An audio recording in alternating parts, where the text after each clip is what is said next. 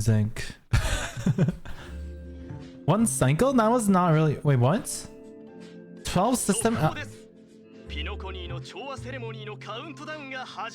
Did I just end... What the fuck?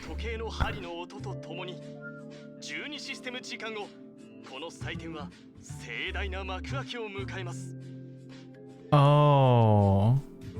You did that? No! Okay, listen, I did Sim Universe... No, I did Memory of Chaos, and Memory of Chaos is in the train. And the Trailblaze mission starts in the train. What the fuck? Bruh. Newsflash, Penacony's Charmony Festival has entered its countdown phase. Accompanied by Clonky's TikToks, after 12 system hours, the grand celebration will commence with much fanfare. Alright, I'm gonna change this to English in a bit. I don't think I can avoid this, unfortunately. But hey, Boothill. Hey, we got Boothill.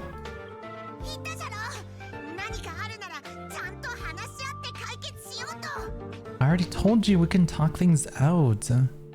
Shin, do you want to breed Boothill?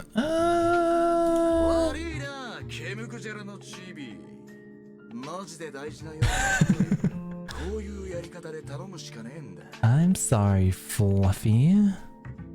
I really have something urgent to attend to, so I had no choice but to resort to asking this favor of you all.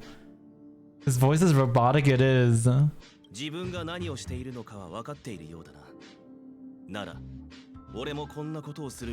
You just called Danheng an F-slur?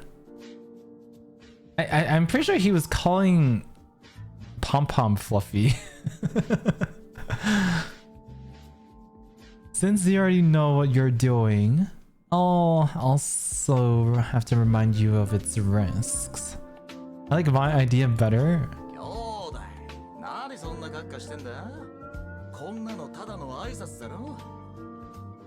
Hey, partner.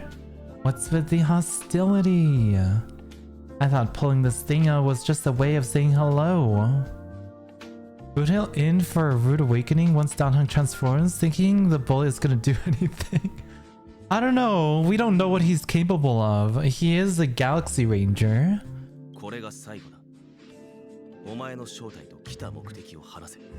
For the last time, state your identity and purpose.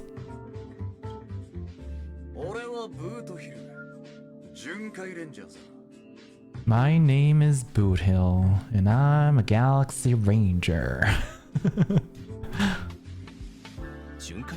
A Galaxy Ranger?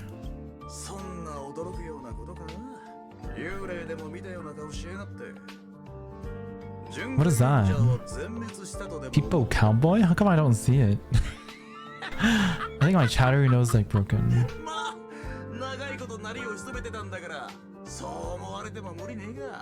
You look like you've seen a ghost. Did you know, or did you think we all went extinct? Well, that's the price to pay for being off the grid for too long.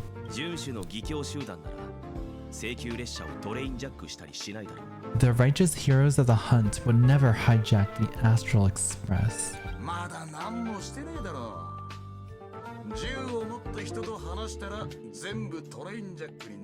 I ain't hijacked anything.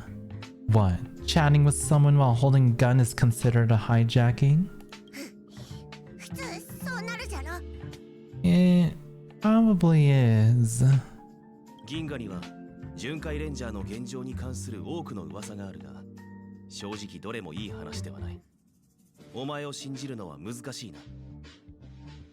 Pardon my frankness, but there are plenty of rumors in the cosmos regarding the Galaxy Ranger's current status, and none of them are pretty stories.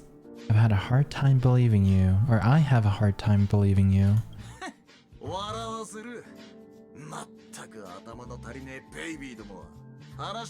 Oh my god, the way he's standing.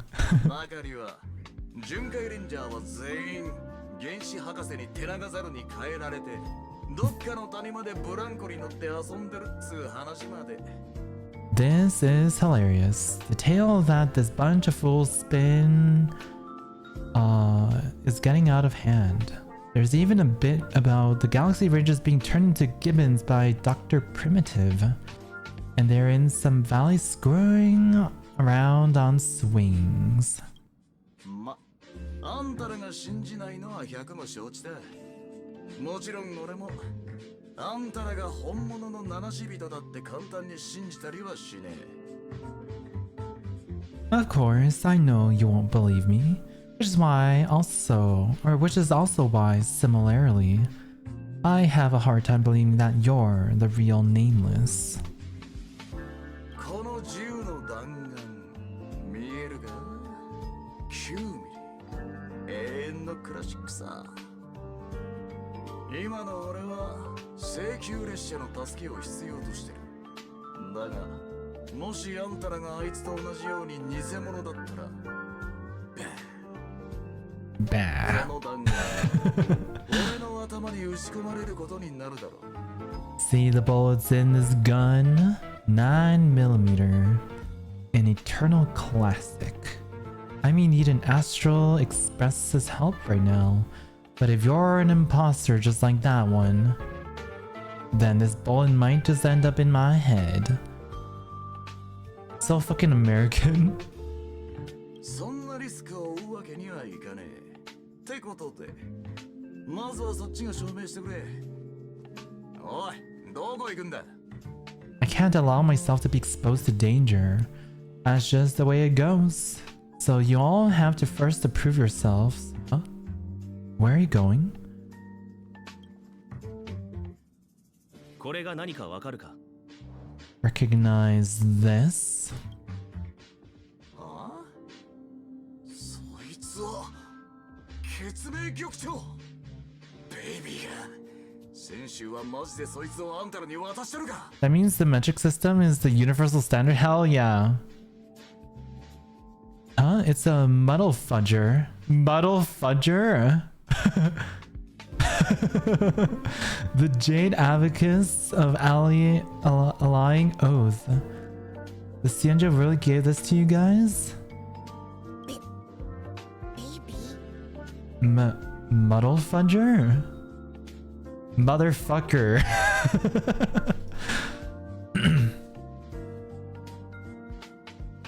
I have been breeding, adventuring Japan and Danheng IL. Can't wait for Sunday to join. これは先週ラフの軽減将軍が列車に送った玉鳥。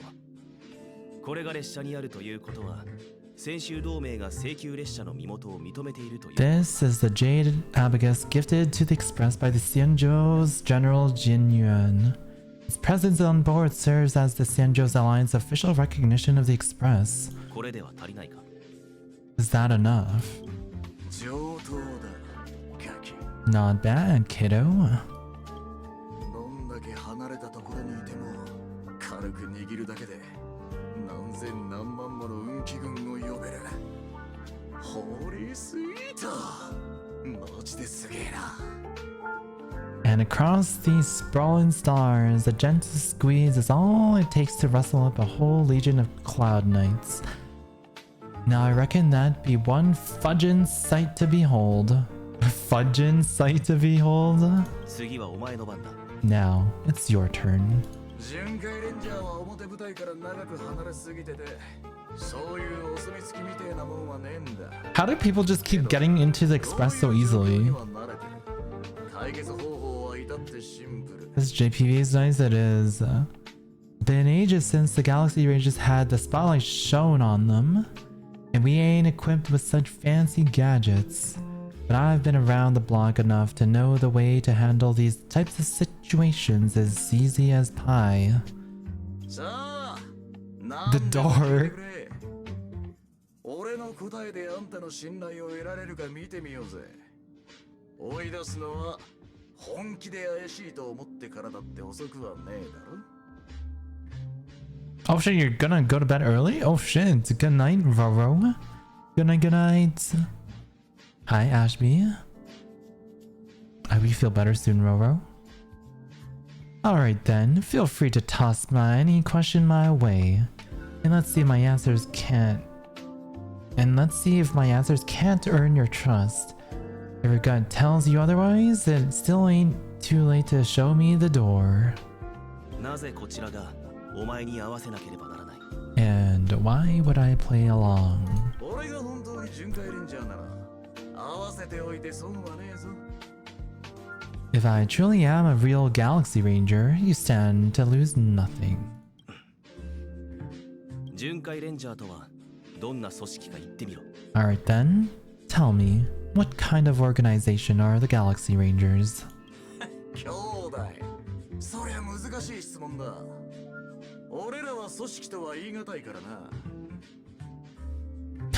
My friend, this question's a hard one. Don't think I can even consider us an organization to begin with. 強いて言うなら、遵守の運命を歩んでて、自分が信じる正義を持ってる。んでもって、あんま普遍的価値とやらに歓迎されてない奴らの集まりってとこ。Everyone's on their own fated path along the hunt, with their own resolute sense of righteousness and not so welcome among such so-called universal values. そんな答えでは信頼を得るどころか、お前の立場をさらに悪くするだけだ。 This reply does not instill trust, and only makes your predicament more precarious. あんたが聞きたいのは共通の信念とかそういうやつだろ。だが巡回レンジャーにんなもんは必要ね。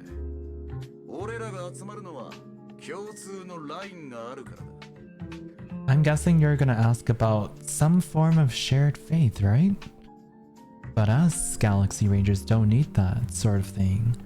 What brings us together is a shared bottom line. 弱者をいじめてはならない。罪のない者をむやみに殺してはならない。こういうのは別に高尚な信念 A なんかじゃねえ。 bottom line? 正真正銘、ただの人として絶対に超えちゃいけねえラインだ。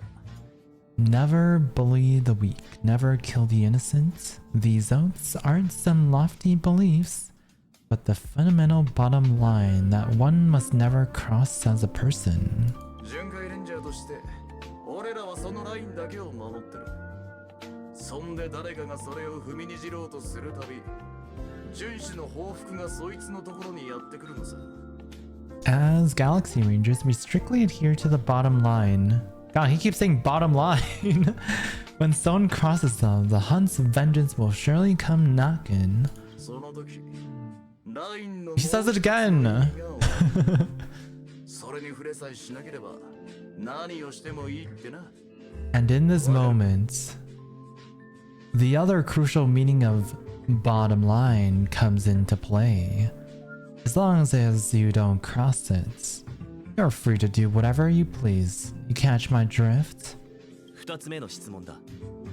なぜ請求列車にトラブルを持ち込もうとする？ Second question, why do you seek trouble with the Astral Express? 言っただろう。あんたらに迷惑かけるつもりはないって。 You came. どこに行かなきゃなんねえんだが、招待状がないとファミリーはホテルにも入れてくれねえ。だから七死人の肩書きを借りるしかねえんだ。あんたがファミリーのゲストだってことは銀河中が知ってるからな。 I already said that I seek no trouble. I must go to Penacony for a matter. But I don't have an invite. And I can't even enter the family's hotel doors. If only I could borrow the Nameless's identity. The entire cosmos knows you're the guests of the family. Aren't Galaxy Rangers also esteemed guests? Oh my god, the way he looked over. マジでそこが肝っつうか。だから俺はここに来たんだよ。あんたらだから言うが、俺らは偽物を追ってるんだ。俺らと同じ見てくれをした偽物ちゃんをな。その女は今ピノコニーにいる。 You've hit the nail on the head. This is why I'm here. It's fine if I tell you. The Rangers are pursuing an imposter. A son of a nice lady posing as one of us. She's on Penacony right now. Son of a nice lady? Imposter Among Us? He has no business being so hot and beautiful. She's so Acheron is not a Galaxy Ranger. We kind of knew that.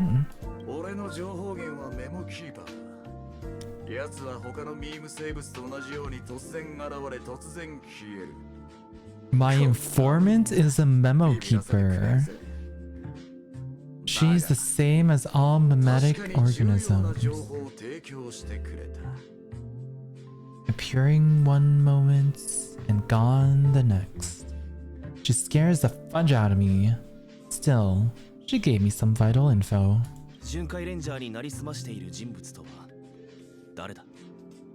That Galaxy Ranger imposter. Who is it? Is that the third question? Is it a hard question?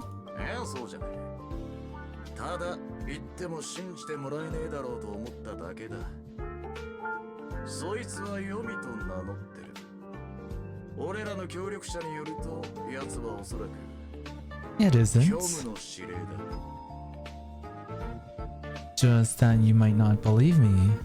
That person calls herself Acheron. And according to our informant, she could be an emanator of nihility. That's impossible.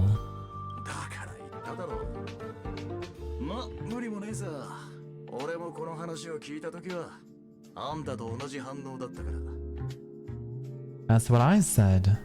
Don't worry, when I first received the news, I had the exact same reaction as you.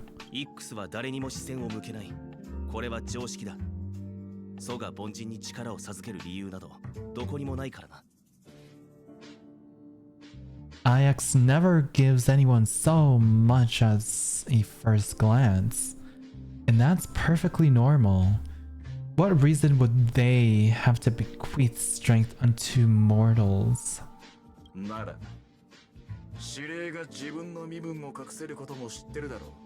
Hi, sorry. Hello, Yushin as well. Welcome, welcome.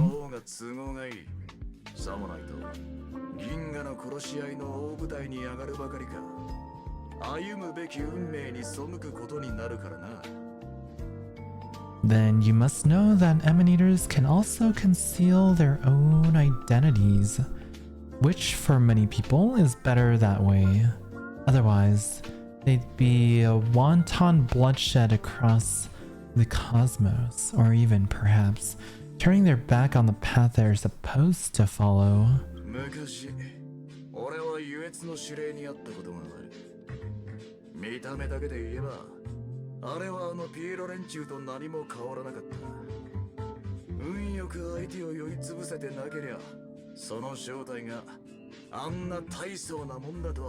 What? I had the good fortune of running into an elation emanator. Its appearance was no different than that of those clowns. If it weren't through sheer luck that I got it drunk, I would have never known of its eminent status. Did you get Miss Robin? I did! Hi Ari, hello, hello. How's it going, Ari? Welcome, welcome. Okay, let's go. Yag. Wait, I just realized I forgot to respond to your DM, Ari. Oh my gosh. Hold on.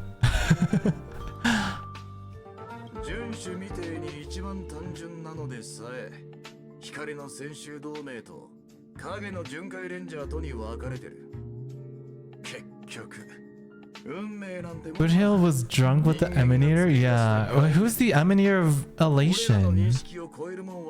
Ari Dodo. Yeah, I don't know what Ari. Just here to watch stream. Aw. I hope you're doing amazing.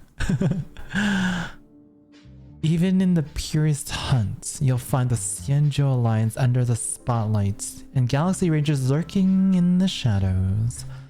Paths are inevitably concepts created by people and exist in planes beyond our understanding.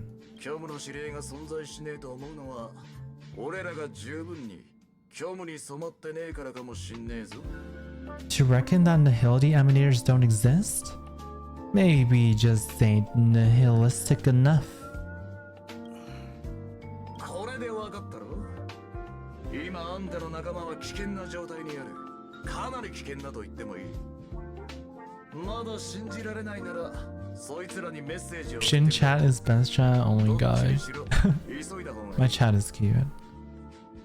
So, do you understand now? Your companions are in danger, and it's pretty harrowing. If you don't want to believe me, you best send a message to him.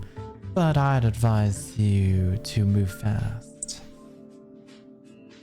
I love the eyes of the character you're looking at right now. I know it's like a target. I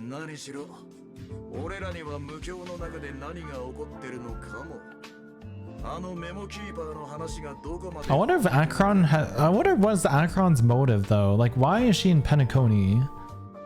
We don't know what's happening in the dreamscape or how much of what the memo keeper said is true.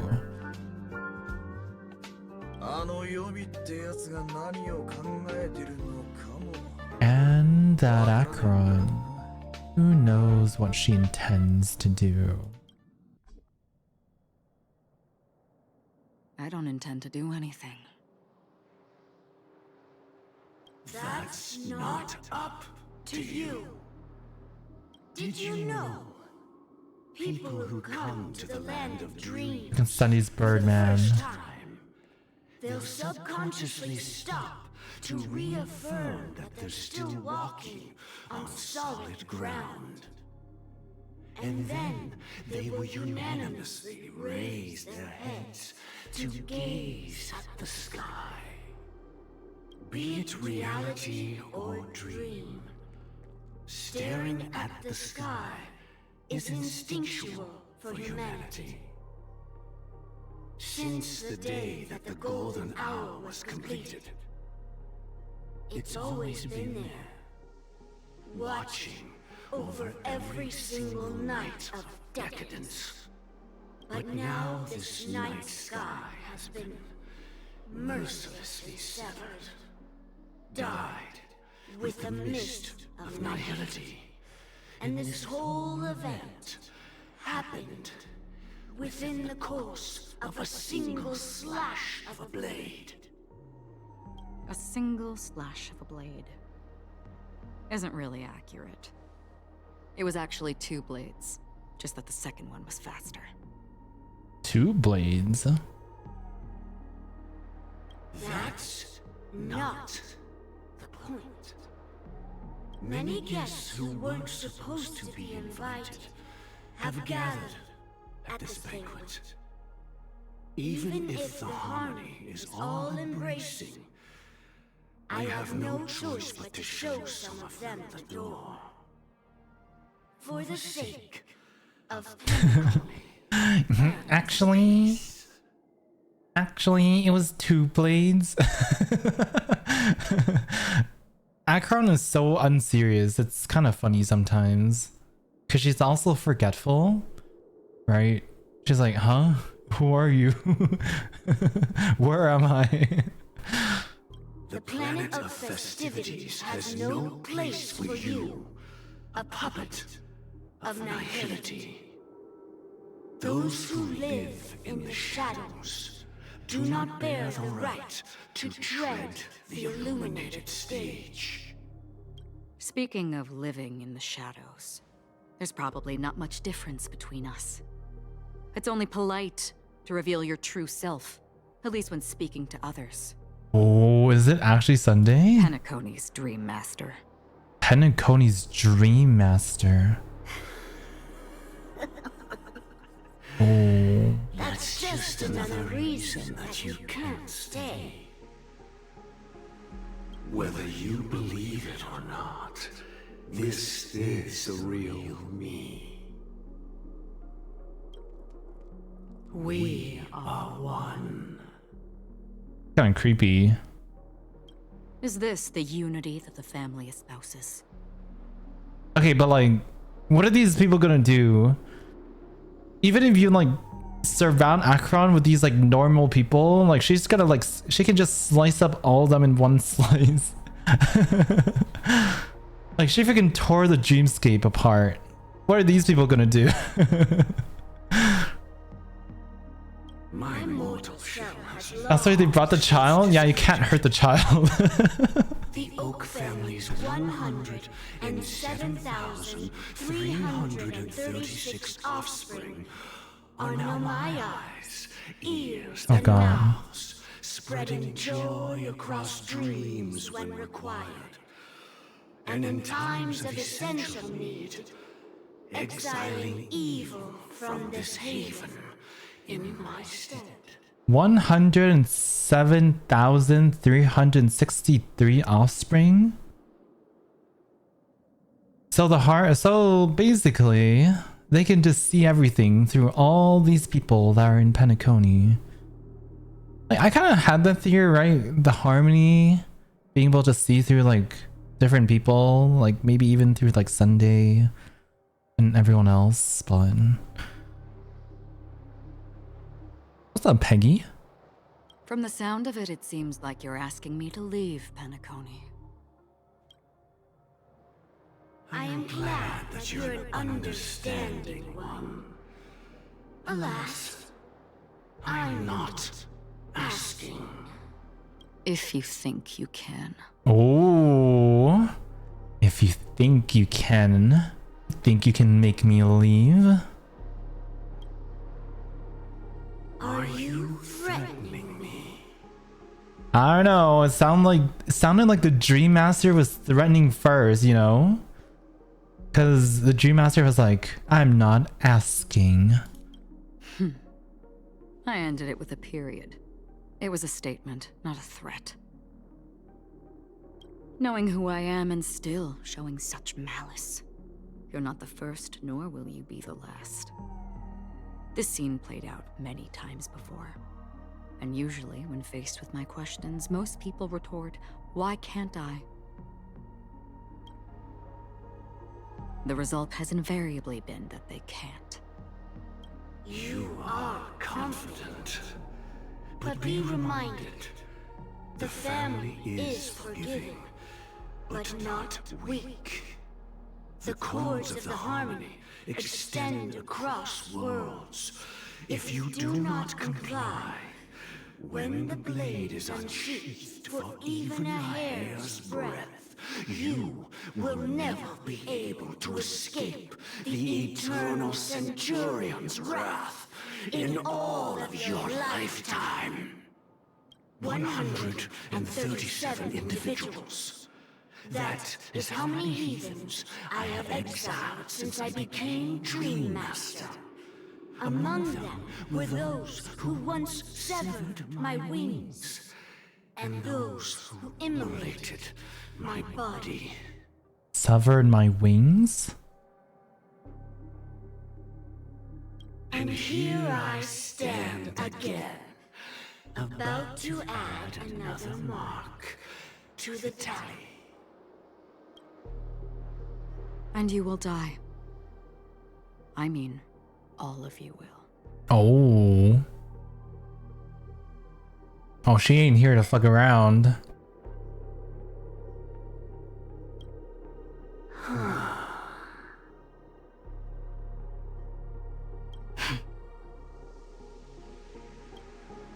But that won't come to pass. I'll do as you ask. I'll leave. Oh. A wise choice. I wasn't aware there was a choice.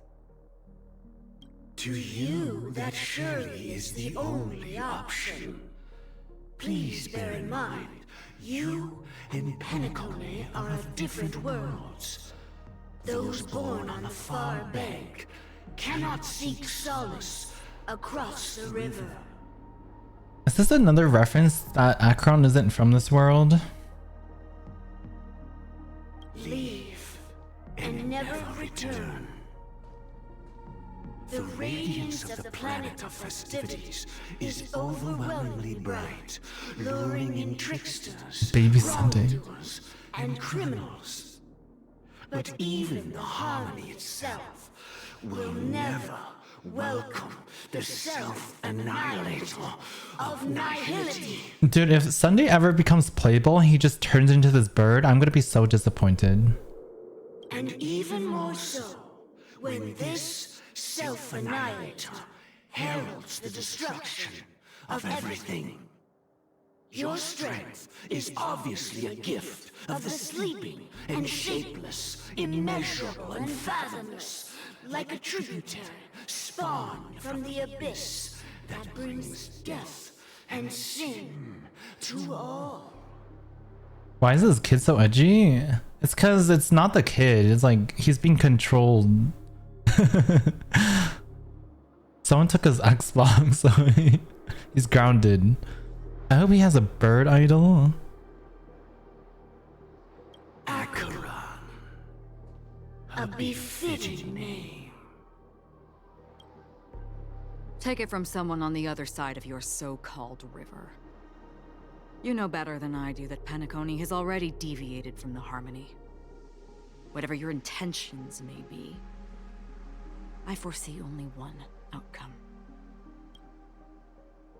Its future holds nothing but nihility. Just like all the worlds that have drowned in their shadow. Ooh. Oh, switching to Robin's POV at the same time golden hour. The unusual event that occurred moments ago was due to a technical malfunction at Clock Studios theme park. The family has promptly responded to secure the area, and we're happy to report that there have been no injuries. Oh, I swear that was no movie shoot. So many chips fell from the sky, and I even caught one of them. But it vanished in an instant before my very eyes. Excuse me. Are you talking about the Clock Studios theme park incident? Oh, is that Robin? Hmm? Yeah, what about it? Oh, Miss Robin, am I seeing things right? Dude, this guy is so short. There's a sparkle. No, there's no way there's a sparkle. No need to worry. I apologize for any inconvenience caused to your delightful dream journey. But you just mentioned about the chips. He's like really you. piqued my You better interest. watch your neck, Peggy. Would you mind providing more details about the incident? Oh, it was just those chips you normally see everywhere. The green ones? They fell from the sky as if it were raining. And then those chips simply disappeared. It appears to be the Dream Sim tech the Iris family has been developing. Huh? Miss Robin, you mean those chips were all part of a performance? But I really... Shh. This technology hasn't been made public yet. It was originally planned to debut at the Charmony festival, but it seems it's been leaked. Ah, leakers! Can you help me keep this secret? The raining chips were supposed to be part of my act. Oh, I see. Then it all makes sense now. I'll do anything to help make the Charmony Festival a success. Thank you. As appreciation, I'd like to give you a token Oh, gift. hell no. Wait, this... Oh, hell no.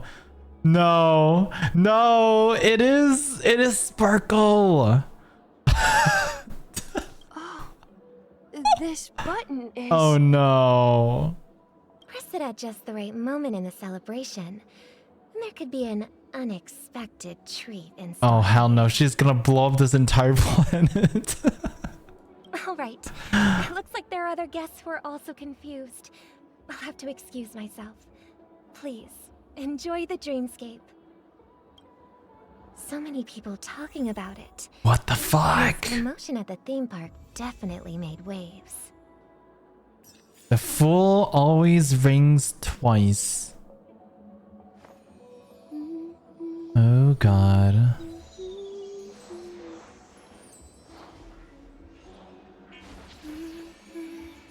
Oh, that's her idol? What about her technique? Let the show begin. Ooh. What do we do? Disperse gifts to comfort people. Robin with a question mark? That's because we're not really Robin. The family promised they would protect the guests within the dreamscape, but I witnessed a group of organic life forms making their way to the theme park. And soon after, a rip tore through the sky, and black rain started leaking out of the void. Black rain. What if that's the real Penacony? The family needs to provide a reasonable explanation, or I'll take my loved ones and return to reality. I thought the dreamscape was supposed to be a paradise. If it's not, then there's no point staying here. It appears the good sir has seen many great events. And it's true that an uninvited guest has unexpectedly entered the dreamscape. However, their target is not the ordinary guests, but the ambassadors of the IPC. The family will certainly ensure that the safety of the guests is of the highest importance. Miss Robin, I know the Bloodhound family has already sealed off the theme park and has control over the situation, but it won't resolve the problem. The family can try their best to protect their reputation, but as a guest, I don't wish to gamble with my life. But as you can see, sir, no innocent bystanders were affected in this incident. Perhaps the dreamscape is not as perfect as promised, but there's no place safer than dreams under the family's rule. I believe you know this better than I do. If this incident happened in real life, how many people would be able to walk away from it? I could stay here, but keep in mind, guests come to Penacony to enjoy the dreamscapes. They do not wish to be entangled in a conflict between the family and the IPC, so let's not have any more unnecessary incidents. Of course. Oh my. With the Charmony festival about to commence, we will spare no effort in our preparations. Rest assured. To express our apologies, the family has arranged this gift for the guests. Thank you for understanding. Wait a second. The button will blow up both Sparkle and everyone who hits the button, right? I'm pretty sure it'll set off like whatever she has already like set up on Penacony, and like she probably like put like bombs all around. I don't know how it's gonna go, but I just know it's not good. Hello. May I ask what happened here? Nothing to be worried about. There's been a small rehearsal mishap at Clock Studios theme park. Please stay calm. Maybe it's just a prank. It's just a prank, bro. You don't even recognize Miss Robin? Who do you think you're talking to? I'm sorry. I've just been transferred to the Bloodhound family, and I'm still not too used to working on the streets. I didn't realize it was you. I'm so sorry. Hey, don't sweat it. You guys have a tough job. I know how it is. How's the situation looking? Oh, we've sealed off the theme park. He needs to button up? No, he needs to button down. Phenomena in the dreamscape, and so far, no threats have been detected. We can expect order to be restored soon. Rest assured, Miss Robin will intensify our patrols to ensure that no incidents occur. I trust you guys. But regarding what happened in the theme park, what do you hounds think about it? It's okay. Feel free to speak your mind. Well... Actually, I was there shortly after it happened. Is it true that the IPC's ambassadors came with ill intent? And that Galaxy Ranger who easily cut through the sky?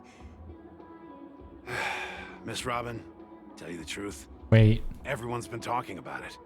The myriad factions on Penacony have already been causing unease for everyone. I'm pretty sure the music in the background is Robin. Thank you all for your loyalty towards the family. Oh, it started ever since. Oh, yeah, I only just noticed. Representative from the IPC. He's trying to regain ownership of Penacony and is prepared for a hostile takeover. Of course, the family did not agree. The result of the failed negotiations is as you see it now. No wonder. So this is the main reason why the IPC staff are banned from entering the Dreamscape. Did they apprehend the troublemaker in the end? Don't worry. Mr. Sunday is currently tracking his whereabouts, and he'll have something to show for it soon. However, given the situation, the IPC surely won't let this go Mr. easily. Sunday. Therefore, we are relying on you hounds to maintain the order and stability of the Dreamscape. Please be assured, Miss Robin, we take our orders seriously. We won't let those IPC cronies get away with this. Thank you for your hard work. If there are any other members who still feel uneasy, please tell them on my behalf that protecting the Dreamscape requires everyone's help. This is a small gift prepared by the Iris family for the guests. Please. There's one for you too. Please, open it at the Charmony festival for an unexpected surprise. Oh god. I can't believe I received a gift from Miss Robin. It feels like I'm dreaming. Wait, I am in a dream. Wow. If trouble comes knocking on our door, we're not afraid to go to war. Rest assured, the Dreamscape's peace will be protected by the Bloodhound family. How many more gifts do I have to give out?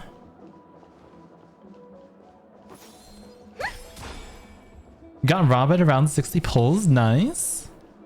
Dude, how are they gonna prevent everyone from pressing the button during the festival? You've had quite a bit to drink. How are we gonna deal with Sparkle? Miss Robin? That's the renowned cosmic superstar, Miss Robin! Did I get Robin? I did. I didn't expect to meet a fan here. I'm honored. Welcome to Penacony, a world filled with wonderful dreams. I can't believe I'm actually meeting the real Robin! Shouldn't you be preparing for the Charmony festival? Preparation is important. Preparation. The ceremony is fundamentally about sharing the Great One's harmony with everyone. If there's a chance to sing with everyone, I will not refuse. Regarding the recent mishap, I understand it negatively impacted some of our guests. As a member of the family, it's only right for me to come forward and offer my apologies to everyone. But, are you sure it was actually a mishap?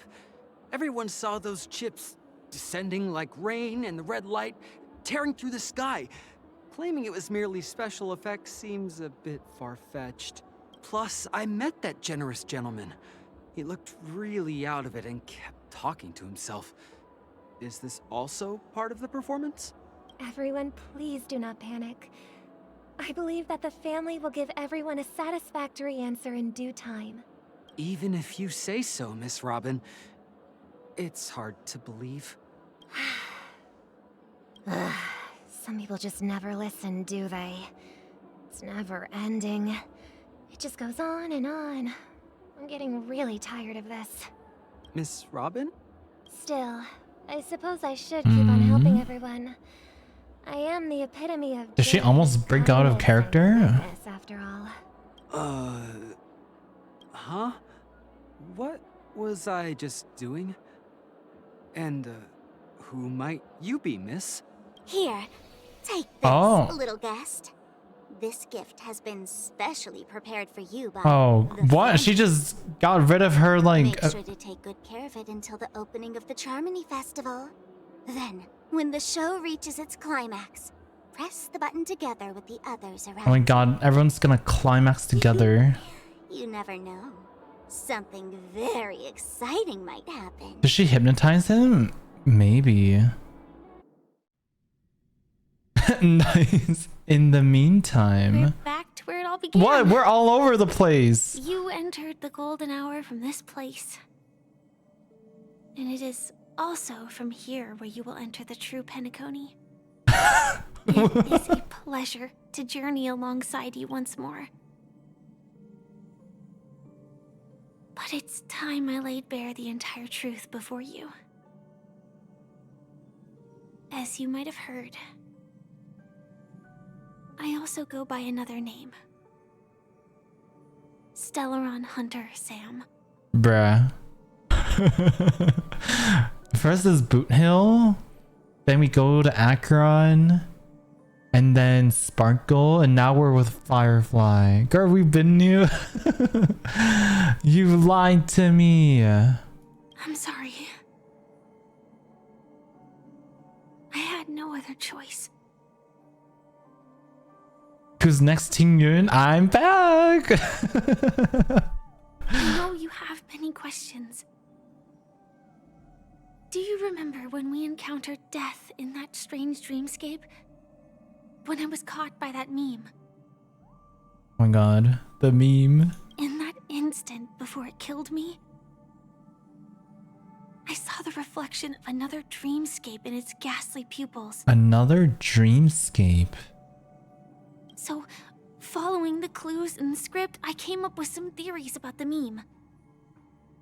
That's why I instructed Silverwolf to issue invitations, drawing everyone to the Dreams Hotel. I intended to call upon death before you arrived, to solve the riddle using more direct means, and then invite you to join. However, contrary to my wishes, I couldn't defy the script. And I didn't get a chance to explain it to you. It is how you see now. I was impaled by the bladed wings of death. The heavy pressure of concentrated memoria miasma exploded in my mind as if it was actually reality. But after the momentary numbness subsided, I found that my body was absolutely unscathed. I was still alive. And it was just as I thought. I had arrived at a place starkly different from this beautiful dream. Beneath the dreamscape of Penacony lies another, more chaotic, more primal memory zone. Its name? Land of the Exiles. Land of the Exiles? And so, then I returned to the hotel in the dreamscape, hoping to tell you of its existence. Oh. Yet I could not reveal my own identity. So, I could only divert your party's attention and lure you away from the battlefield. So... she came back a long time ago. She quote-unquote died, and then she's like, oh, I'm alive. And she came back. Like in a matter of like the same day. And after... oh. all my attempts proved futile. It wasn't until not long ago when a crimson blade of light shattered the high wall of the dream, causing you all to fall far into the abyssal depths of the dreamscape, that I was able to awaken you and your companions one by one. Where's Sunday? He's a burb.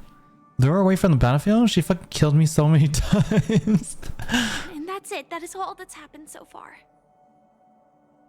I'm completely confused, or I completely understand. I know it's tough to believe all this without reservations. I just want to say, you are very close to the final answer. Just one more thing needs to be done. And then I can prove it to you. Now, let's leave this place. How can we trust Please close you? your eyes. Take a deep breath and visualize the dreamscape's outline in your heart.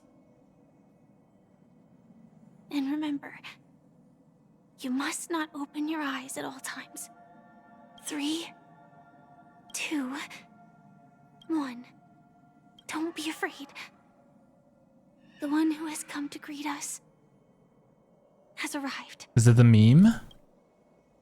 After a piercing screech, a thick and ferocious surge of memoria crashes into your chest, turning and ravaging.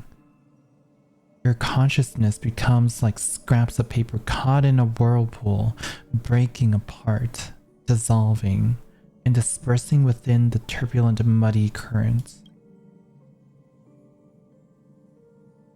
Innumerable innumerable voices resonate through the the symphony of Memorial like roaring thunder, and among them, one echo stood out with exceptional clarity.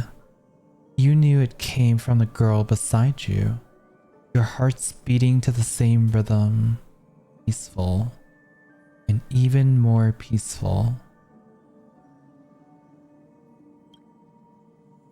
Until in that quiet darkness, memories ripple into existence. Damn, Trailblazer just got stabbed by the meme. I never knew you could do this. Oh, Blade in a suit? Okay. Firefly also in like business attire. Okay, but like why is he wearing a seatbelt though? Also, nice car. Nice car, Blade. I didn't know he can drive. Safety is important, he wants to die. Oh my god. Do you have a driver's license? Do you have a driver's license? I do. Oh, he does. That is surprising. That is surprising. Why? Because this is Japella, the city of sins. Japella, the city of sins. No, it's nothing. I'm just thinking that you haven't slept in 20 system hours.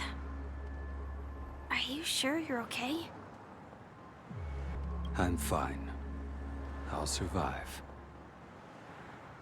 Same goes for you. Whoa, I've never heard Blade in games sound like so soft. Same goes for you. I'm not so sure about that. Slow down a bit. Infiltration is over. Feel free to activate Sam anytime you like. There's still some time before the next part of the script unfolds. Let me stay a little longer in this body.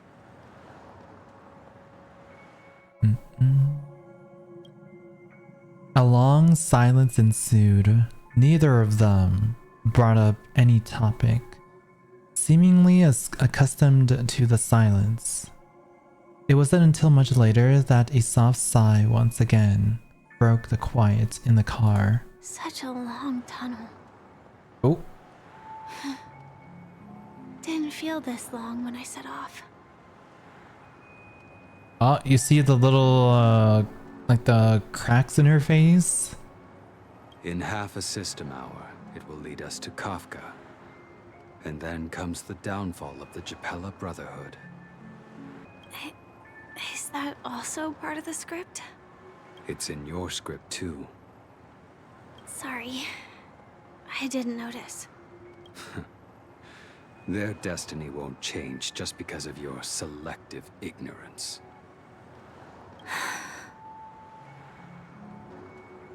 I told you before, it's a bad habit. What about you then? Is this the moment you finally find the death you've been looking for?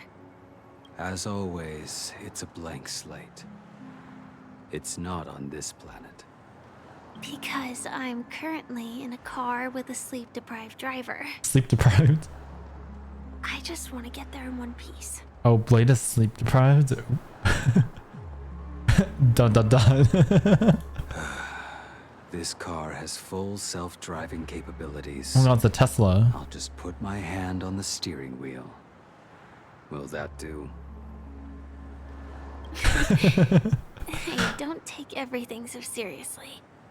Elio would always say there's only one type of destiny. The inescapable type. He can see the future, and we, likewise, are aware of our predetermined end. No. I need to see what Elio looks like. But before that moment arrives, we can still choose what we do. We all have this right, don't we? After today, Japella's name will disappear from cosmic history, and the Everflame Mansion will take its place.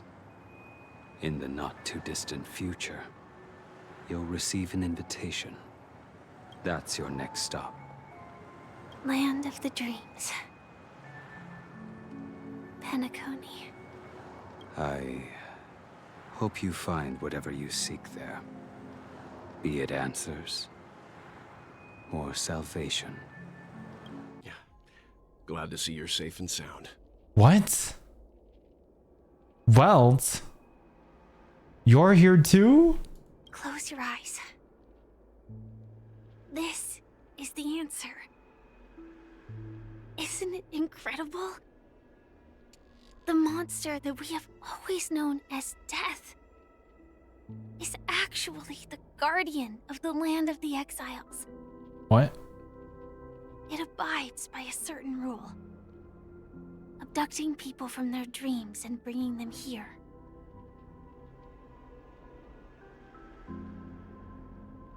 The land of exiles. The question that has been perplexing us, does death really exist in the dreamscape, appears to be a cognitive trap. It was laid by those orchestrating events from the shadows to cover up the truth behind the disappearances and the existence of this fortress known as Dreamflux Reef. Dreamflux Reef. Every emergence of that meme is related to the Watchmaker. Since Dreamflux Reef is where it brings its captives, it's likely that many of our long-standing questions will be answered. Okay, but like, how did he get here? So every time the meme, like, quote-unquote, kills someone, it just brings them here? The atmosphere here is starkly different from the beautiful dream. There are no regulators here like the family. And they all look like they're mildly dazed. The big blast? I don't know. How the fuck did Welt get here? But from the whispers of the residents, I've heard a familiar name. Gallagher. Gallagher. Welt always has his ways. He probably opened up a black hole and be like, oh, I'm gonna go there. It's that man again. Always in the right place at the right time. Though that does save us the trouble of looking for him. Himiko and March have already made a move. Get ready. We're about to set off. The real dreamscape, the land of the exiles. Land of the exiles. Before we go, should we speak to everyone first? No. Talk to everyone.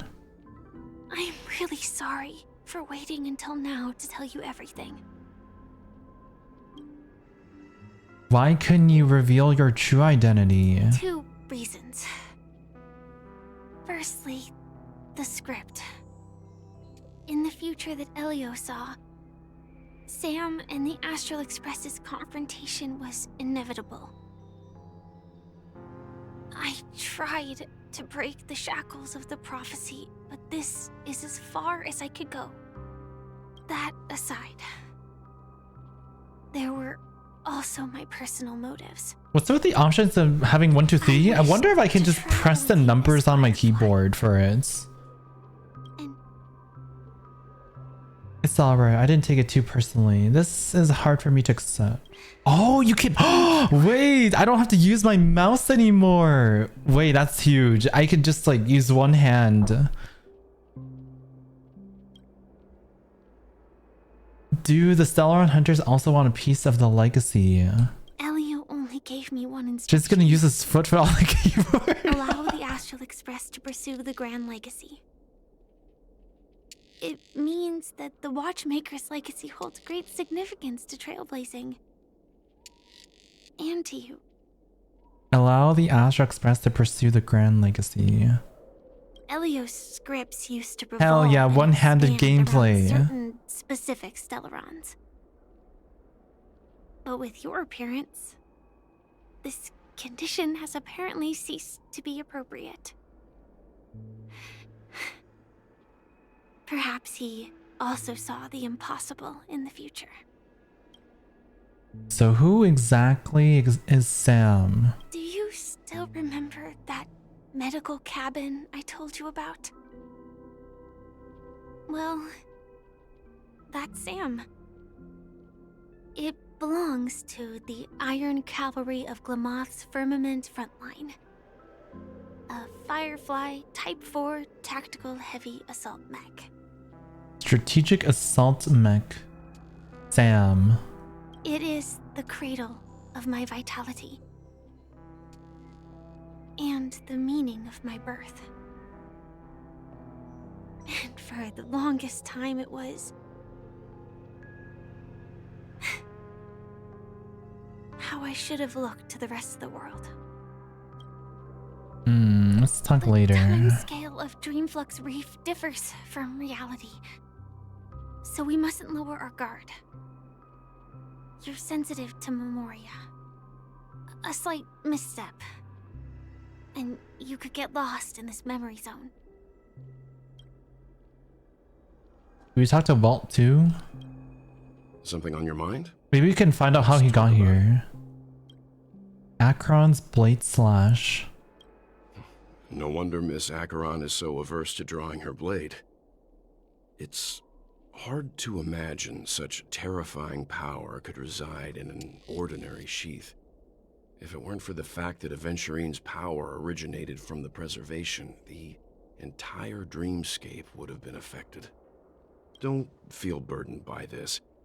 Even without that Stellaron inside you, Aventurine would still have found other methods to accomplish his goal.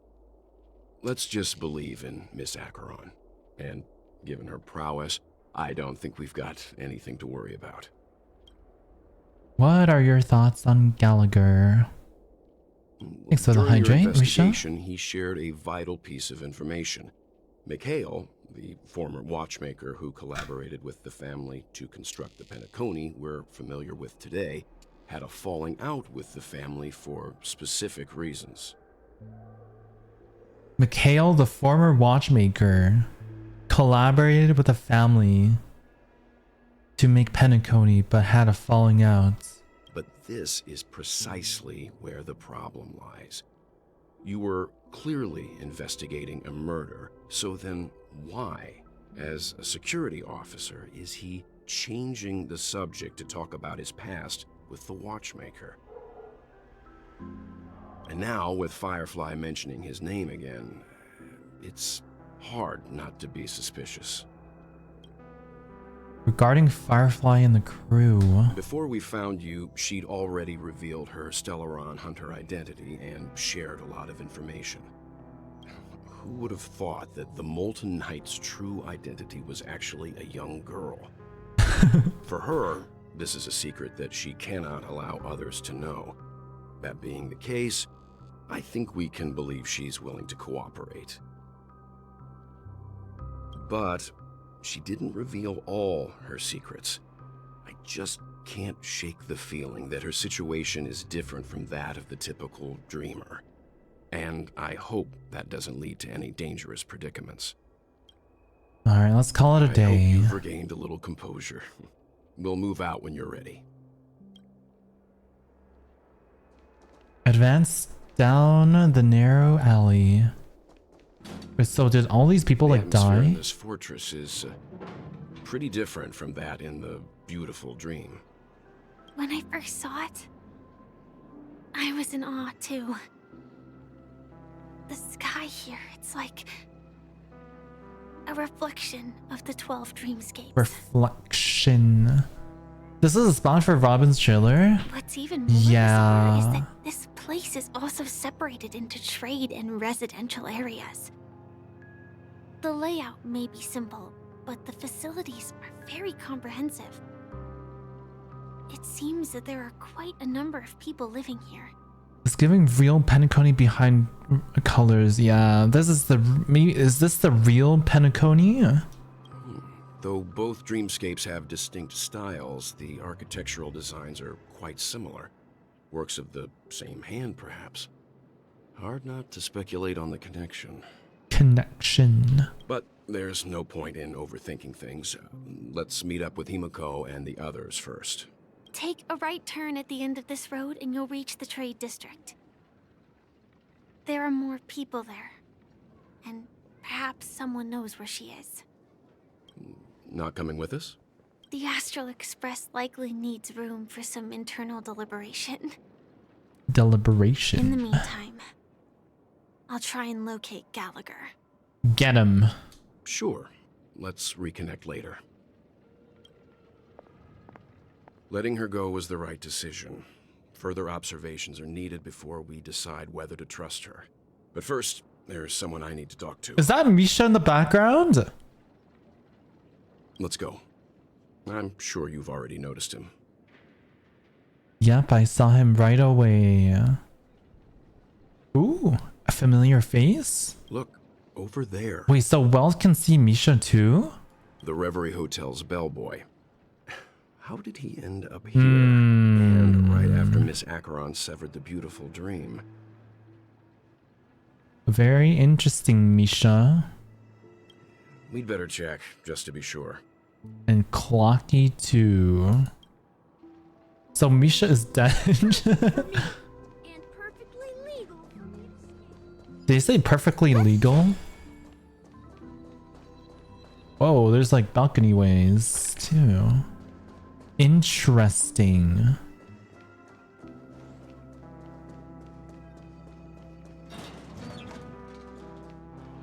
Ooh, the music of this place. How big is this place? Ooh, what's this? Huh? You're the guest from before. We meet again! And a new friend. Forgot to introduce myself. I'm the hotel's bellboy, Misha. What? Why did he just cut off his name? He was just like Misha. Hello, Misha. I'm Welt. We met in a dream. Oh. And who might this be? Wait, Welt can also see Clocky?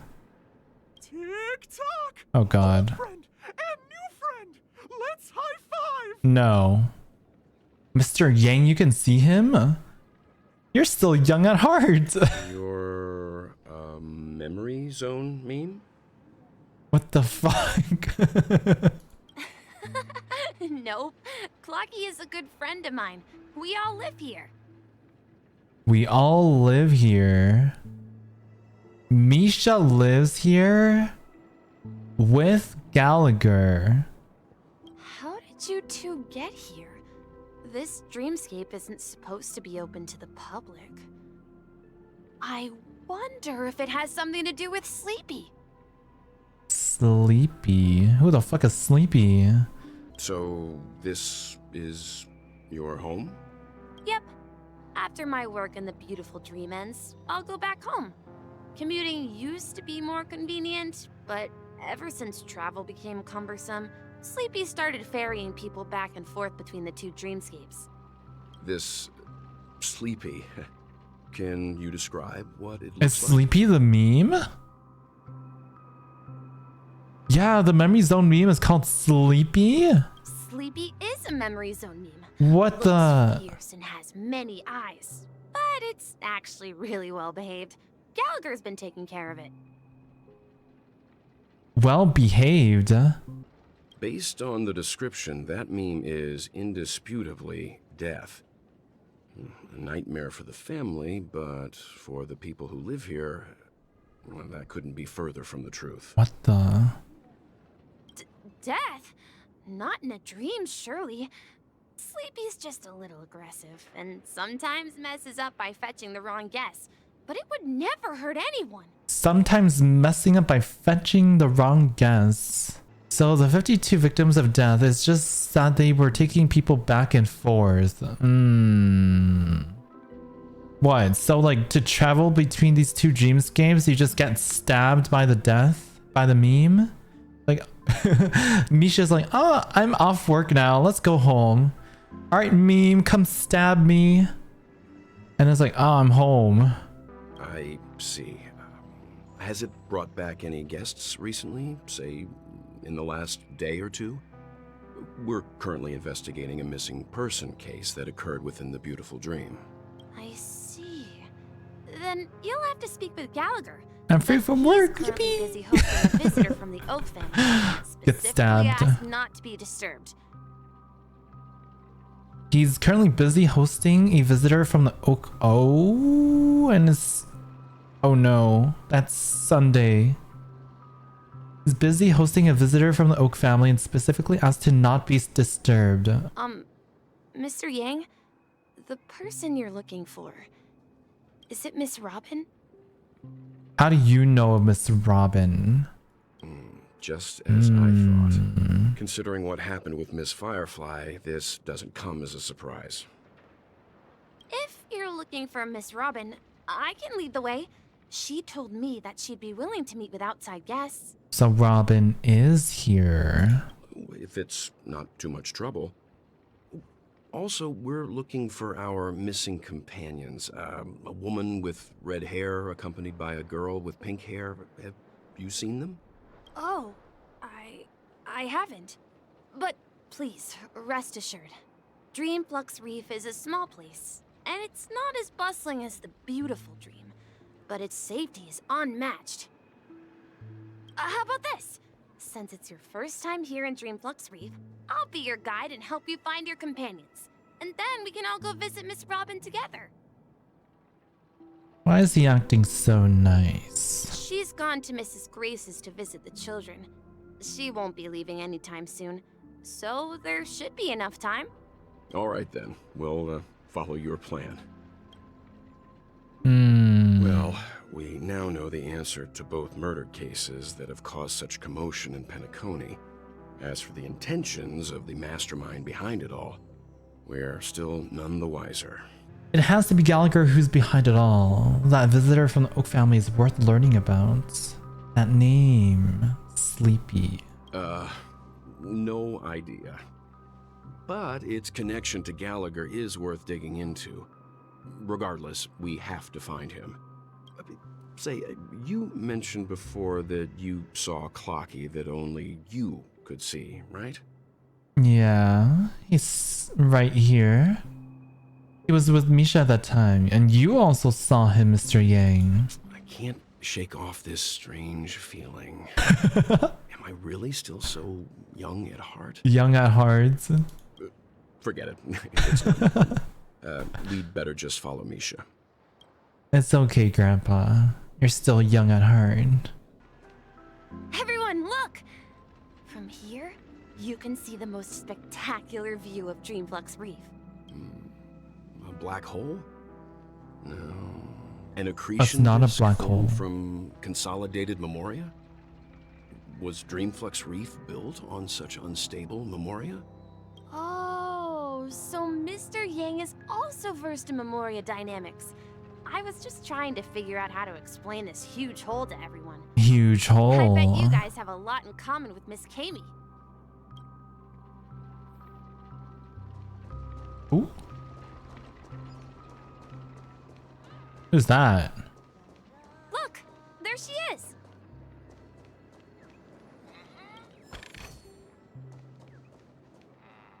Kami? My calculations are finally done. In another 10 system hours, the above dream will swallow the dream below. My hypothesis was correct. This place will cease to exist as the dream devours everything. That doesn't sound good.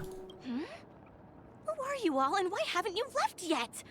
This place is about to disappear. About to disappear? Then why aren't you leaving? I'm Kami, a dreamscape surveyor specializing in Memoria dynamics, and this is my life's work that I'm researching. See that huge gaping hole? How's that, Ren Ren? It was just a narrow rift many years ago, but now it's grown into a giant hole. The surrounding Memoria has been flowing towards the other end of the hole at a constant velocity, slowly but surely. But the scary part is, according to my calculations, the flow rate of Memoria has recently changed, and it's faster than ever before. It's almost as if something is sucking it in from the other side. By constantly improving upon Madame Rosalina's Memoria measurement method, I've finally obtained accurate results. After 10 system hours, the Dreamflux Reef will cease to exist. Just like the melting 10 system hours? Isn't that pretty fast? Everything will crumble and disintegrate. The dreams on that side of the void will fuse into one. Please don't worry. This sort of thing has happened many times before. Miss Kami isn't a bad person. She's just a bit lost in her own world. She'll probably realize she's wrong soon enough. You don't say. There was something else that piqued my interest. Who is Madame Rosalina? Oh, do you know her too? Or are you also a fan of Memoria Dynamics? We're very interested in Madame Rosalina's achievements. Could you tell us a little more about them? Why, of course! She's an excellent scholar of Memoria Dynamics, and the first person to apply Memoria rate measurement methodology on interstellar travelers. On interstellar traveler. Regrettably, due to the presence of the Garden of Recollection, ordinary people don't pay much attention to the nature of Memoria.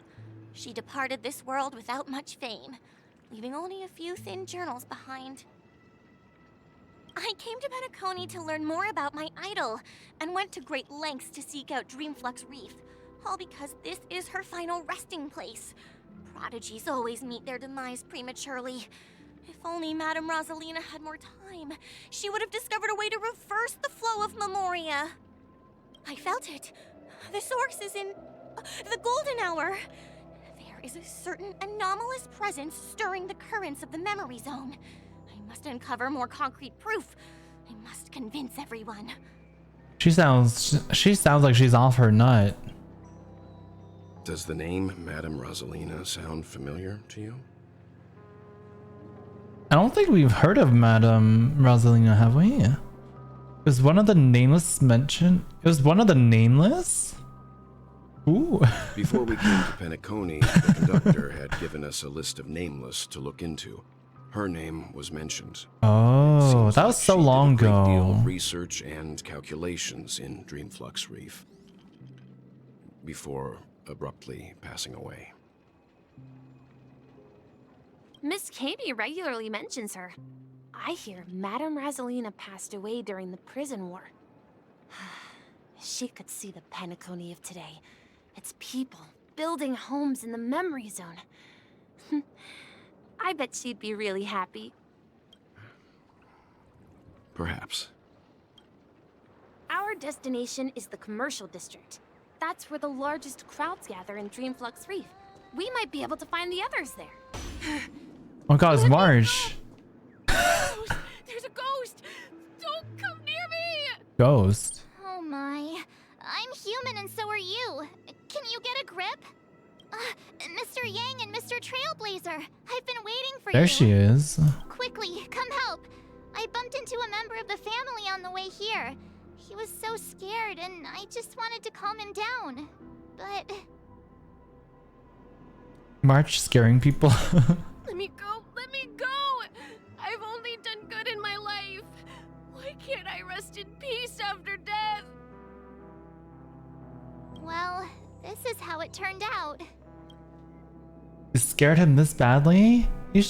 Now you shall pay respect to March 7th, the ghost of Dreamflux Reef. Me? A ghost? Don't make me hit you. He thinks he's dead.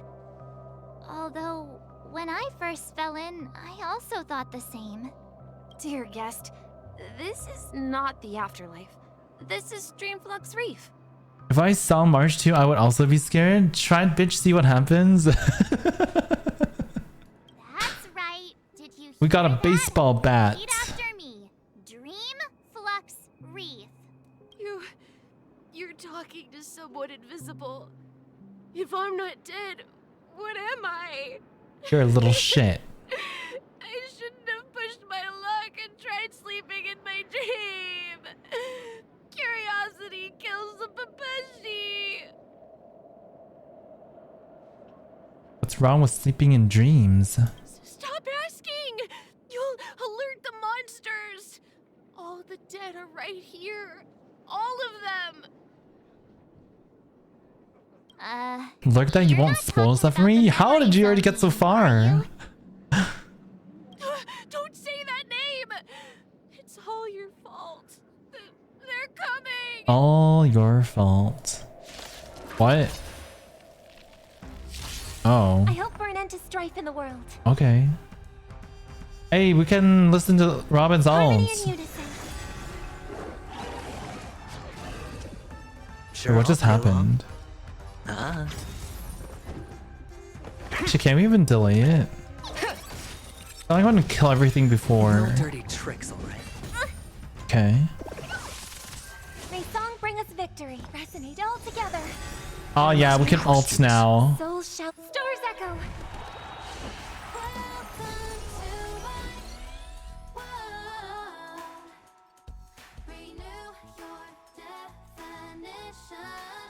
It's still pretty loud.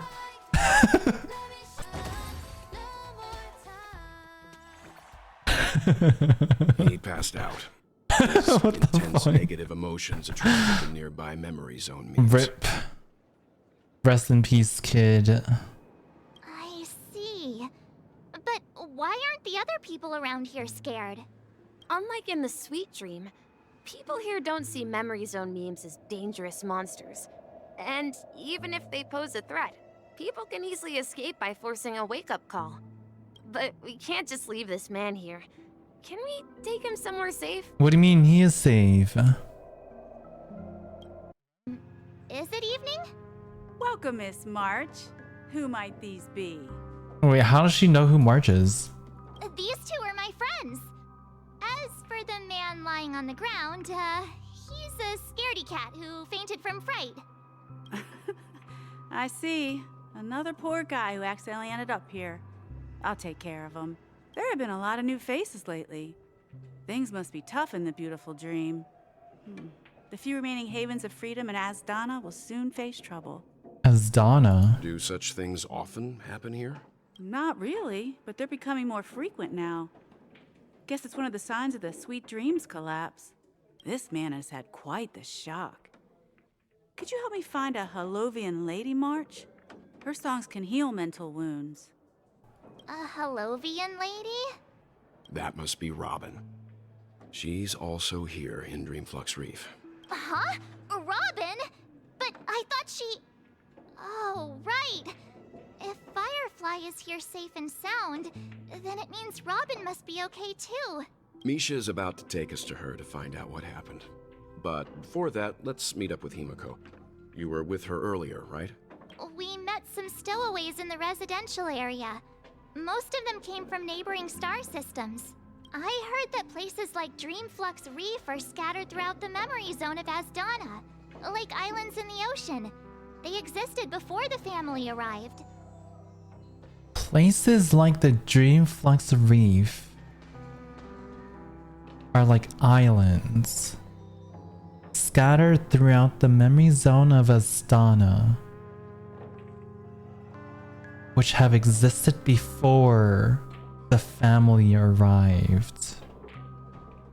I also heard that when Dreamflux Reef took shape, it was the center of all dreamscapes in Penacony. If that's true, it's no wonder there are so many similarities between this place and the Sweet Dream. Himiko must be gathering information. Let's hurry up and get going. I wonder if Himiko's gonna die. Oh, there she is. This is where we split up. She can't be too far away. Someone's gotta... Oh, who's this? So that's how it is. What the... I never imagined we'd gather the remaining details here. Okay, but like the details of his like clothing though. And the watch? Is he related to the Watchmaker? No, there's no... Gallagher's catchphrase, what an unpredictable twist of fate. That's hella sus. Himiko, here they are. Get a new name with Ah, perfect timing. Now that everyone's here, I'd like to introduce everyone Mika, to Misha, Mika, Mikael. the land of the exiles. These are my companions. It's a pleasure to meet the Nameless. You know us? I've been keeping an eye on you since the day you arrived in Penacony. Since the day we arrived. More appropriate circumstances if Dreamflux Reef hadn't been isolated from the 12 dreamscapes. 12 dreamscapes. Please, allow me to formally introduce myself. I'm Micah, the Oh, it's gravekeeper Micah. of Dreamflux Reef. Gravekeeper? Gravekeeper. Life in Dreamflux Reef is pretty liberating. Everyone here mostly keeps to themselves, without meddling in others' affairs. My daily task involves cleaning a few tombstones. You're too modest, Micah.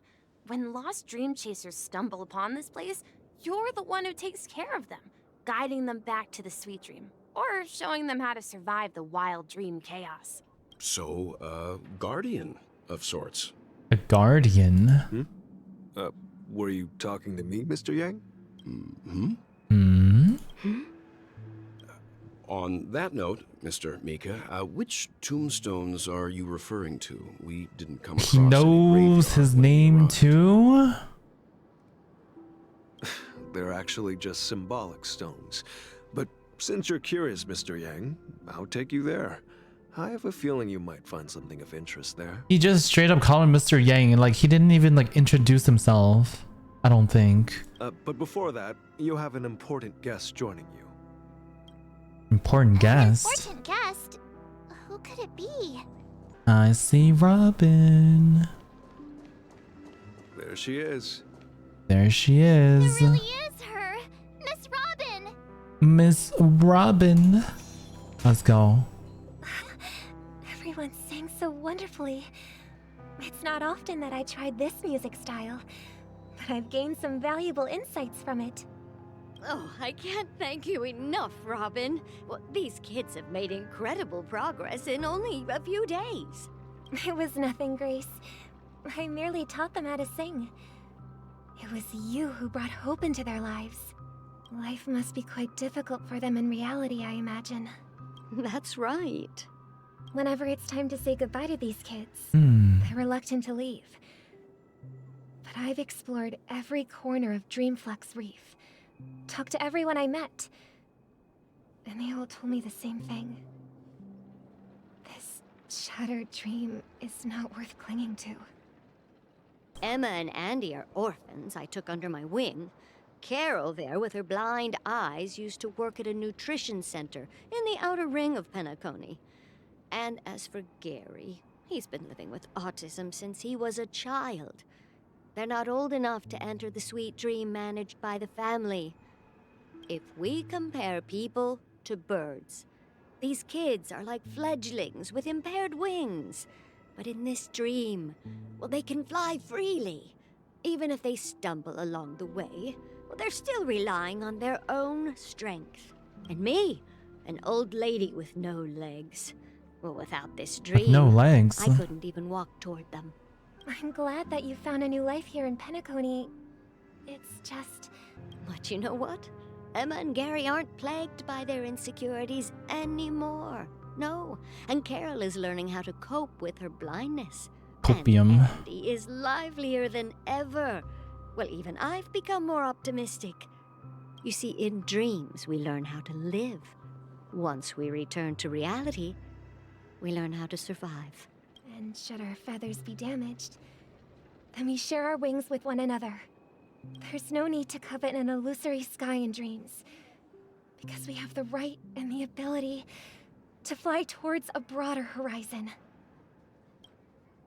It's a relief to see you safe and sound, Miss Robin. It's nice to see you all again, Astral Express crew. I heard my disappearance caused quite the commotion out there. I'm really sorry about that. Wait, so does that mean Sunday doesn't even know about like this dreamscape? Because like he literally thought Robin was dead. Since you're here, can we assume that you're fully aware of the situation in Penacony? Ever since I returned to Penacony, my voice started to change, until it gradually faded away.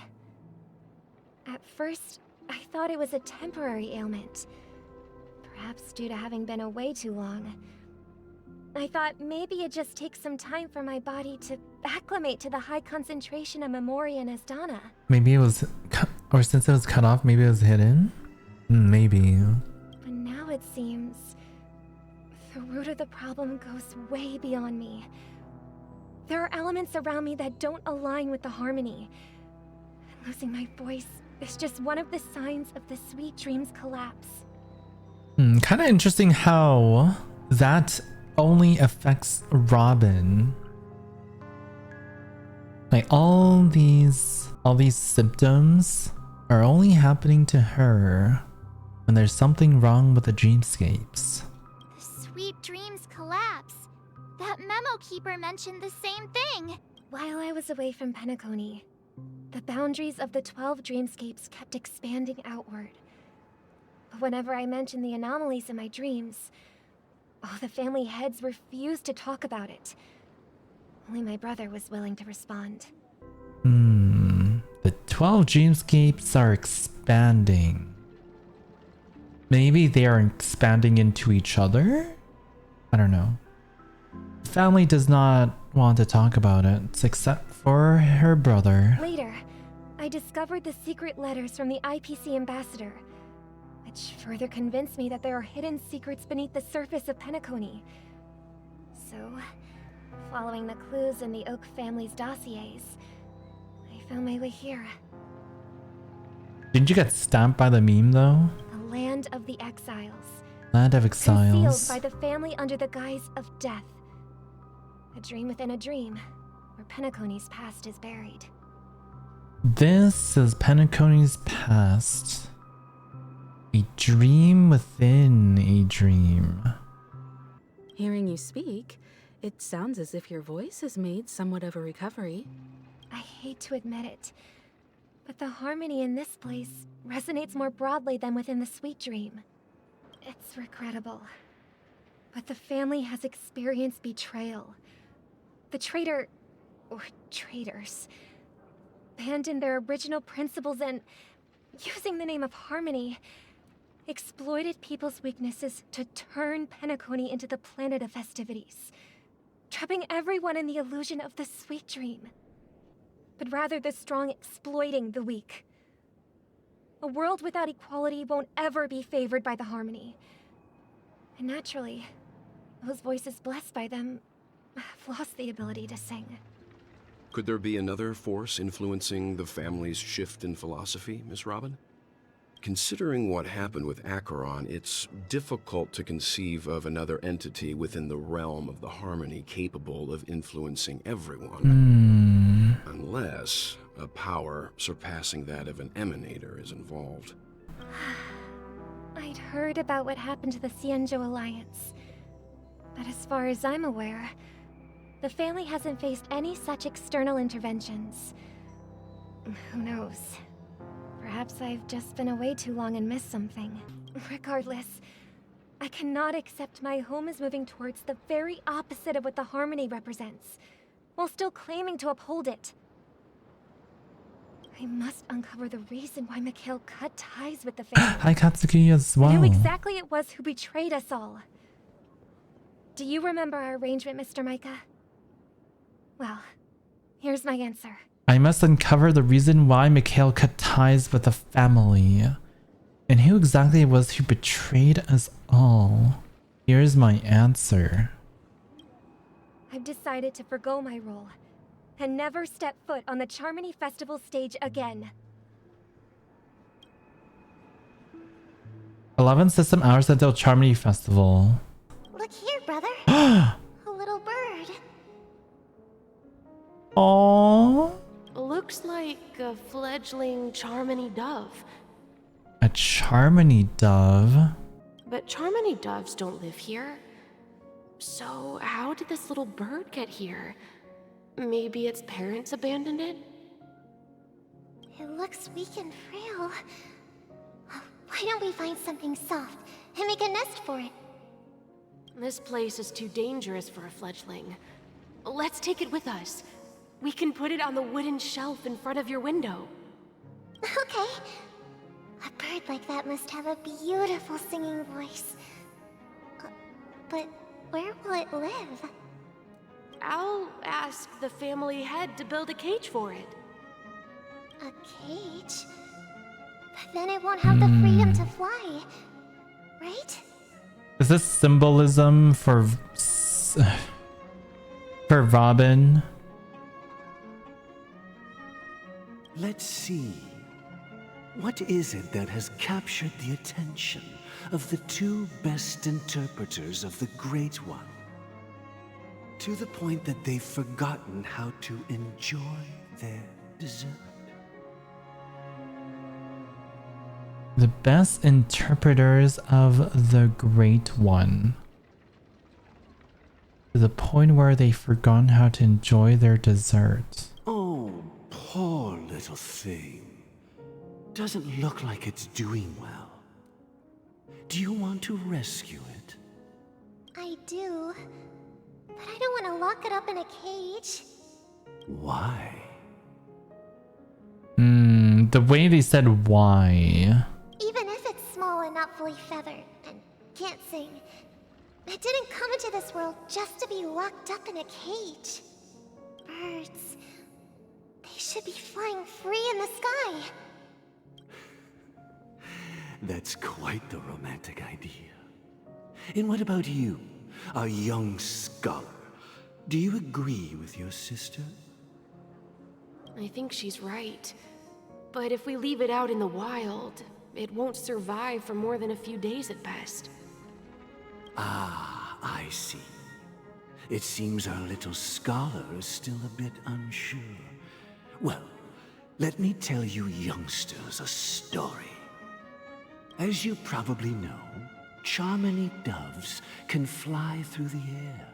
When they fly really high, the friction caused by the flapping of their feathers against the atmosphere creates amazing lights, so that they look like shooting stars. Like shooting stars. We've seen this spectacle so many times that we think it's just something they can naturally do. But that's not the truth. Their radiant display is the result of countless struggles against nature over generations. Such a cute bird, I know, right? Their ancestors were too weak to survive on the ground, so to escape predators, they started seeking new opportunities in the air. After countless attempts by many generations, one of them finally figured out how to fly. It soared into the sky and never looked back at the ground again. So, you mean birds aren't born to fly, but they find a way to do it through their determination, right? Well, that's an idealistic way of putting it. So, what are your thoughts, Sunday? I think people believe birds are meant to fly because they've never seen those birds crashing to their death. That's an interesting perspective. So, have you decided what to do with the bird now? For now, I'll keep it in a cage until it can take care of itself because I want it to live, no matter what. Sunday's keeping Robin in a cage because she wants her sister to be perfect. Well, until she can, you know. It seems each of you has found your own answer. Your insights are truly remarkable. And I hope they come true in their own way. We will take good care of it, won't we, brother? Yeah, but Mr. Gopherwood? Mr. Gopherwood? What kind of name is that? Understand. And what might that be, my son? What if this little Charmony dove never learns to fly in the end? I mean, if there are fledglings in this world that can never fly throughout their lives, should we let them go back to the sky? only to see them crash to the ground and die. Talking in your sleep, Birdie? Time to wake up. Huh? Huh? Need a hand? Need a hand? He looks so sleepy. Sleepy boy. I'm still alive? Still alive. Yeah. Happy about that. Where is Robin? Tell me. Now. Now. I knew that was going to be the first thing you'd ask. Don't worry, your sister is here, safe and sound. She's probably walking around the streets now. If I were you, I'd be more worried about myself. After all, right in front of you is the guy who just stabbed you in the chest with a dagger. If you wanted to kill me, you wouldn't give me the chance to speak. Just tell me your demands, lackey of the Watchmaker. So, you figured out who I am, huh? No wonder you had the guts to go against the Dreammaster and the Four Families. Looks like I made the right choice. Wait, so you know when Acheron, you know the Acheron scene with like Sunday's birds? Are Sunday's birds just like autonomous? Like Sunday doesn't really have to control them. Because Sunday technically got stabbed and ended up here. Going against the Dreammaster and the Four Families. Choice. God, I love his little wing piercings. I think it's another entity. You are aware of my plan and see through my act. Time is running out, so let's drop the charades. I'm suggesting we cooperate. Cooperate? What makes you think I'd cooperate with you? The fact that the famous Robin has chosen my side. Plus, some clues about a traitor and a bright future for Penacony. Any of that catch your interest? I find it hard to believe a man who's full of deception. Deception? Fine. You don't have to trust me. What you should trust is the sense of justice inside of you. The sense of ambition inside of you. Aww, Sunday with eyes closed. God, I need him. I need him now. Show me Robin first. God, low-key, he sounded so edgy. Show me Robin first. All right, as you wish. Here she is. Huh? Oh, that's not Robin. What's your trick this time? Just kidding. I mean, this lady will lead us to Robin, right? And the crew, too. There are too many people who you owe an explanation. So Gallagher is not a bad guy. I like how the last story, it really left like Gallagher being a bad person. That'd be great. Please follow me, Honorable Oak Family Head. Now, all the actors are on the stage. Oh, this is gonna be an interesting reunion. This is the monument I mentioned earlier. The names inscribed on it should be familiar to all of you. I bet one of them is gonna be Mikhail. Rosalina. And Never mind. Tiernan. Rosalina? Who the fuck is Tiernan? Is that another nameless? When Penacony was known as a frontier prison, it was the trailblazers who connected it with the stars. They were the heroes who saved Astana, and their names deserve to be immortalized. Not just on the small stone tablet, but in the annals of history. However, today, the planet of festivities is nothing but sweet dreams. That heavy piece of history is all a distant memory. Just like that prison.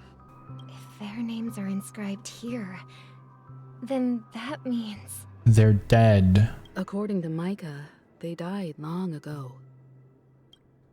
Rosalina was killed during the War of Independence. She ventured alone into the heart of the star system to investigate the flow of Memoria, but she never returned. Tiernan was a skilled gunslinger, strong and reliable. He led the people through countless battles, but he didn't live long enough to witness the arrival of true peace. In the decade following the war, Penacony faced challenges internal and external. To protect Asdana, Tiernan took up the way of the Trailblaze and led the Lampmoth family to explore beyond the system, only to be surrounded and wiped out by the Swarm. Oh no, not the Swarm. Though I had expected as much, the tales of these heroes truly are sorrowful. True to the title of Trailblazer, they spent their lives venturing into the unknown. But what about this tablet? There are no names carved on it. When Dreamflux Reef was created, its owner was still alive. However, he insisted on erecting a monument for himself, saying that it will happen someday. Gallagher? So, is the owner still alive? Is the dream, or is the Watchmaker still alive? Here we meet again. Sunday! Everyone from the Astral Express. Sunday. Robin. Brother. Speedy Hams. I promised to give the siblings some privacy, so let's talk about our business first. What do you say? Guess Gallagher's just 5-head all along? That sounds sensible enough. Since you went through the trouble of gathering the family head, the crew, and the Stellaron hunters, I'm guessing you have something important to say, Mr. Gallagher? Oh, is it that obvious? The look on your face is practically screaming, I'm the one behind all this. You're right, Mr. Yang. It is indeed time to come clean on everything. I would have thought Gallagher had such a huge role in this story. The siblings already know what they need to, and they've made their choice. But you, Nameless, arrived a bit late. So it's only fair that I answer your questions. Before we begin, let me reintroduce myself. I'm the founder of Dreamflux Reef. The founder? The deputy of the Watchmaker. And the one who sent out that invitation. What? The founder of Dreamflux Reef, the deputy of the Watchmaker, and he's the one that sent the invitations. As Gallagher, the history fictionologist, I humbly extend my greetings to you all. History fictionologist? So what, everything you told us was made up? Well, don't worry. Invitation? Almost everything I shared was true. Well, except for the part about the family accepting me back. I double-checked with Micah, and everything he said about the family, the Watchmaker, and Mikhail is true. Thank you for your understanding. Now let's get down to business. I'm sure you're all wondering why I went through the trouble of setting up this battle for the legacy, inviting different factions and stirring up a ruckus all over Penacony. Well, it all boils down to something very familiar to all of you. The Stellaron. Oh, it always comes back to the Stellaron. The Stellaron? But how is that possible? Penacony is a free-flowing interstellar hub. There are no signs of contamination whatsoever. Contamination? Gallagher Scene? Huh? You're totally correct. So, care to take a guess at what that means? What, that Penacony... The Stellaron has been completely sealed? Someone is manipulating the Stellaron. You're pulling our leg again. The sweet dream doesn't come out of thin air. If you think of the memory zone as the sea, Creating the land of the dreams is like filling that wild ocean with earth to make an island. To achieve this feat, without the help of an Emanator of Remembrance or Enigmata, the only way is to use a Stellaron. Are they using a Stellaron to create these dreams? And that's not something you can achieve with a simple wish. It requires vast quantities of knowledge, time, and manpower.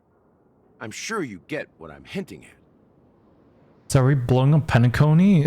In Asdana, the planet of festivities itself is a Stellaron disaster. The planet of festivities itself is a Stellaron disaster? It all started a long time ago, back when the Watchmaker and his crew liberated the frontier prison. They faced countless challenges as they began building Penacony from the ground up. That's when the idea of using the Stellaron came into play. The Stellaron first entered the Asdana system during the war. The Nameless warned everyone against the folly of attempting to tamper with such a power. Thanks for repeating what he said, Marge. There are always people in the shadows with ulterior motives. The turning point came after Tiernan's death. With two of the Nameless gone, the Watchmaker had to go to the front lines. It was at that moment his rivals saw an opportunity. By the time a representative from the Montour System's family arrived at the Watchmaker's call, the Stellaron had already been activated and was seeping into the primordial synesthesia dreamscape. And I suppose the family happened to possess the knowledge to seal the Stellaron? Not just that. They knew far more about the Stellaron than the average person. They helped Mikhail swiftly quell the civil unrest and played a part in building Penacony under the disguise of the Harmony. Those three eras were known as the Age of Dreaming. The Watchmaker, who had been left in the dark, sent out invitations across the universe, spreading the hype around the land of the dreams. Then, how did they turn against each other? Remember the island in the ocean metaphor? The truth is, the Stellaron was never truly sealed. It existed in a different form within the dreamscape. Think about this. What would it cost to create and maintain such a lavish dreamland? It's people's lives. The opulent dream is built upon the decay of spirits, with a toxic elixir called pleasure flowing through the dreamscape. It tempts people to indulge in the dreamscape, and gradually their minds succumb, becoming nourishment for Pleasure and succumb. The Stellaron feeds off of people's lives. Confusion, laziness, and cowardice. Hi, Karen. Hello. Plague humanity were magnified and nourished by the family. Penacony became a new kind of prison, even more impenetrable than the previous one. Sadly, we realized this far too late. By then, the family had a firm grip on Penacony, swiftly quelling any opposition that arose. At my wit's end, I had to use the power of the Enigmata, and sought refuge in this chaotic realm. Over the years, I created a meme within this dream for our use. The power of Enigmata. Dormancy. That's its real name. We exploited a loophole. You see, regular people can't fall asleep again while they are inside the dreamscape. So this is the How's true it going, meaning Garen? of the impossible. You sent out invitations in the Watchmaker's name to find forces capable of resolving the Stellaron disaster and draw them into Penacony to uncover the truth. It's not just that. Above all, I wanted to see what happens when the major factions engage in a struggle for the legacy. Since this is the Watchmaker's first announcement in decades, the traitor within the family is bound to reveal themselves. The traitor. So, the legacy is just a facade. If you want to consider the Stellaron as the legacy, I'm totally fine with that. There is no legacy? If that's the case, where is the Stellaron now? That's a question for Mr. Wings. The Stellaron is still under the family's control, and as the head of the Oak family, I'm sure he holds all the answers. Sunday knows everything. Go ahead. I'm sure Mr. Wings holds all the answers. Mr. Wings.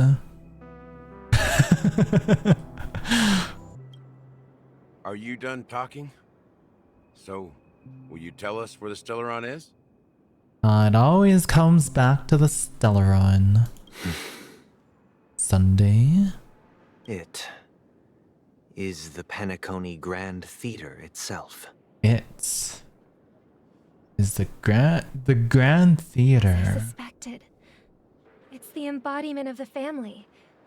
The edifice that first materialized within the Sweet Dream.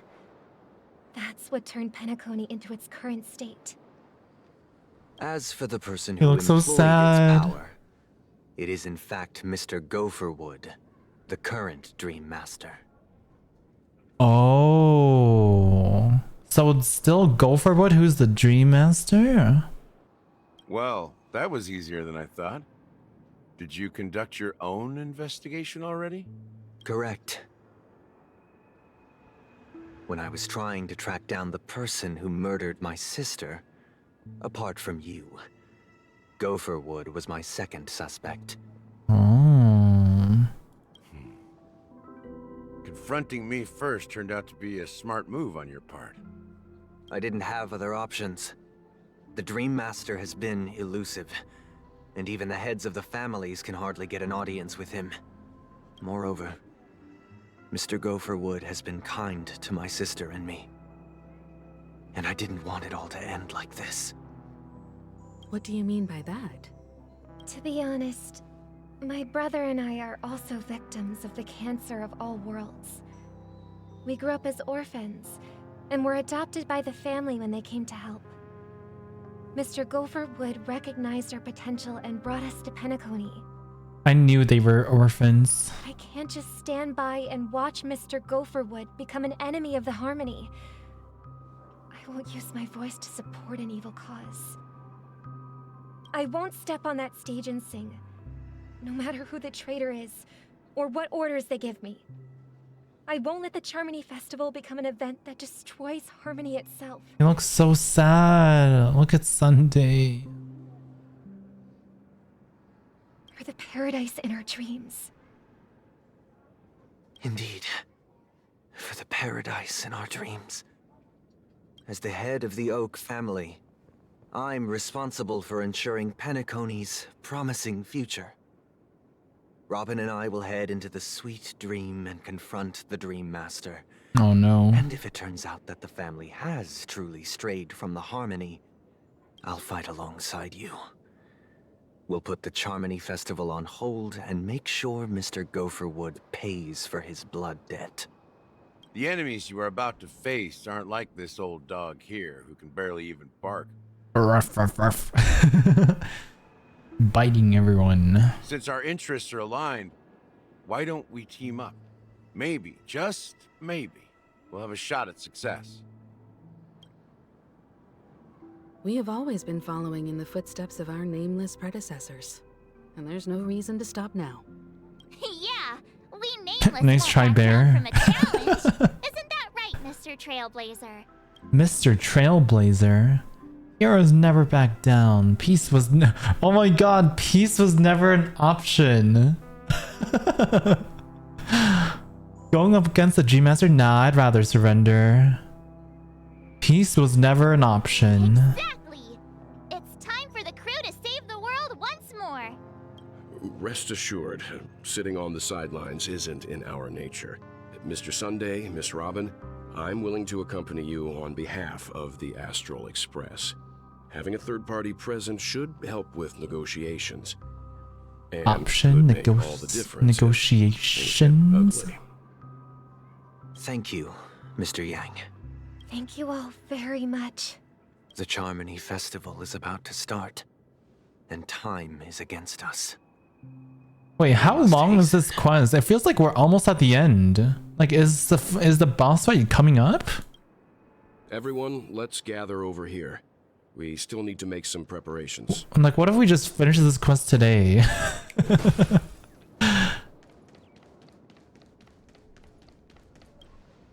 I may have been quick to step up to the plate, but confronting the Dreammaster could be a very dangerous affair. Yeah. Huh? Even you're saying that, Mr. Yang? How powerful is that Dreammaster? I mean, they have the power of the Stellaron. He's the leader of the families of Penacony, and he has the entire power of the Harmony behind him. Not to mention the Stellaron in his possession. We must proceed with great caution. Maybe you can just stay behind this time, Mr. Yang? What do you mean? Mr. Yang is like one of the most powerful, like... No, that won't do. Even if we count Robin as an ally, something felt off about Mr. Sunday just now. Although, I can't quite put my finger on it. I have to make sure he won't turn against us when things start to get dicey. You're still carrying the keepsake the IPC envoy gave you, right? May I borrow it for a moment? Oh, Aventurine's token. A token of the IPC. Huh. I knew it. What do you need it for? As I suspected, this chip Aventurine gave to you is actually a miniature transmitter. A transmitter? Is he trying to find us? If I'm right, he intends to use it to track your location or contact you when needed. Ooh. As it so happens, this may actually be of some use in the current situation. Is Aventurine coming back? Aventurine? Is he still alive? And what does he have to do with our mission to confront the Dreammaster? What I mean, he's pretty strong. Remember what I said earlier? Working with the IPC is a way to keep the family in check. If negotiations go south and the family show their true colors by going after the Stellaron, I'll use this transmitter to send a message to the IPC. Ooh. It'll be just the opportunity the IPC ambassador was hoping for. The only question mark in all of this is Aventurine's current status. But the IPC is always listening, especially senior strategic investment department heads like him. Getting the message across shouldn't be a problem. Good luck to you, Welt. Well, you take care too. If anything goes wrong, don't worry about me. Just make sure to seal the Stellaron. Spoken like a true hero. Even if the Dreammaster is innocent, the family's corruption runs deep. I won't make the same mistake Mikhail did. Let's wish him the best of luck. Don't you have something else to tell us, Gallagher? Why would you say so? Before we departed, the conductor asked us to inquire about the 3 nameless in Penacony. We've already collected intel about Rosalina and Tiernan, so the only one left is Legwork. Legwork? If I'm not mistaken, we've already met him somewhere, haven't we? It's not enough to say meet, but the answer is pretty obvious. After all, I've hinted at it in quite an evident way. I've been watching over you ever since I received the reply from the Astral Express. And I've seen the great effort you all put into linking different realms together across the cosmos. And now, after getting this far all in one piece, you have truly proven yourselves. Miss Himiko, were you the one who repaired the Express and got it sailing through the cosmos again? Yes. And you two, young Nameless, you have very interesting life stories and extraordinary skills. Aw, you're making me blush with these flatteries. Keep them coming. Of course, my reputation precedes me. I believe in the galactic baseballers' supremacy. Aw, you're making me blush. I don't know much about my life story, but I do have extraordinary skills. No, you don't. You're full of energy. Please send my regards to the conductor, Pom Pom. Please let them know that their friend had fond memories from his time aboard the Express, which he reminisced on every time he had a good drink. As for the last Nameless, he embarked, disembarked, and embarked again. Traveling in a great circle, ending up back where he started. On his deathbed, he told me to find the Astral Express and deliver an invitation to the future Nameless. He left behind a special gift, a true legacy. Something that belongs only to the successors of the Trailblaze. Ooh. Come with me. Now is the time to reveal it. Oh. Back here again. Sometimes I feel like you're still alive, old friend. Like you've still got so much to say and do. I've kept my promise, brought the future Trailblazers you've waited so long for. I don't know why you were so obsessed with that train, but I remember your last words. Oh? Don't let us down, old man. Oh.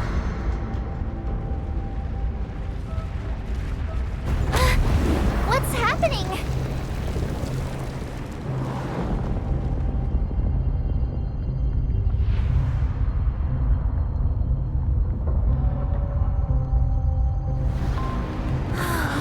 Is the dreamscape moving?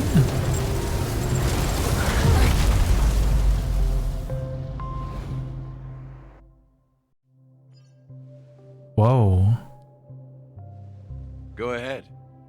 His resting place lies in the garden up ahead. His resting place? The first and last Nameless of Penacony. The first and last Nameless. Mikhail Char Legwork, the Watchmaker. Mikhail was the... Oh my god. I freaking knew it. Mikhail Char Legwork, the Watchmaker. Also a Nameless.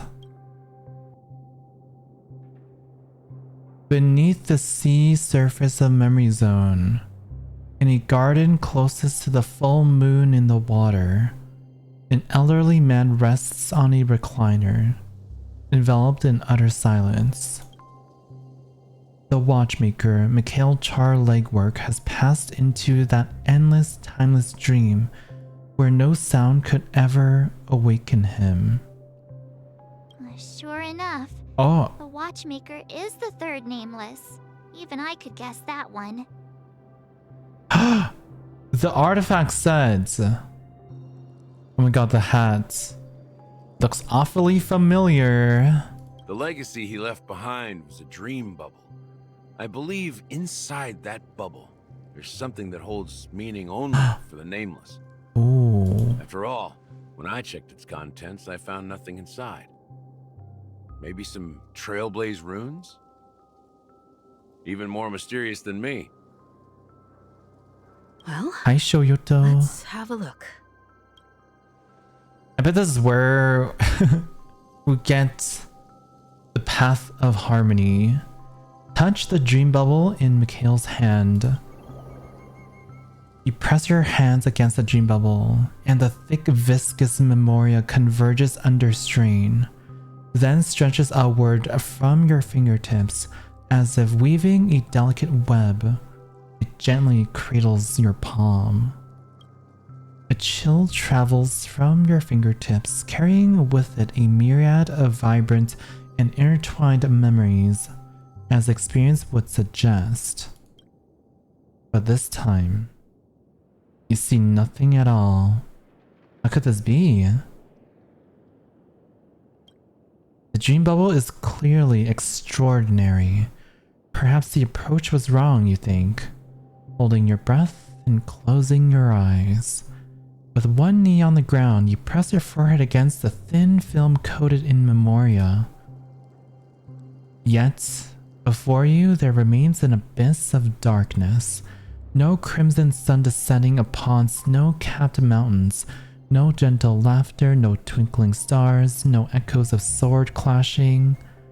And most of all, no traces of Trailblaze. There is nothing, and nothing is there. Indubitably, this is but an empty dream bubble. Wait, what's going on? Seriously? inside this dream bubble? How could a dream bubble be empty? Just as I suspected. That old man always had this strange belief in the nameless and the trailblaze. And I never understood where he got that confidence from. Especially since he never managed to get in touch with the Express while he was alive. I could never figure out what was going on. Don't take your drag. But this empty dream bubble is so typical of him. He was always full of weird fantasies and incomprehensible romanticism. That mischievous old man. Well, I didn't expect him to leave anything concrete behind anyway. Don't think that's the case, Gallagher. I'm sure Mikhail has left us the most precious thing of all. Don't start getting all philosophical on me, all right? Just as Mikhail believes in the nameless of the future, we unconditionally believe in the nameless of the past. How could they leave with regrets for the future when they were ready to dedicate their lives to the land they loved? There must be something contained in this dream bubble. It's just we haven't figured it out yet. You also have faith in the Watchmaker, don't you, Gallagher? Well, I'm a follower of the Enigmata. My philosophy forbids me to have faith in anything. That's why I understand what faith means in the path of Trailblaze. And I also want to know what he left behind. I'll leave it to you guys then. I'll leave it to you guys. Burb is the word. Can I borrow your pet? I need to make a trip back to Golden Hour and check something at the Dreamscape sales store. Oh no, can I borrow your pet? You want to get stabbed by the meme? It's for Mikhail, and for the future of Penacony. I want to see her get stabbed. Boothill! 10 system hours until the charm. Oh my god. How may I help you? Greetings. We're the Nameless from the Astral Express, and we'd like to check in. Oh god. We're from the... Oh god. The Astral Express? But I thought... Yes, my companion's already checked in. My name is Danheng, and I believe my personal information is recorded in your system. I see, but your companion said you wouldn't be coming due to a change of plans. Now the plans have changed again. And you are... Me? I'm Pom Pom. I'm Pom Pom. Also with the Astral Express. No way. Hi Ying, hello, hello. No way. I was like, who is he gonna try and impersonate? No way. He's my fellow trailblazer. We responded to the family's invitation before he boarded the express, so he wasn't registered in your system. Is it possible to accommodate him as well? Oh, I see. Another one of the Nameless had a similar situation. Seems like a lot of people are joining the Trailblaze these days. Yeah, a lot of people are joining the Trailblaze. That will be memed into oblivion. I'm Pom Pom. Since there's a precedent, it shouldn't be a problem. Just give me a second to contact your companions. Oh, easy peasy. Wow, that was easy. Yeah, this is my fellow Nameless. Alright. Welcome in. We're just gonna bring in like 100 people that weren't invited. Oh. I'm sorry, dear guests, but it seems I'm unable to reach the other members of the Astral Express. What do you mean by unable to reach them? My apologies. This is the first time I've encountered a situation like this. However, the system indicates that those guests are still in the Dreamscape. How about this? Give me their room number, and we'll go check on them ourselves. We need to verify both of your identities. How about you just wake up someone? Let's say, Welt? I'm sorry, but there are strict rules regarding forced awakening. It cannot be done without the proper clearance. Please be patient. We need to contact your companions in order to confirm your identities. And now it seems you need to confirm our identities before you can contact our companions. It seems so. Fudge! Fudge! Nothing personal, but if you can't handle this, go find someone else who can, okay? Please calm down, dear guests. I do recall that Mr. Sunday, the Oak family head, personally handled this issue earlier. Oh, please wait a moment while I contact him. I don't think she's trying to give us a hard time. I have a bad feeling about this. You tried to contact them on the Express earlier, but they didn't respond. Something doesn't seem right. I need to leave for a moment. You can stay here with the receptionist. What if she kills the receptionist? Get out of my way. Sure thing. Just don't keep me waiting forever. Danheng seems pretty worried The last about his tycoon. companions. I should give him some space. Stressing out about it. Oh my god, we get to play as Boothill. Sabrina. The Charmony Festival is about to start. I'm so excited! Hey! Well, I didn't come all the way here specially for the festival. Honestly, I don't really even know what it's about. But Well, back in my homeworld, Anaria, we have festivals like that all the time. My dad threw me a birthday party one time that was just as extravagant as the Charmony Festival. Oh, come on! The Charmony Festival is a once-in-an-amber-era event. How can a birthday party compare? Well, you never know, right? Anyway, let's forget about that.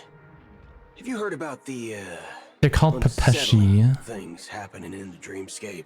I just called them kids anyways. Unsettling things? What could possibly go wrong?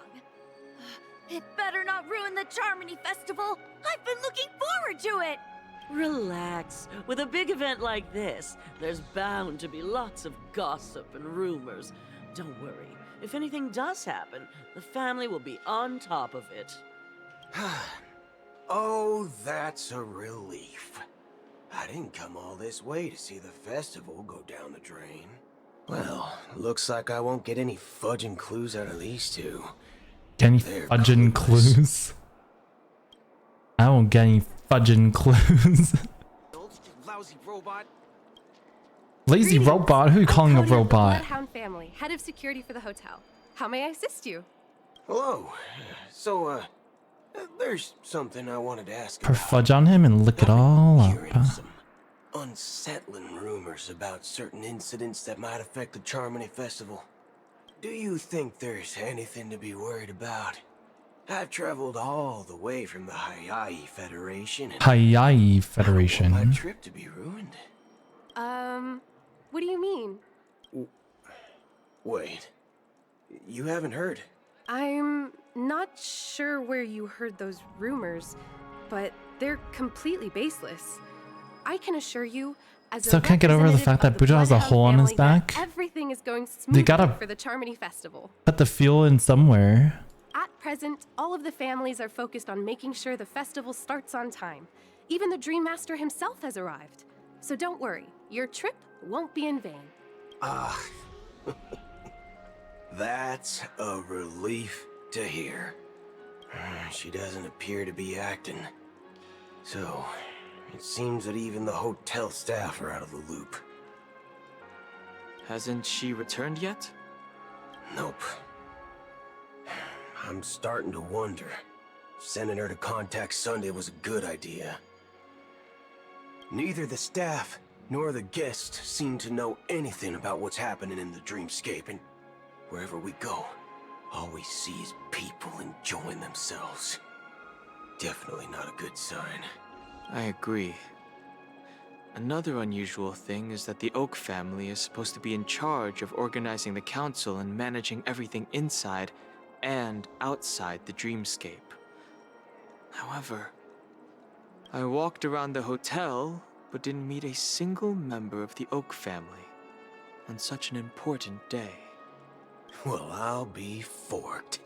If Forked? I remember correctly, the head of the Oak family is that Sunday guy, right? Well, I'll be forked. We shouldn't linger here too long. Let's go back to the Express for now. Not so fast. Have you ever robbed VIPC, bro? Bro. If you run away now, everyone will be chasing after you. Are you suggesting we sit here and do nothing? I wouldn't say do nothing. But let's stay put for now. Even if the family has ulterior motives, they couldn't have anticipated us showing up here. We're the surprise factor for them. They don't want to attract unwanted attention from certain outsiders, so they won't do anything reckless. See? The IPC lackeys are keeping a close eye on this hotel. If I were a family member, I'd find an official excuse and keep the surprise factors here. If we just wait here, that would be like walking into their trap. Of course, we don't need to walk into their trap. I gave a backup plan to the memo keeper. If it turns out we won't be allowed to enter the dreamscape, she'll order a drink for me in the VIP lounge at the hotel. A secret signal. That's right. Oh, a concrete object can indeed help the memo keeper establish a connection with you. But Boothill, if you have more backup plans in the future, I hope you'll let me know in advance. I'm sorry, but it's one of my quirks. I have too many unreliable friends. One of your If I quirks. reveal that I have backup plans, things can go awry. And that would leave all backup plans completely useless. How do we get into the VIP lounge?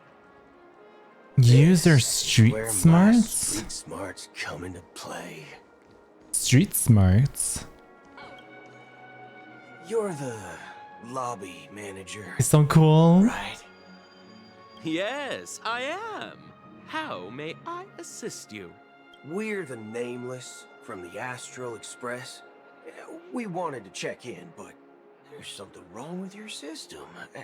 The lady at the front desk said she would contact the manager, but now she's nowhere to be found. Now, we've been waiting here forever, without any food or water. What the fork, man? Is this how the family treats its guests? What the fork, man? Is this your idea of street smarts? Starting an altercation? It's called standing up for your rights. Oh my god, that's the most American thing ever. I know my rights. I apologize for the inconvenience. Please wait while we try to contact Mr. Sunday. I'll arrange 2 premium seats in the VIP lounge so you can rest there while you wait. Ah. See? Just like that. Just don't call yourself Nameless next time. Danheng's like, I don't want to be associated with you anymore. Please don't call yourself a Nameless next time. He sounds traumatized. Wow, this bar's something else. Certainly worthy of the planet of festivities. Good evening, gentlemen. Hey, I have an order for a bottle of His Donna's White Oak. Can you help us find it? Has Donna's White Oak? I think there might be a misunderstanding. We don't serve that here. Oh, no way. Are you sure you're not mistaken? If someone had reserved such a beverage, I would definitely remember it. It sells for hundreds of thousands of credits per bottle, after all. Hundreds of thousands? I couldn't afford to cover for such an item if it were broken or lost. That's strange. Well, could it be that the memo keeper couldn't afford it? Then what should we do now? Oh, no need to rush. Let's grab some drinks first. That's cheap as hell. Too early and she hasn't come yet. Imagine arriving too early. Juice malts you all have here. Well, give me a glass of Heenum Valley, 40 years. I'll have it neat. No ice. Well, that's the most expensive one on the list. You have a taste for the finer things. He has an expensive palate. It's on the But he's a robot though, how's he gonna taste it? What can I get for you? Anything you recommend is fine. Then I would recommend today's special, Glass Village. It's classic Soul Glad mixed with Laboom juice. It's Laboom refreshing juice? and suits your cool demeanor. Just 1 minute. Penacony's about to laboom. This flavor.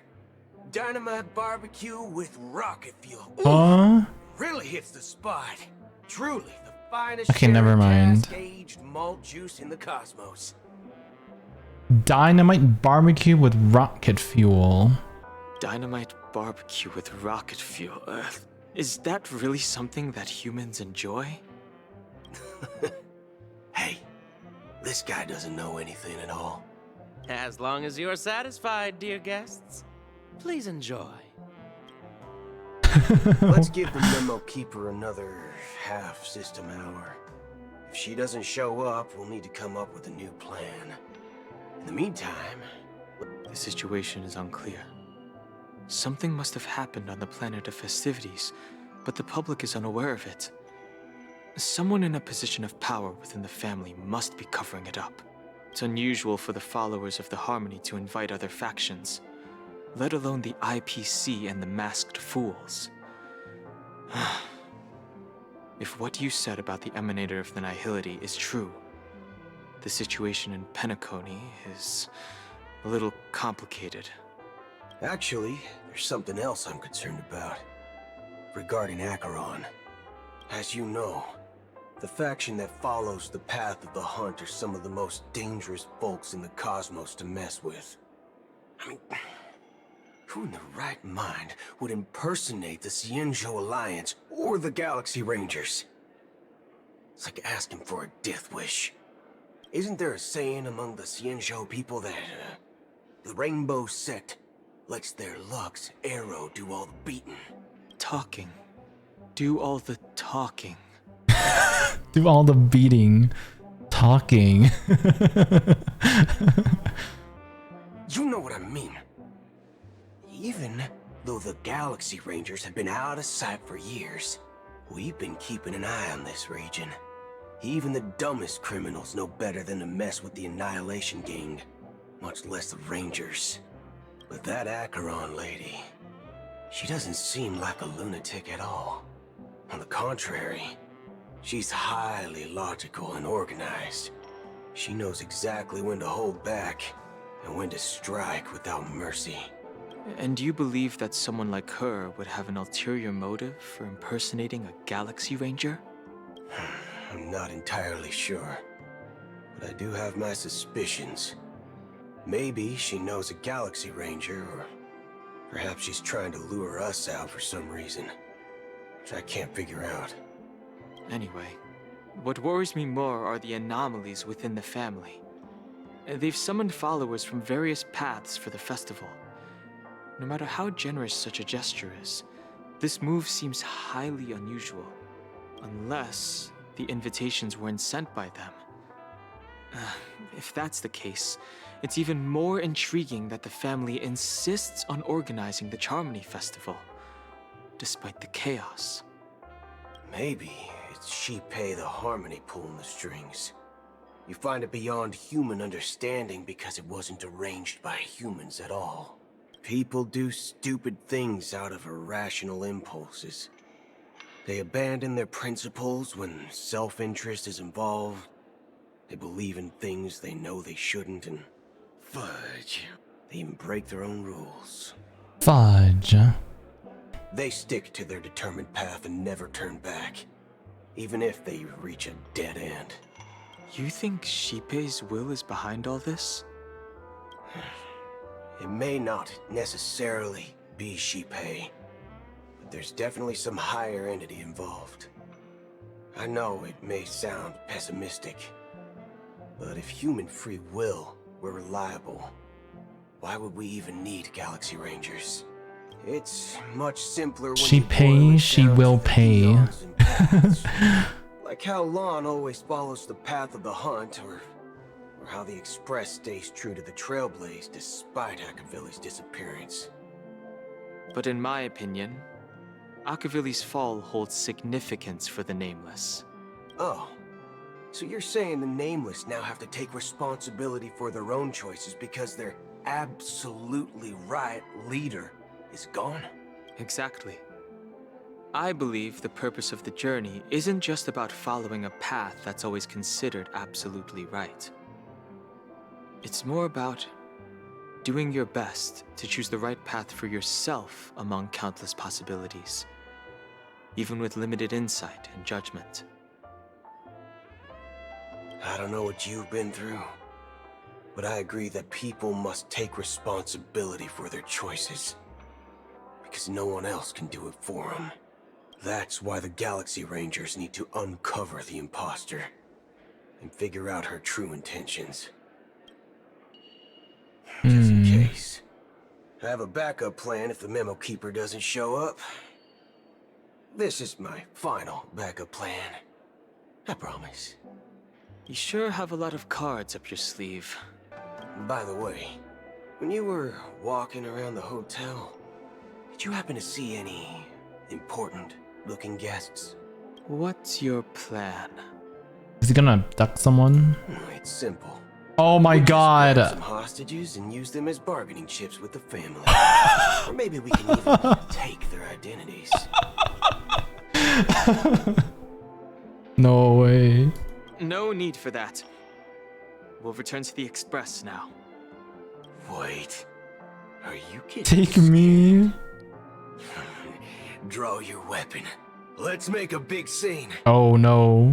Are you leaving, esteemed guests? Would you like to cancel that As Donna's White Oak you just ordered? Huh? As Donna's White Oak?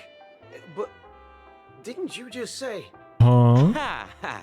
Looks like you are a bit intoxicated, esteemed guests. You ordered a bottle of As Donna's White Oak just a moment ago. Looks like your Memo Keeper friend has finally arrived. Finally. Oh, right. Sorry, my memory's not the best. You know, too many modifications and all. Anyway, let me check. Well, fork me. It says Donna's White Oak, all right. And there's a note. Well, fork me. I'll be waiting for you on the Astral Express. No mistake. That's her message to you. She knew the hotel wasn't safe, so she suggested we find another place. Looks like we took a detour, but now it's back to The the Astral Express. So, what are we waiting for? Let's go. You're back? 2 guests just boarded saying they were looking for Boothill, so I told them to wait in the parlor car. 2 guests? Oh, just in time. Who's the other one? 2 guests? Who's the other guest? Yeah, her too. Look, we welcome all passengers on the Astral Express, but sneaking in like that, you have no regard for etiquette. My apologies, conductor. It was an oversight on my part. I assumed you were already acquainted with the garden. Given the chaotic situation in Penacony, the Nameless are the only ones we can truly trust right now.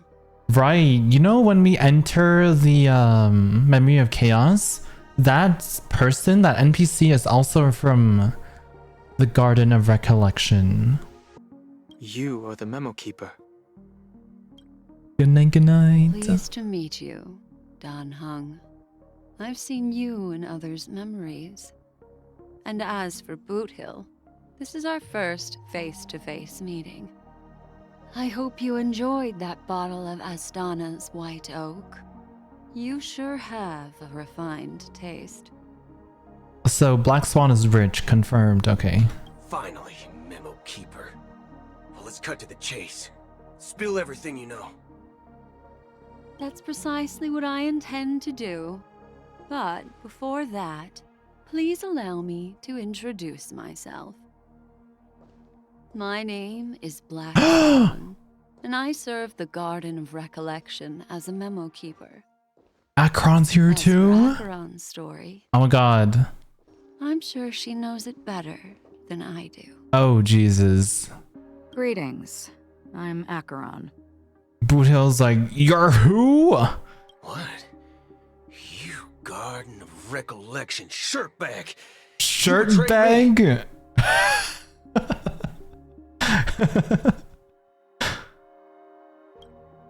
I apologize, but she did that at my request.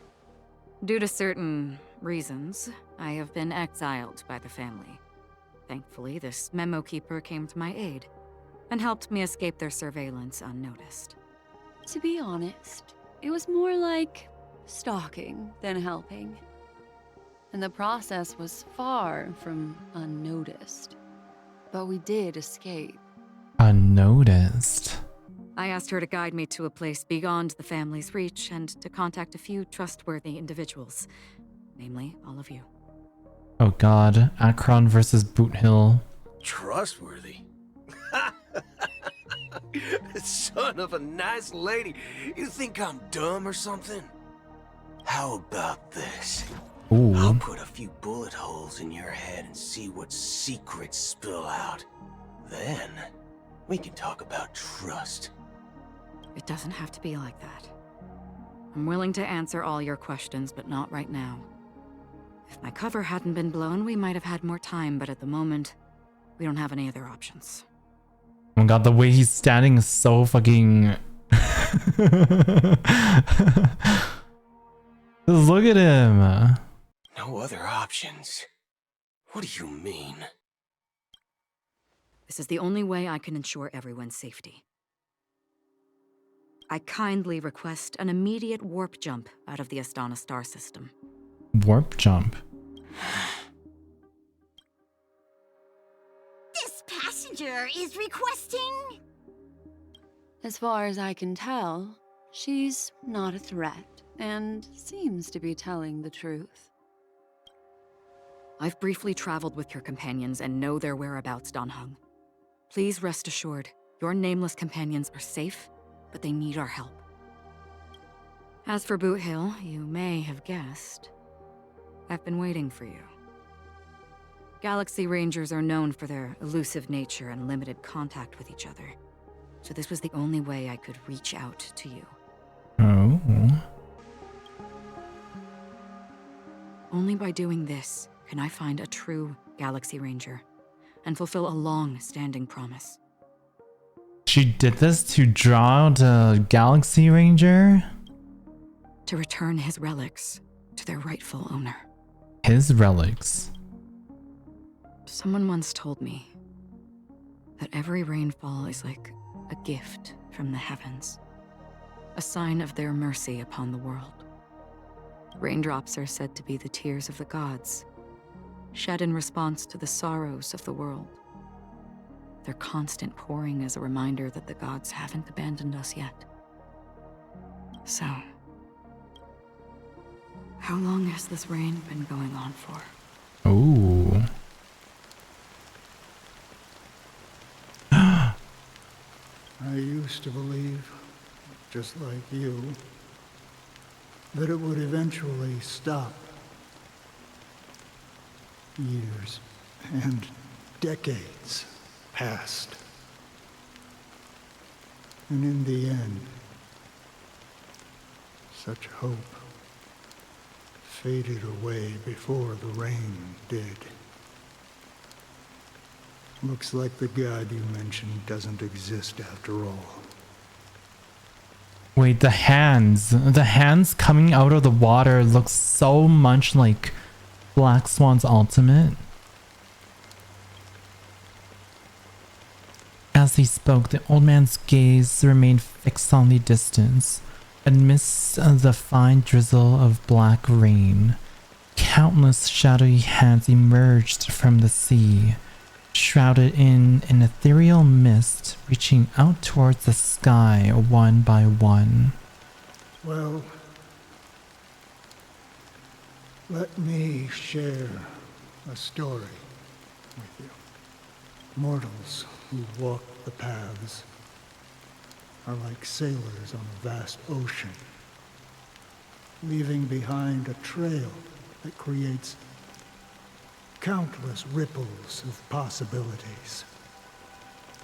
These ripples last longer than the fleeting lifetimes of humans.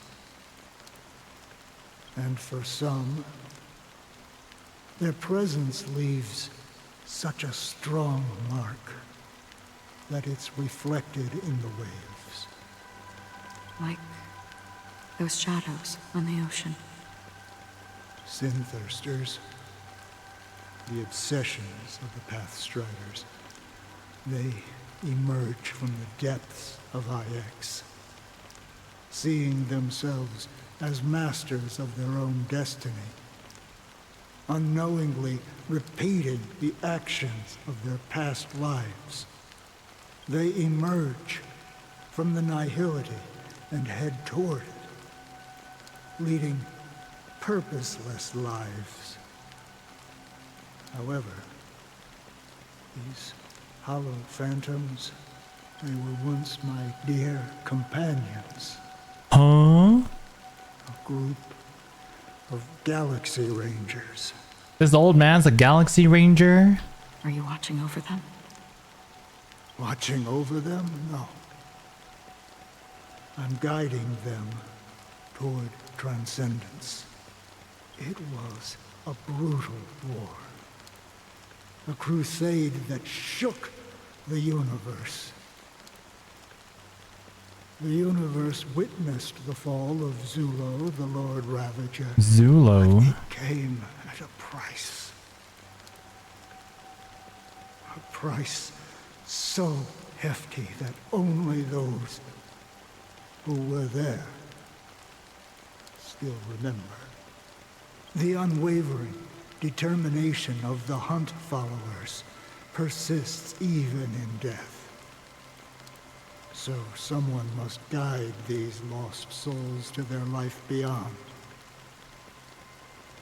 They were heroes in their time, and they shouldn't be reduced to mere puppets of nihility. As for me, I've suffered too many losses on that battlefield to advance any further. Does this seem pointless to you? Well, some tasks have to be done, even if they are pointless.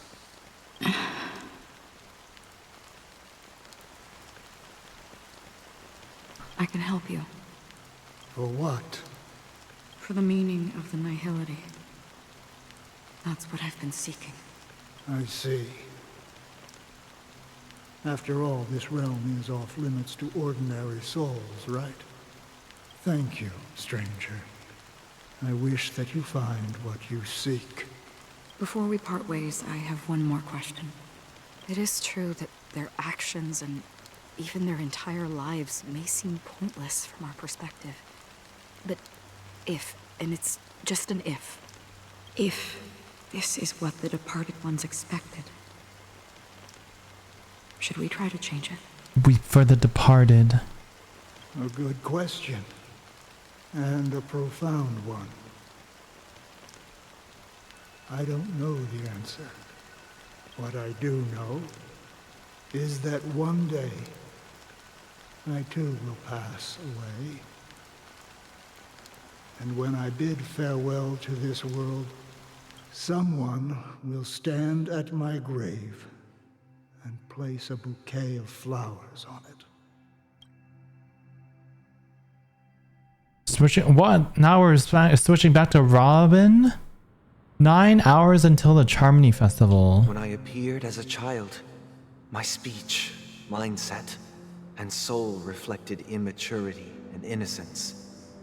As I grew into adulthood, I left behind my childlike side.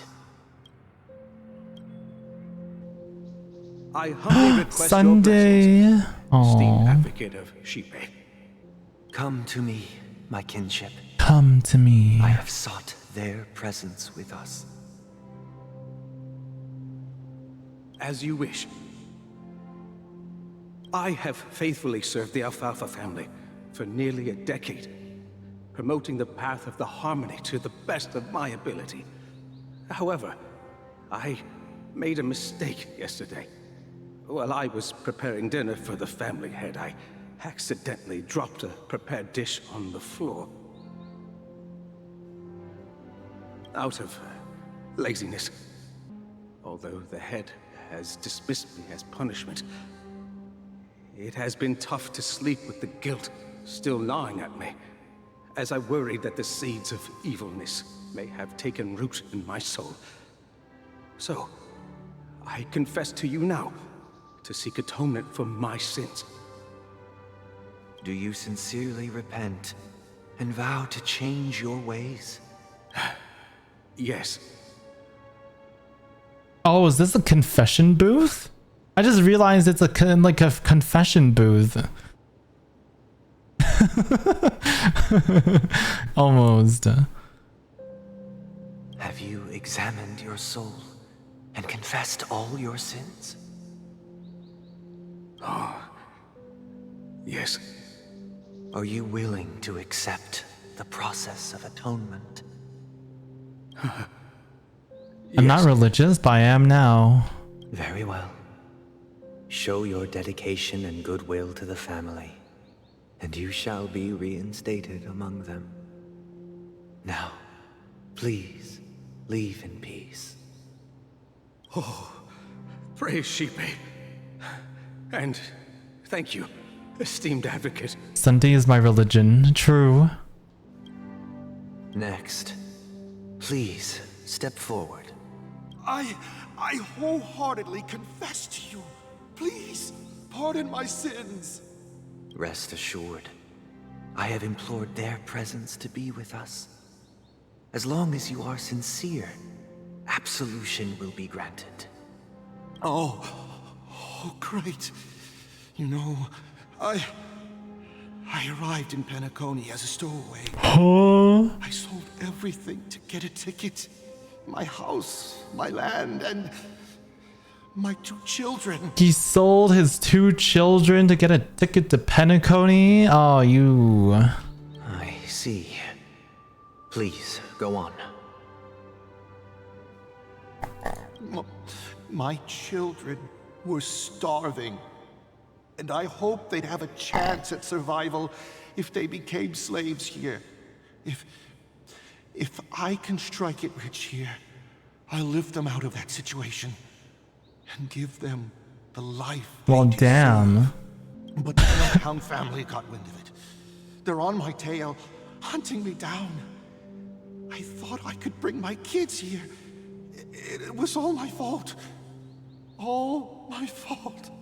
The family is ready to forgive all sinners. I'll ask the Bloodhound family to cease their pursuit. You don't need to live in fear anymore. Oh, wow. Oh, thank you. Thank you. I'll work my hardest to redeem my children and make them part of the family. Praise the Harmony!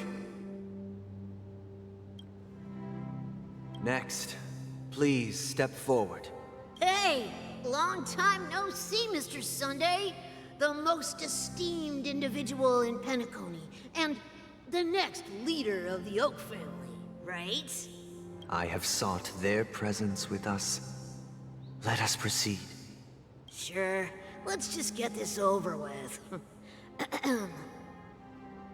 I have sinned, please forgive me. I wasted half a pizza at breakfast, and a bottle of Soul Glad. Bruh. That's it. Nothing more. Can we wrap this up? I've got a robo-ball game to catch, you know? Do you seek to atone for your sins through... I didn't finish half a pizza and is so glad. My sins? Wow, starting to sound like a saint, huh? Well, let me tell you something. Neither the family nor you have the right to judge me. You think nobody knows what your precious family has done? Oh. About the Watchmaker? Huh? Don't kid yourself, Featherbrain. Those dream chasers Featherbrain? might be fooled by your act, but don't fool yourself. Before you start spouting off your holy verses, answer me this. Where does the power of the Oak family come from? And your power? What makes you think you can sit there all high and mighty, looking down on everyone else? Well, I've spent enough time in confession today to enter the Harmony's paradise, right? Then I'll take my leave. Good luck with your election, and, don't make me regret my investments in you. Investments?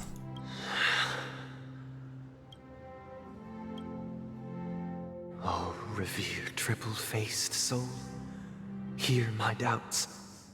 Who can judge the strong when their power hides their crimes? Who can vouch for the weak when they will pay any price to survive? Who can comfort the purest souls I did not. when even they get led astray? I am staying strong. If the strong defending the weak is truly the foundation of paradise, How you doing? You're doing good? who is responsible Only eat one? No, I want to eat two, Bear. anguish in this wretched world? Not E6ing on release, the world is healing. I know. My wallet is healing. Brother? Brother? Brother? Brother, are you alright? I'm fine. But it'll all be over. You've been working non-stop on the Charmony Festival, Mr. Sunday. Even if the Stellaron does pose a grave threat, I still feel sorry for all the trouble we've caused you. No need to worry about troubling anyone. The Charmony Festival was meant to spread joy and harmony across the cosmos. But now that we know the truth, I'm afraid we'll have to cancel it. It has always been our wish to make everyone happy, so... we'll do our best to explain everything to the Dreammaster. I'm sure he'll understand. No, he won't. Dreammaster's gonna beat the shit out of you guys. Even if the negotiation does not go smoothly, I'll refuse to go on stage. Without the Chordmaster, the Harmonious Choir would not arrive, and the Charmony The Festival embodiment would of be just harmony a grand won't performance, arrive. and nothing more. Without the Chordmaster. I'm relieved to see your determination. You know, since arriving in Penacony, we haven't had any contact with this Dreammaster himself. I'd heard of the heads of the 5 major lineages, but the Dreammaster is a mystery to me. The Dreammaster rarely grants an audience, even for us. But, given the urgency of the situation, he's agreed to meet us in person. Perhaps you'll be the first guest to meet the Dreammaster in years, Mr. Yang. Let's hope we can reach a consensus that satisfies everyone. Indeed. Let us hope so. When he puts his hand behind his back, goddamn. It's about time. We'll have to get ready for the meeting. I apologize for any inconvenience caused by the urgency. Don't worry. I'll be waiting here. Mr. Sunday. Hey there! Okay, see the moon in the sky? It's about the size of the cap on my Soul Glad bottle. If I Okay. just reached out my hand, I could grab the moon, couldn't I? Oh my god. The moon? You mean the Grand Theater? Yeah. Look at me. I've been away from home for too long. I must be missing that moon. Didn't Sunny get shanked? The beginning part of the story kind of explained what happened to them. So like what happened is that when they get shanked, they just get sent to another like dreamscape. But it's no big deal. The Grand Theater here looks much better than the moon back home. It's just magnificent. They told me not to sell everything I had just to come to Penacony. How short-sighted. Selling everything you had? Why would you go to such lengths? Why? Can't you see? Life back home is miserable. It's not really living at all. It's better to be here at Penacony. No pain, no worries about tomorrow, just sweet dreams. You can do whatever you want. That's what I call living. Yeah, now this is the life. Is this truly living? Huh? What did you say, young lady? I didn't quite catch that. Oh, it's nothing, sir. You see, the traffic on Glock's Avenue can be dangerous. How about I ask a Bloodhound family member to escort you to Ideen Park over there, so you can continue enjoying your sweet dream? Oh, yeah, that's a great idea. Wow, no wonder you were the leader of this sweet dream. You're totally a lifesaver. See you around, Mr. Oh my god, why are we talking to this kid? It was nice chatting with you. What's up, sister? This is the land of the dreams. But why do they live like this? The man we ran into, he doesn't seem happy at all. Even though sweet dreams are nice, they're just illusions. But for him, they're the only way to survive, even if it means giving up on reality. That's not really living at all. I suppose you have a point. But, in my opinion, that's how most people live their lives. Why do you say that? You think that man is not actually living, but that's not quite accurate. Even without Penacony, people create their own illusions called self-value. People believe they have a predetermined value to fulfill. Gaining value means gaining power. Value to fulfill. Are seen as the weak. However, value doesn't come out of thin air, and there's a limit to it. To accumulate value, people have to take from others. So, the weak get exploited and oppressed. Are you suggesting that this is not how things should be? Imagine being a child. Couldn't be me. Exactly. But, ironically, people don't think there's anything wrong with it, because they uphold the illusory notion of self-value. And even the weak believe in it. The survival of the fittest. That's where all the tragedies in the world come from.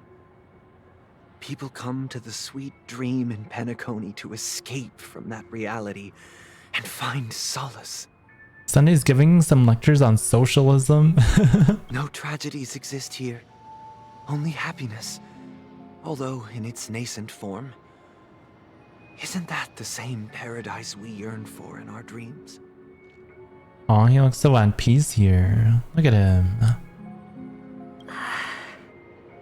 Perhaps that man is just an exception.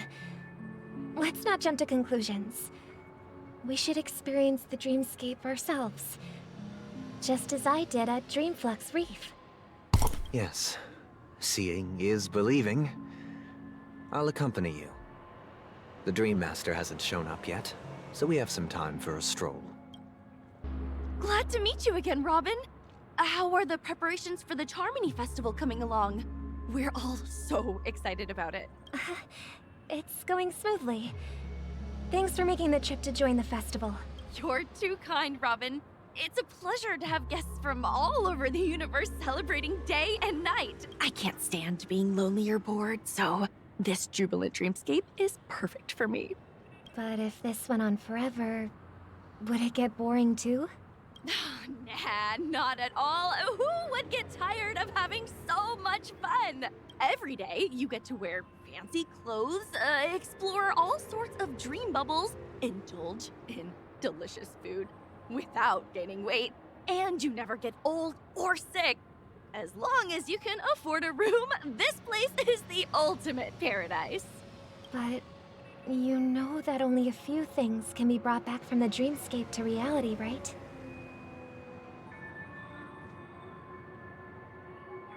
That's exactly why I don't plan on bringing anything back. Just enjoying the dream itself is good enough for me.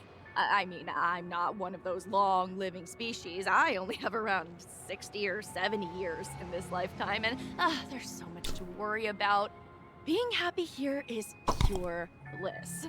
Only in this sweet dream can I truly feel like I'm in control of my life and fate. Who would want to go back to reality after experiencing this bliss? I see. I genuinely wish you all the happiness in the world. And I wish you a fantastic performance, Robin! I'm off to the Blue Hour for the ball. See you later.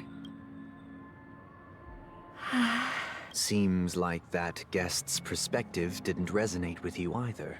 She had a valid point. And I could sense her genuine happiness. It's just that... What you're trying to say is, she thinks she's in control of her life. But in reality, she's just escaping from reality and seeking solace in this sweet dream. Once she steps out of this sanctuary, everything will be lost.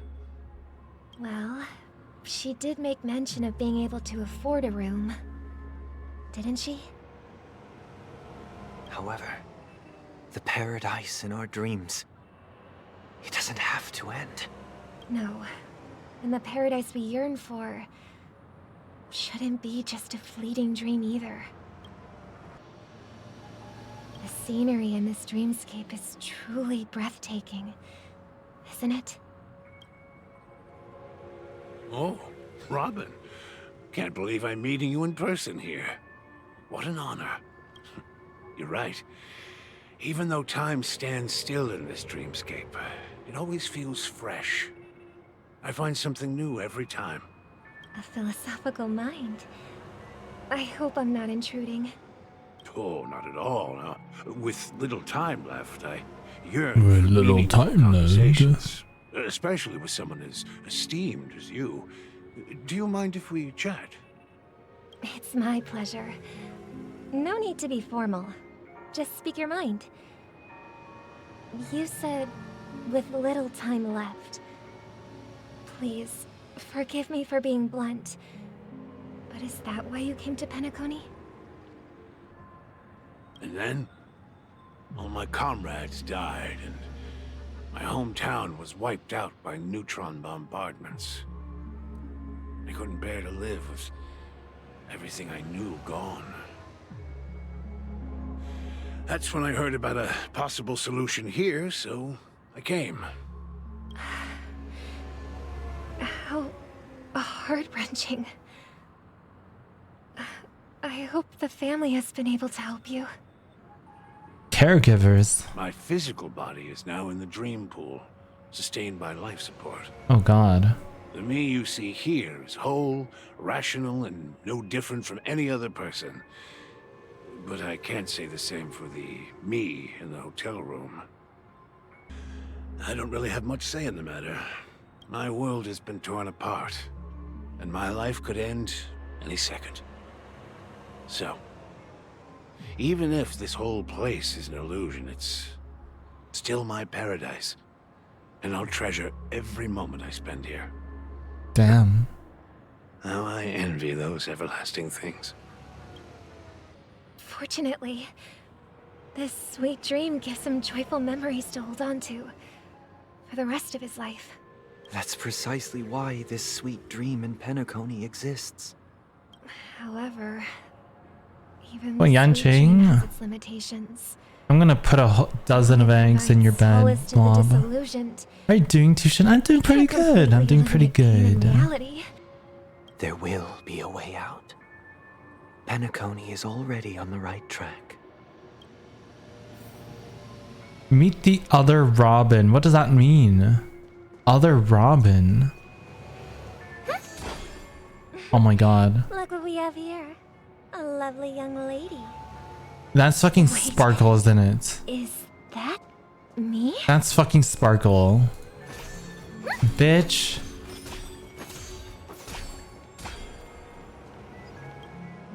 Brother, what a surprise to see Oh you god. Show yourself. Your trick won't work on us. I've heard that a skilled mass fool received an invitation too. That must be you, right? Did you enjoy yourself? Barely.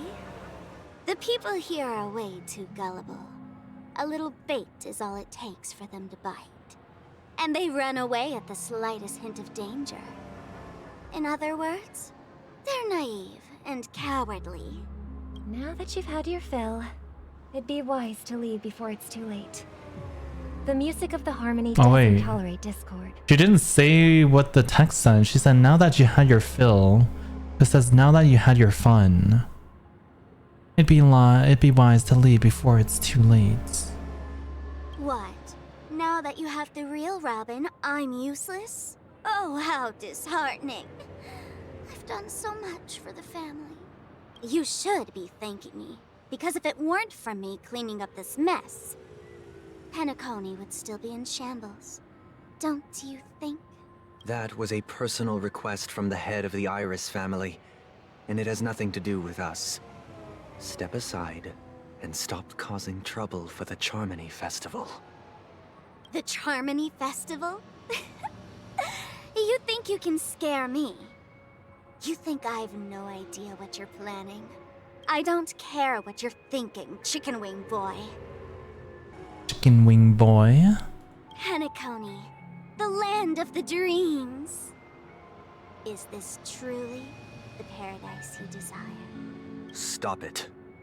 Ooh. Aggressive Sunday. I like that. What's the rush, Chicken Wing Boy? Did I get to you? Our paradise is none of your concern, masked fool. Leave now, or the family won't tolerate you anymore. All right. I'll go. But Robin, I suggest you seriously consider this. Do you really believe those living in dreams can escape pain and find true happiness?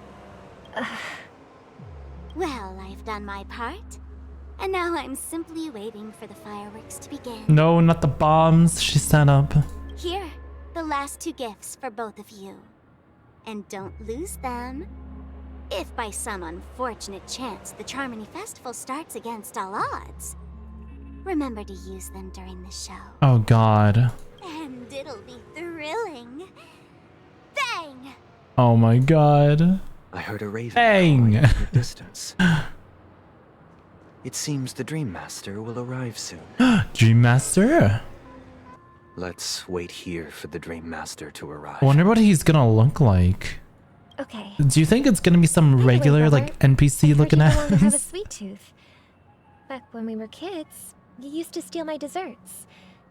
No longer have a sweet tooth. Seems like a lot has changed during my absence. What exactly happened? Well, someone has to stay awake even in this sweet dream. But that someone doesn't have to be you, or anyone in particular. You're carrying too much on your shoulders, brother. The paradise in our dreams.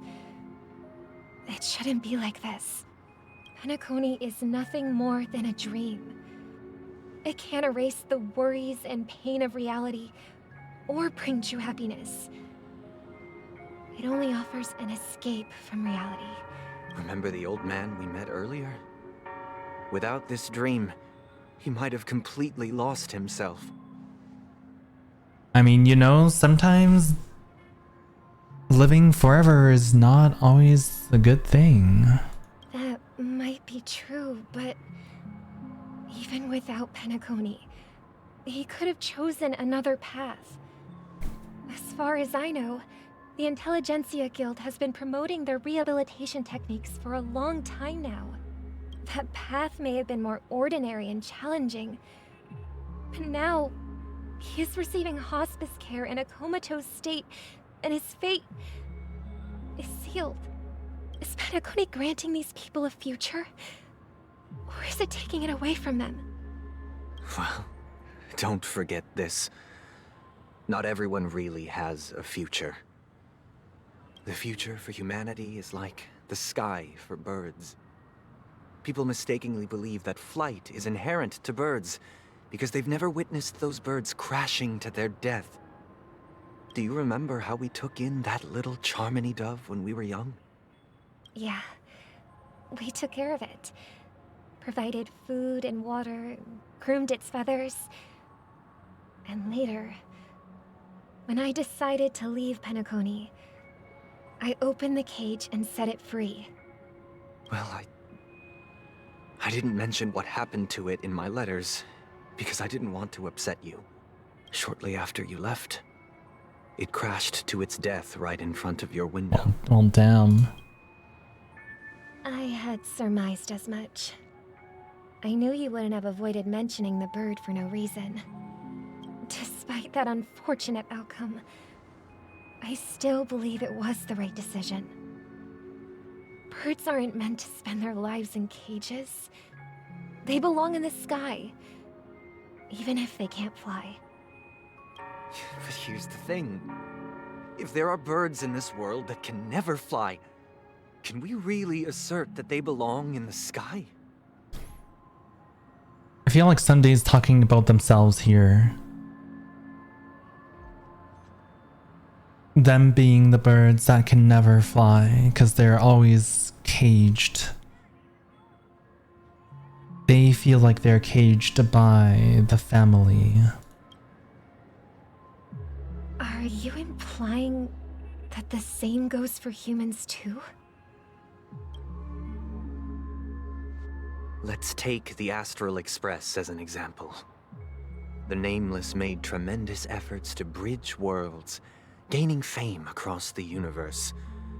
However, only They're doing quite well with not flying. Individuals can endure Are they really though? journey. That's because the pursuit of the Trailblaze exceeds the capabilities of ordinary humans. Otherwise, why would this path be filled with broken rails, an abandoned express, and even a fallen Eon? That's just sophistry. If that were true, then only the powerful would have the right to determine the future. Unfortunately, that's exactly what happens. Another name for the future is self-value. While this world has its fair share of heroes who inspire people and garner admiration for their heroic deeds, the majority of ordinary people will never become heroes in their lifetime. Some are born weak and vulnerable. Some find themselves trapped in unfortunate circumstances. Some fall victim to malice and cowardice. When it comes to survival, everyone is equal. And the weak can only watch as their value gets constantly diminished by external forces. That's why we should care for This the fountain? weak and support them as if their suffering were our own. That's what the Odes of Harmony have always taught us. While the Harmony holds noble aspirations, the strong will always be strong, and the weak will always be weak. Even in this carefree dream. Human nature contains greatness, but it also harbors inherent weaknesses that can't be eradicated. In the end, if people can't even secure their own survival, they won't care about the illusory future of equality. As long as the law of survival of the fittest prevails, There will always be fledglings crashing to their death. Oh god. But if people don't live for the future, do they merely exist for survival? If even you, my brother, don't believe that the Harmony will save the weak, then which Aeon can make our dreams come true?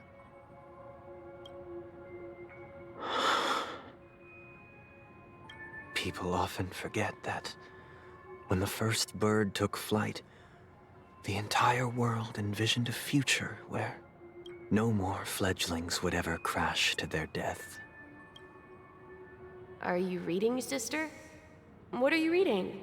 Mr. Gopherwood gave me a picture book. It's about the story of the harmonic strings. If I could become a chord master, I'd like to summon Dominicus, the harmonious choir. I want to sing with everyone and spread our wishes so that all can feel happiness and joy. I see.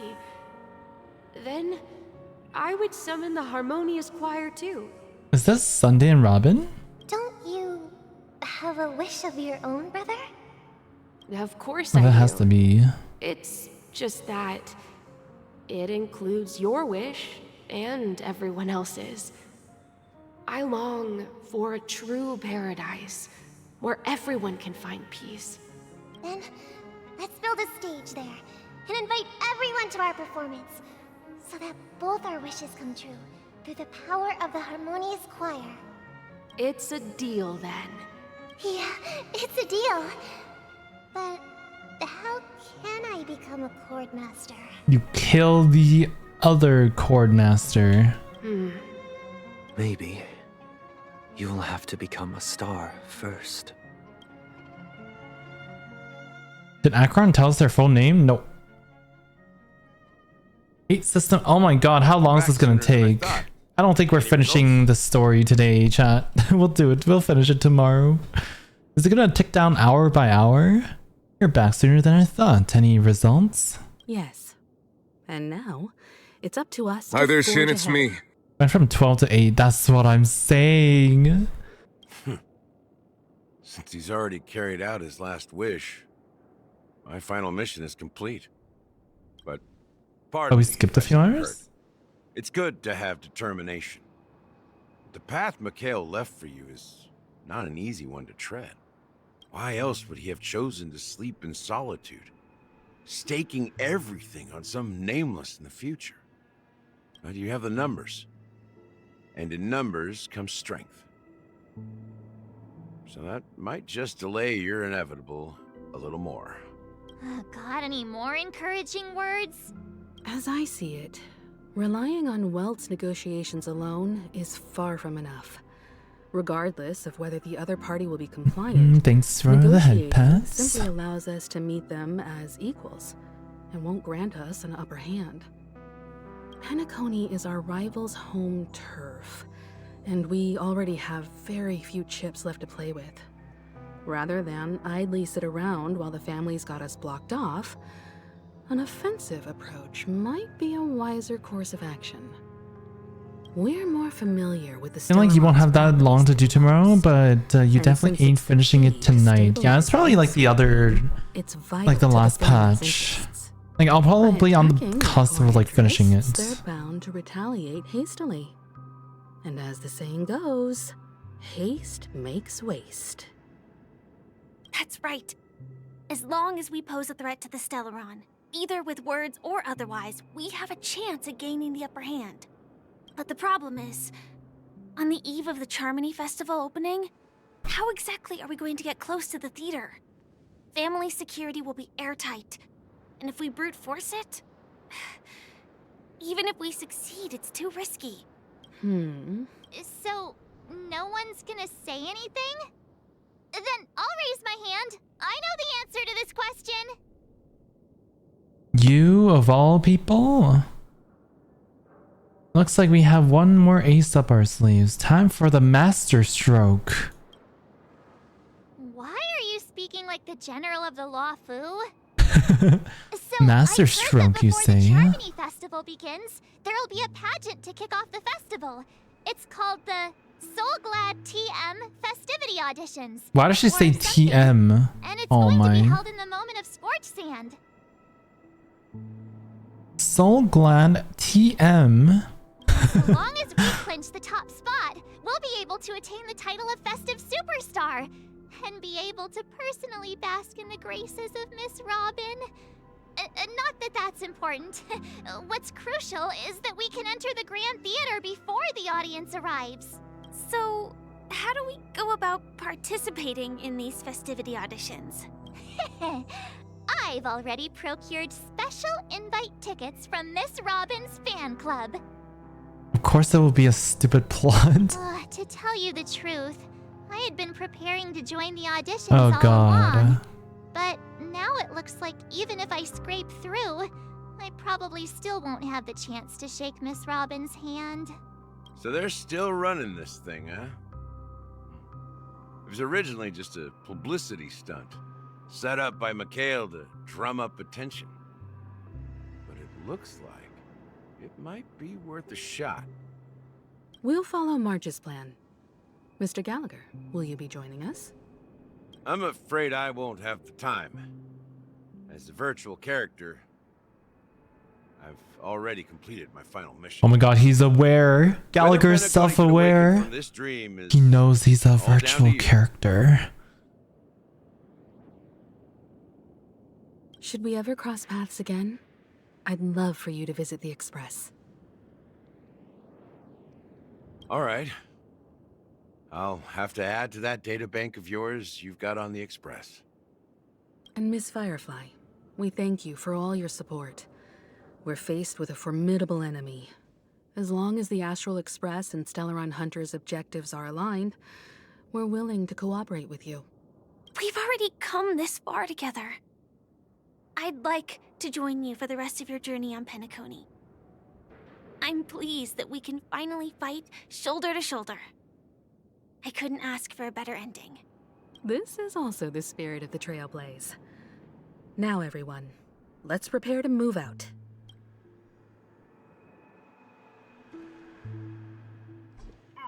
Damn, no break?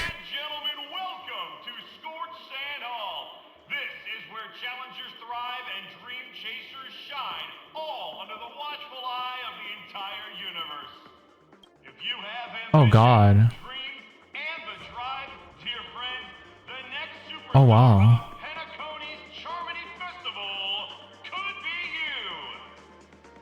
Oh, wow, they've really outdone themselves. Oh, I'm starting Wait, this place seems cool. Oh, the music though. The TVs will break if they do that. Wait, the music.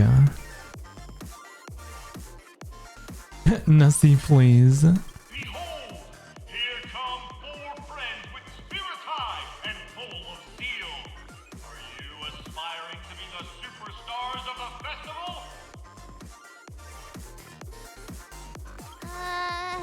Is he talking about us? No, he's talking about my toenails. Jeez.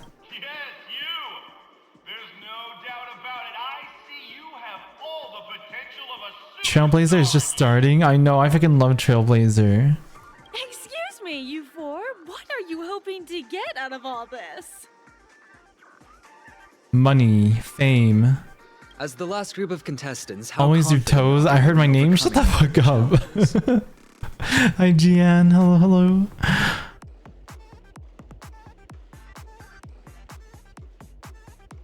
Would you be open to a brief exclusive interview with us? No. Your journey is long and fraught with peril, yet under a sky Fraught? blanketed by banners, you Sorry. fight for the crown. The sword and rose! Protect the beauty! The beauty! Magnificent and majestic! A knight's head is hard as steel. Brother Lance's focus is stubborn as a heel. We don't all have to be winners, but if we don't have fun, we'd all be sinners. Oh my god, this guy's rhyming. The Elations journalist. People are pouring in.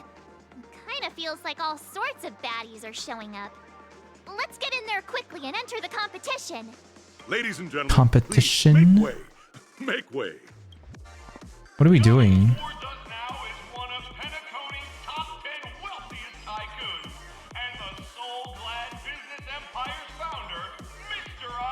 Whoa, Mr. Ideen? The guy that the coins are named after? Allow me to introduce myself. I'm the director of Soulglad's factory. Whoa. Ideen Lida.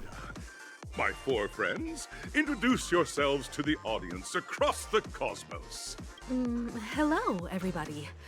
I'm Himiko, a nameless from the Astral NPC Express, looking ass. and these are my companions. Don't you guys need to hide your identities? Can't hide it anyways. Penacony is plastered with our posters. And because the Astral Express is so well known, the family won't dare to make any rash moves. Hey, be a bit more serious. We're live on air. Hello, everyone. I'm March 7th. I'm an ordinary girl who loves adventures. Hello, everyone. I'm Firefly. I am also an ordinary girl who enjoys Yep, just an ordinary girl who can turn into a fucking mecha. So it's a bunch of nameless guests. This final face-off is bound to be spectacular. Time is precious. My four friends, come with me. Grab a bottle of Soul Glad and make your dreams a blast.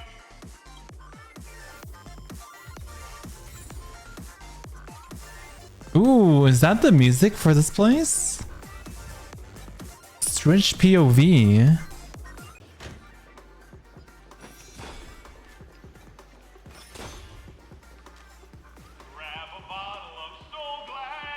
Oh god. Why does it sound like Sampo? Make your dreams a blast. Nameless, your arrival reminds me of the grand occasion when Penacony was first established. I was still a young, bright-eyed lad back then. Young lad. Lured here by the Watchmaker's ads, full of zeal and ready That to make my catchphrase sounds so bad, it fortune does. Also, I just realized that Sunday and Robin in the background. Once, during Whoa, a pink Soul particularly Glad? grueling day, I passed out and was resuscitated by a drink from Mr. Sousa. That sweet taste has since been etched in my mind, and that was What was the drove me to slogan? create Drink the a Soul bottle Glad of that Soul we all know Glad. and love today. The dream-chasing era was truly a wondrous time. Oh, I miss those days, and the Watchmaker. Scorched Sand Hall is my homage to that time of boundless possibilities. I wholeheartedly hope you make it to the finish and emerge as the next superstars of Penacony. Superstars of Penacony. All right, we're here to become Anything you'd like to superstars. say before the competition officially begins? So we could enter like the grand stage with Robin or something. Oh god, here's the fucking...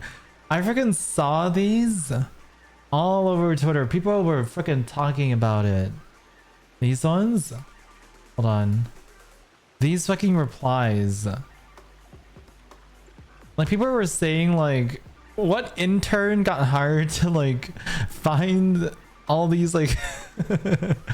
Nah, we'd win. Can we get the ball rolling already? I ain't got all day, capiche? Zoomer ass fucking intern. Rest assured, we're gonna take an L in this. I can feel it.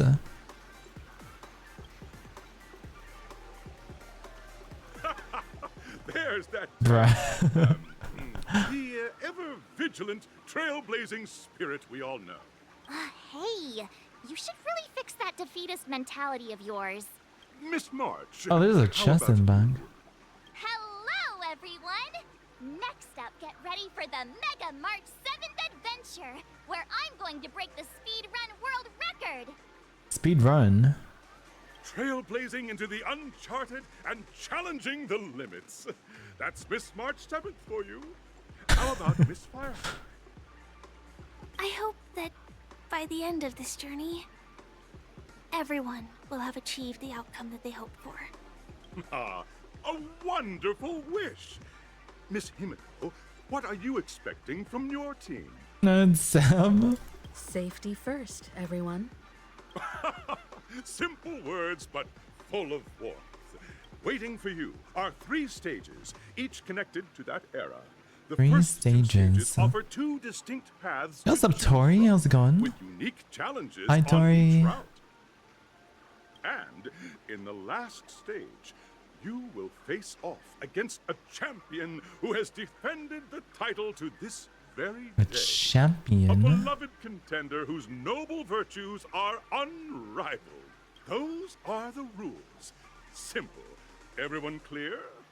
Now then, I hereby announce that the 33rd Scorched Sand Festival of the 20th season, sponsored by Soul Glad Enterprises, has started. Woo! Let's go! Everyone, as the Charmony Festival is drawing closer, we must reach the end as quickly as possible. Factoring in efficiency and safety, splitting up into 2 groups is the best choice. Can we go with Firefly? I don't want to be with Marsh. March and I haven't known Miss No. Firefly for too long and aren't overly familiar with her. Wait. It'd probably be better if the 2 of you paired up. Oh, wait, actually? Let's do it. All right. I don't have a problem with that. Enough chit chat, let's do this. Say what now? I get to pair up with Firefly and there's no catch? It'd be a shoo-in with me around. Hold up. Has any of you even bothered to ask me for my consent to this?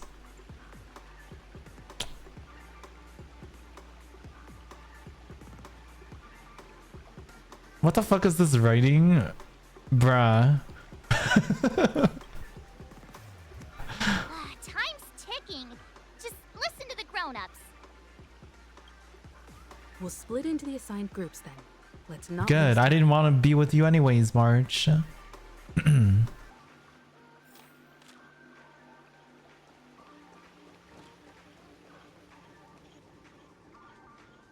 Welcome to the first stage Hi, Jake, hello. Soul Glad Enterprises 33rd Scorched Sand Festival of the 20th season, Dreamplay Fantasia. In this Dreamplay stage, Fantasia. choose between 2 challenges, the School of Acting or School of Action. In the School of Acting challenge, you have to complete 3 performances from 3 scripts and move the panel judges. In the School of Action challenge, you have to defeat 3 groups of enemies convincingly and reach the end. Now, make your choice. Can we just fight? Let's go fight. Action. Action is the way to go. Select a challenger. Oh. Oh, wow. Oh, like a pinball machine. Oh.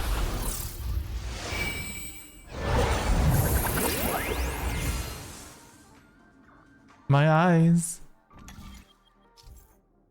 Click the button on the chat and select.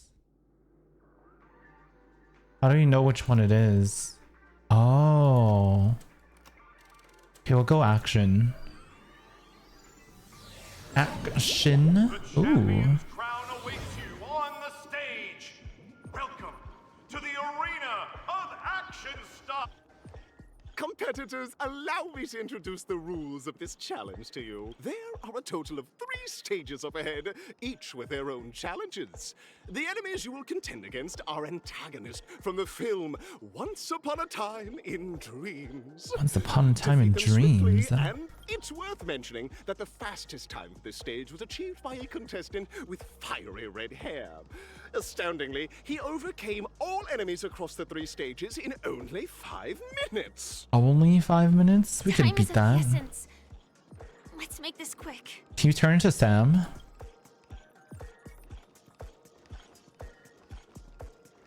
Let the show begin.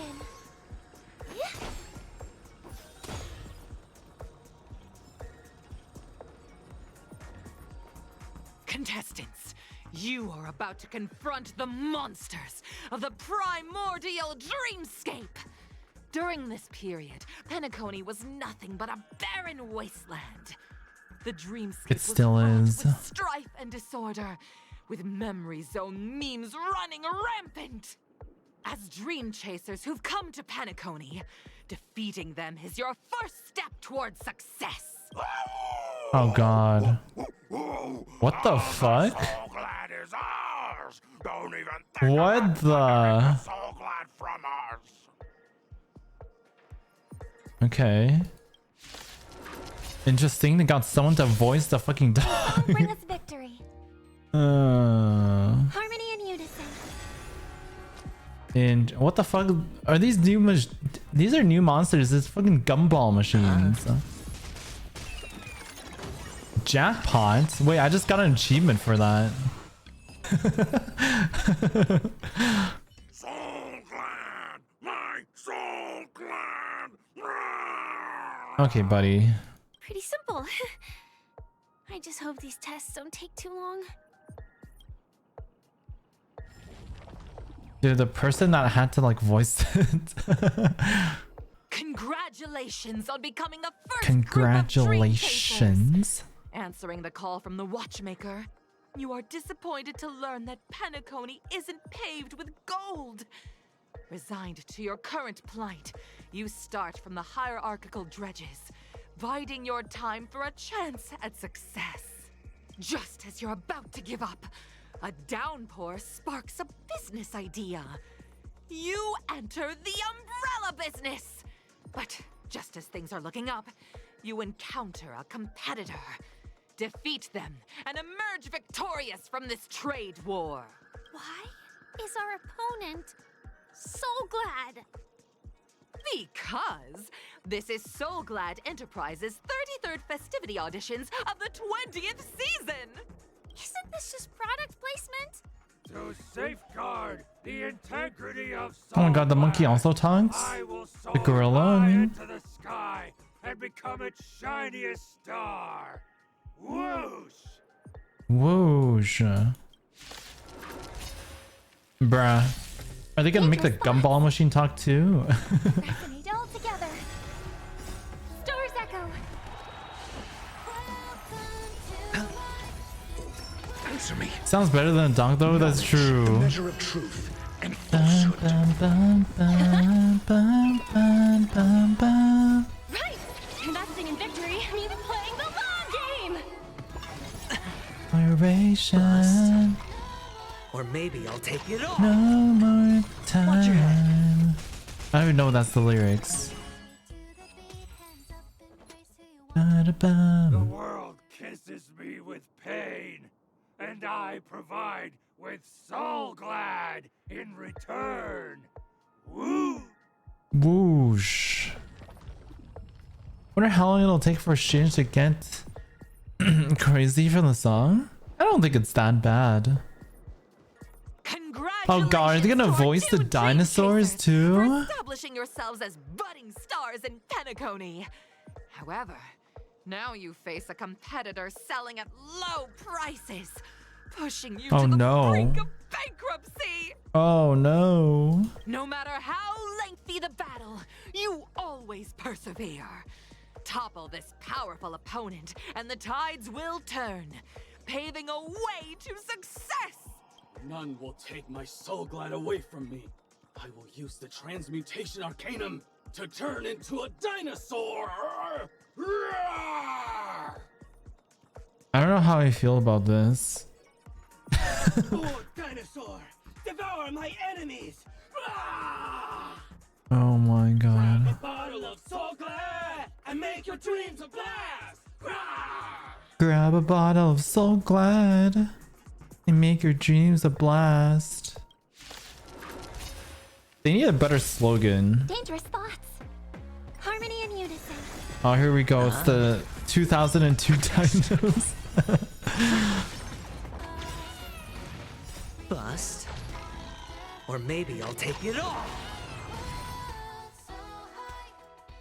Did you know the music notes in her ultimate in the background actually correlate to like the song?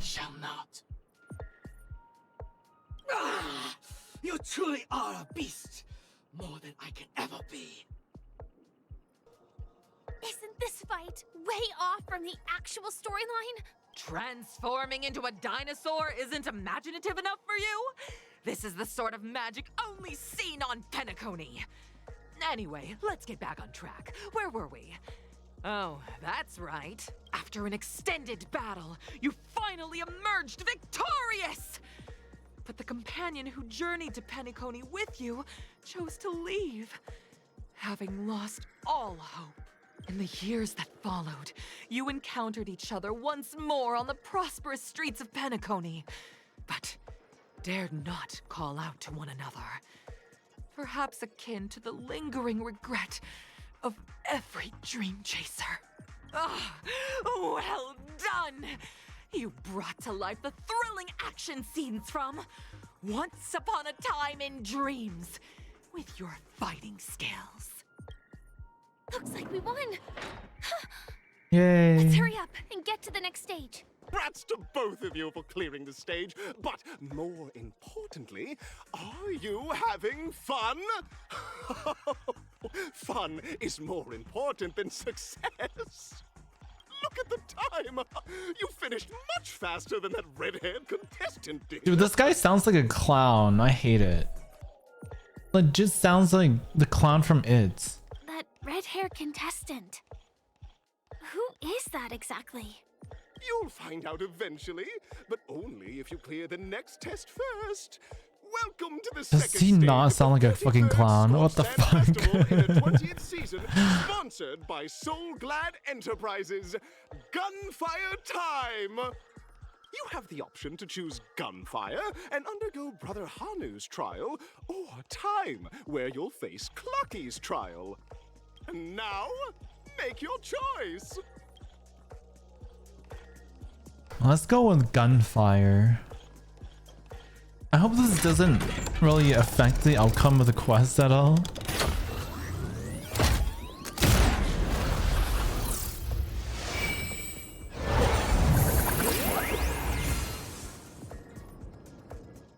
You're a bit less than halfway? Are you kidding me? I thought we were like 70%.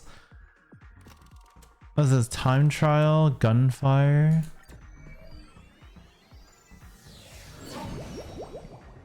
I thought we were about to beat up the big boss at the end. Dear friends, welcome to the enchanting universe created by the Watchmaker. Awaiting you is the morally dubious yet ever charming character from the animated Clocky series, Hanu! Hanu! It is said that these cartoon characters were inspired by the Watchmaker's own experiences. According to research by Clocky scholars, Not even 50%? You're gotta be kidding me. friendship with the Watchmaker, akin to comrades in arms. Enter into the world of Hanu via the TV by the entrance and partake in an enchanting and suspenseful story with him. Good luck in there. If it's a gunfire trial, we should be able to settle this with a fight, right?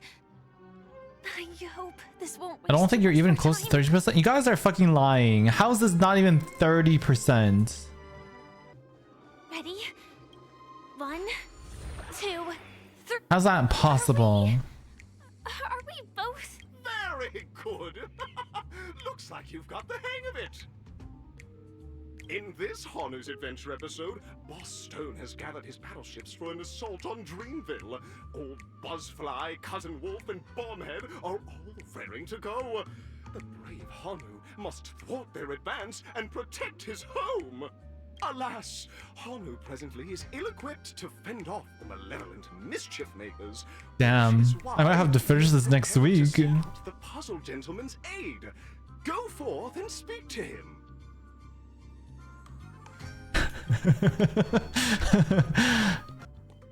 Oh, brave Hanu, you look like you could really use some help. Long time no see, Hanu. You look pretty stressed out. Even the puzzles talking. Intense and thrilling game of Dream Jigsaw to blow off some steam. Actually, the plot dictates that you directly provide aid to us. Let out a real cool sounding It might just be the coolest in history. Oh my! Are you telling me that Boss Stone has rallied the villains to seize Dreamville? What a dreadful twist of fate! Listen closely, Hanu. I'm aware you're in need of a suitable weapon. And I also know there's one just upstairs. But you know what? You'll have to play an exhilarating round of Dream Jigsaw first. No jigsaw, no moving forward. I swear this sounds like fucking Sampo.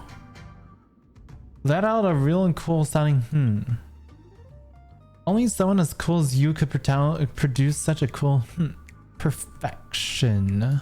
Now scurry along, Hanu, but tread carefully.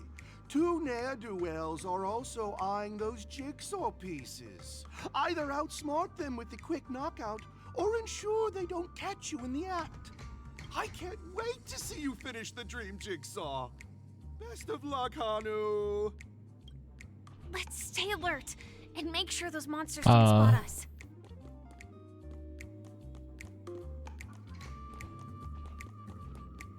I have to get the puzzle pieces. Okay, let's go up here. What's up here? Oh, oh, I know what this is. Look up there.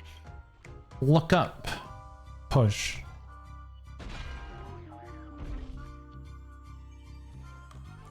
The chest right there.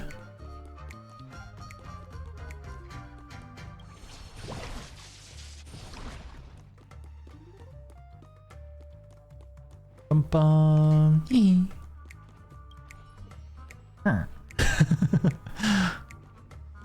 What's this?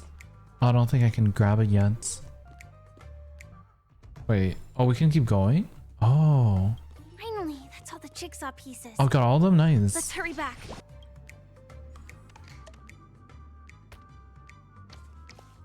Alright, this piece goes here.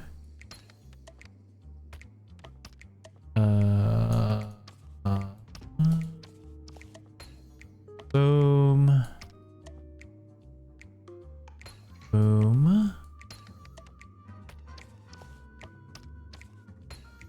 Boom. Boom. Oh my! I don't know, that's what I asked you. Hurry now, Hanu. Touch that I don't know. TV set and transform back into your old self. Then head upstairs. Your weapon awaits you there. Is it gonna be the rocket launcher? Haphazard instructions really okay?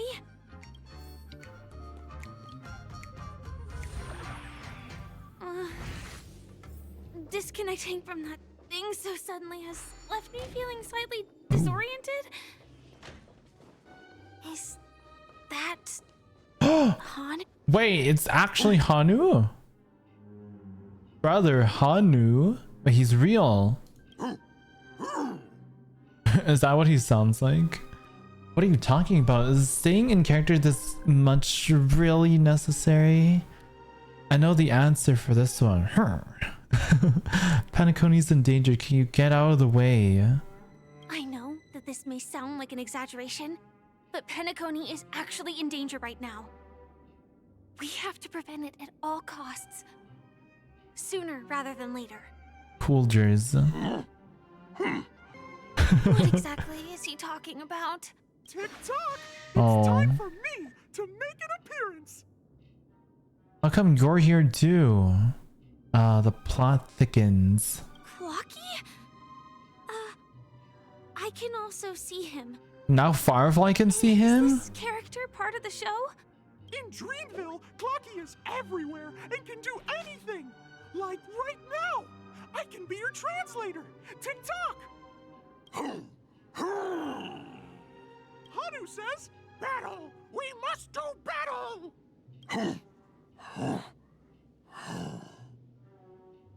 The enemy is at our doorstep, and we have no path of retreat for the future of Dreamville! Touch that suspicious-looking TV right now! Yeah, just touch the suspicious TV. So they just jumped inside that TV. Sheesh. Logic in this plot and dialogue is really being pushed to its limits. Here we go again. Ready? Ready. I am gradually getting used to this. Huh. Who knows? I might even be able to perform some high-level moves with Hanu. Oh, did someone say high-level movies just now? That's right, pal. The upcoming script is just exploding with all sorts of high-level shenanigans. Last we saw, Honu was preparing for battle. Suddenly, he hears heavy footsteps coming from the hallway. The malevolent mischief makers have broken into his home. But brave Honu won't go down without a fight. He instantly sprints for the storage room, ready for a do-or-die showdown against the baddies. The baddies? But we still don't have any weapons in hand. Guess what? Hanu's favorite bazooka just so happens to be in Oh, we're getting the bazooka again. Let's go. Move on. What a coincidentally convenient plot twist. It'd be even more awesome if the organizers allowed me to wear armor. Oh god. Oh, we have to go all the way back.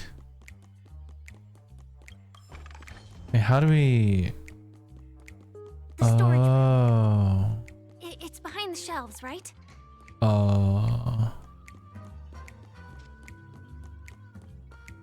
Okay, I'm gonna guess I go behind this dude. He wasn't lying. There's actually a bazooka here. Oh my god. Woo! Gonna blow everything up. Come here. Maximum firepower. This thing feels just like the sword locust too.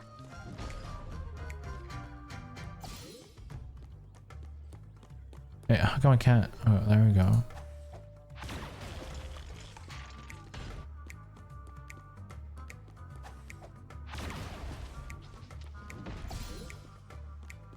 I think we blow this up. Wait, what? What was just Oh. Careful. It looks like we've got more company. Get ready to fire. Come here. Can I just blow up the presents? Oh, I do. Nice.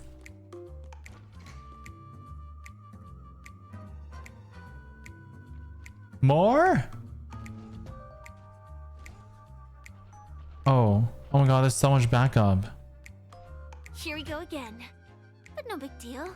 We're pretty handy with this bazooka now. Alright, come here. Boom. Let me pick these up.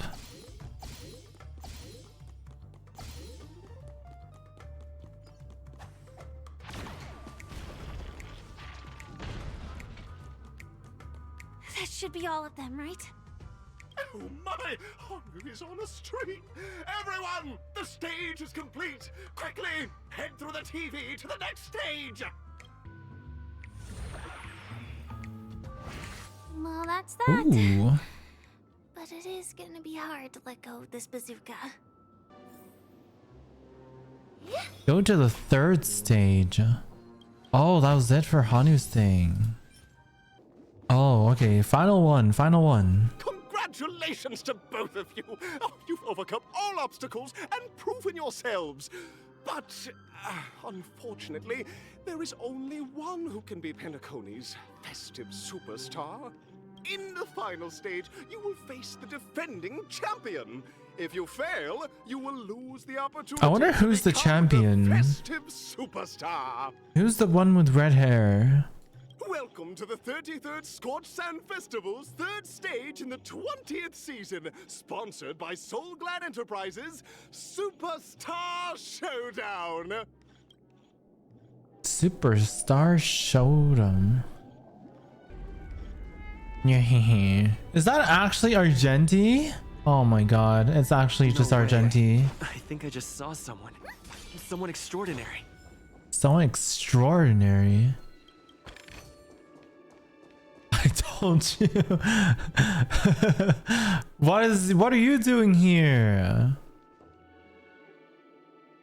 Please wait, handsome gentleman, beautiful. Wait, why doesn't he talk? By the glorious light of beauty. Wait, why isn't this voiced? I never thought I would see you again. In such turbulent... Yeah, why isn't he talking? In such turbulent times, your kind faces are as spring's gentle breeze, bringing solace to my scorched heart. Are you a knight of beauty? Oh, so the red-haired contestant was you all along. He was voiced in Korean? Will you be participating in the Charmony Festival as well?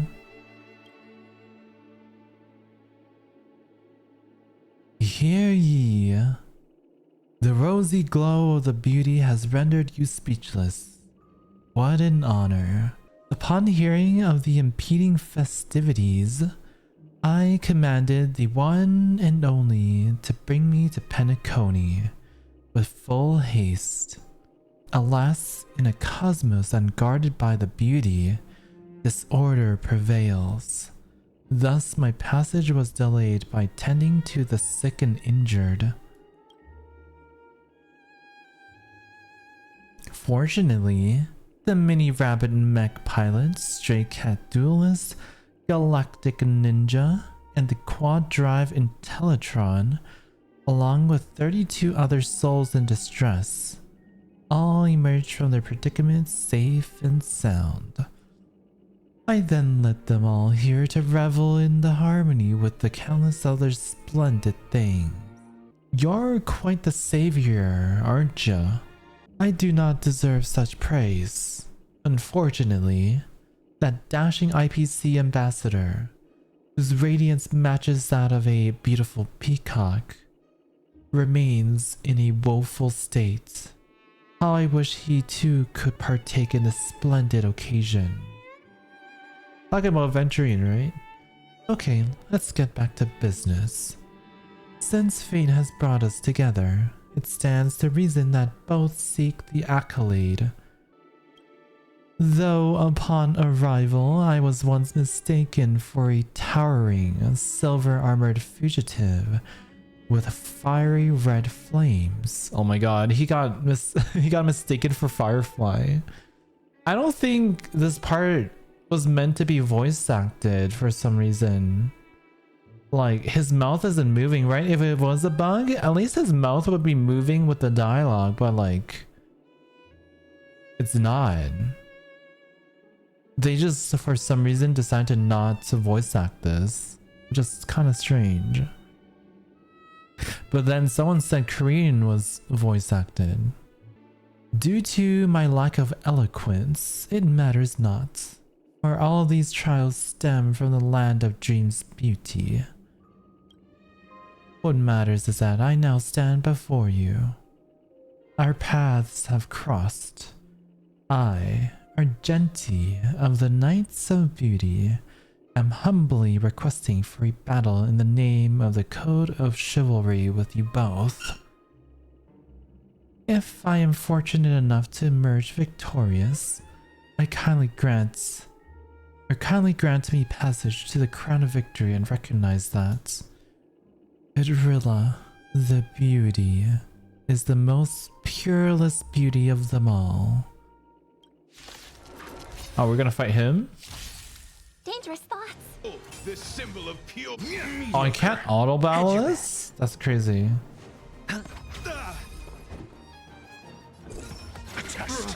Just knowledge, the measure of truth. Punch his ass, get his ass.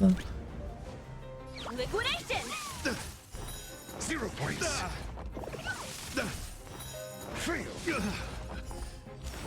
Bear witness to let the duel commence.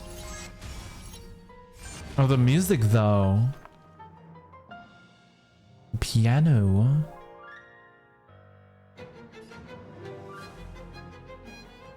Oh, the violin. Pledge thine lord. Ow. Put forth all your might. All right, time to sing, Robin. Tonight, souls shall embrace. Stars echo. No more ties. What? Wait, she's not singing.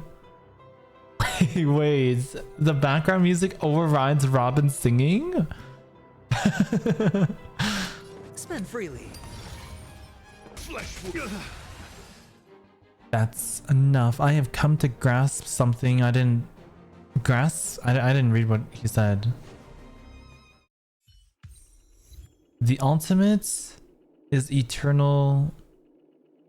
Dude, I can never finish reading the whole thing.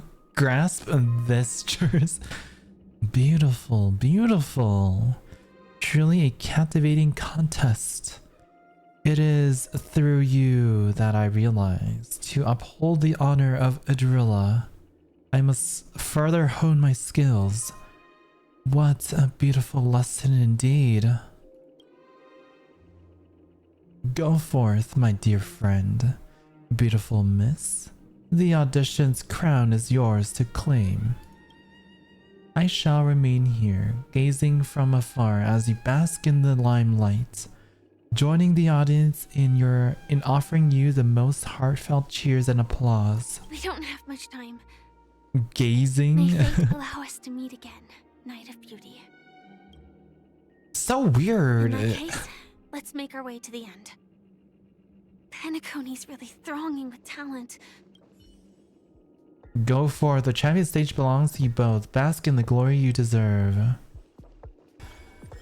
Dude, Hoyoverse loves their black holes, don't they? Everything is just...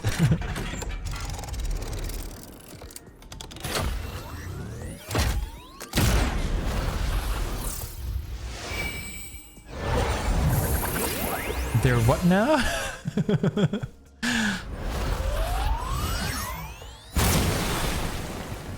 Woo! Space Anchor. Congratulations to the Galactic Baseballer and Firefly on becoming this Scorched Sand Festival's champion! Ooh. Oh god, is this gonna be... Oh no, are we gonna get interviewed? Oh, Himiko and March also muted. Congratulations Mom, to I'm the both famous. of you on becoming the festive superstars of this year's Charmony Festival. Before entering the Grand Theater, Is that Sunday? Oh my on god. behalf of the organizers, extend my sincere congratulations to you, wishing you joy under their radiance. Sunday? What are you doing here? You already worked things out with the Dreammaster? All I get are sincere congratulations. Where are my stellar jades?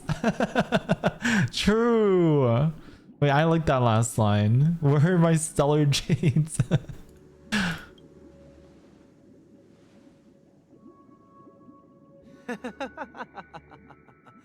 Your endeavors are worthy of extra recognition, and I've taken steps to ensure that. However, this reward is not a material one, but rather the opportunity for an open and honest communication between us. No, give me your reward. As previously promised, my sister, Mr. Yang, and I have met with the Dreammaster. Really? We delved into the truth about Penacony and its Stellaron, and have come to a consensus, and the Oak family cannot acquiesce to your request. Huh? Just as expected. We acknowledge the perspective of you, Nameless. Penacony does require change, but not as you propose. The planet of festivities cannot and will not revert to a place characterized by chaos, disorder, or anarchy. So this is where the story quest just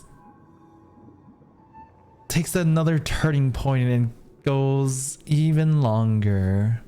I thought we were just gonna meet up with the Dreammaster, be like, boom, done, but no. Through your journey of overcoming obstacles, you must have glimpsed the essence of that era. The vulnerable ruthlessly eliminated, equality non-existent, common folk living precarious lives, eking out a dreary existence. Ultimately, only heroes like yourselves manage to achieve success. But I would dare ask, if you did not possess the special status of having a Stellaron, and you were but an anonymous and frail member among the masses, which Penacony would you prefer? A dystopia for the survival of the fittest, or a sweet dream paradise for all? There's nothing wrong with being the fittest. The sweet dream paradise doesn't sound too bad. I don't know, why are you asking me?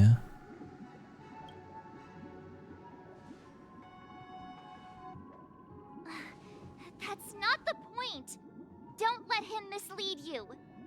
Mr. Sunday, even if the members of the Oak family can't fully agree on what to do about the Stellaron, now's not exactly the time to be holding an extensive discourse about Penacony's past and future, is it? The Stellaron issue concerns the life and death of everyone on Penacony. If anyone has a better suggestion, the crew is more than willing to listen. Also, it'd be best to tell us the ins and outs of that meeting.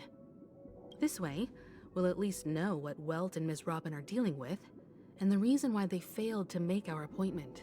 Ah, Navigator. That is precisely my intention.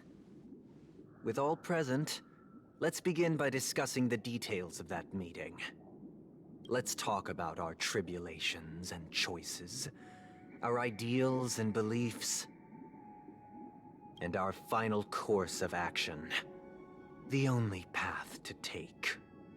A while ago... You mean to say that for the longest time, there have been scoundrels who would use the Charmony Festival that I have bequeathed to the masses as a tool to realize their ambition? It's the bird again. And a lady NPC bequeathed? Indeed, Dreammaster. Once the Charmony Festival begins, the Stellaron's powers, along with the song, will be broadcast across the entire planet of Penacony. And then everyone in their dreams will be unable to awaken.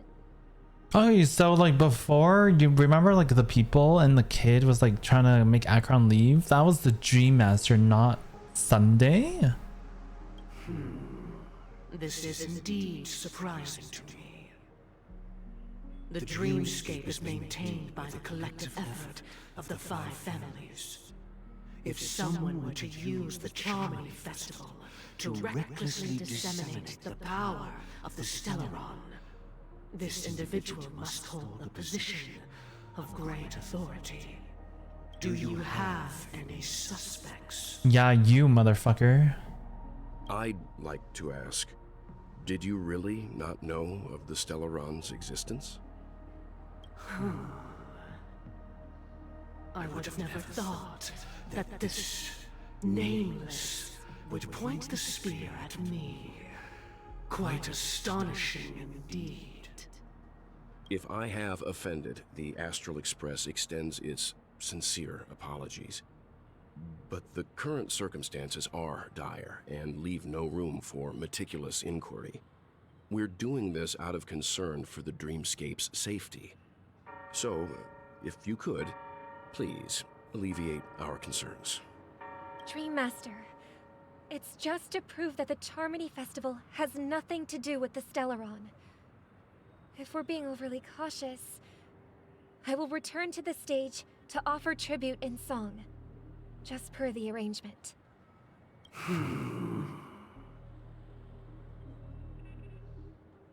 Sunday, Robin, I've watched you two grow up and know your dispositions like the back of my hand.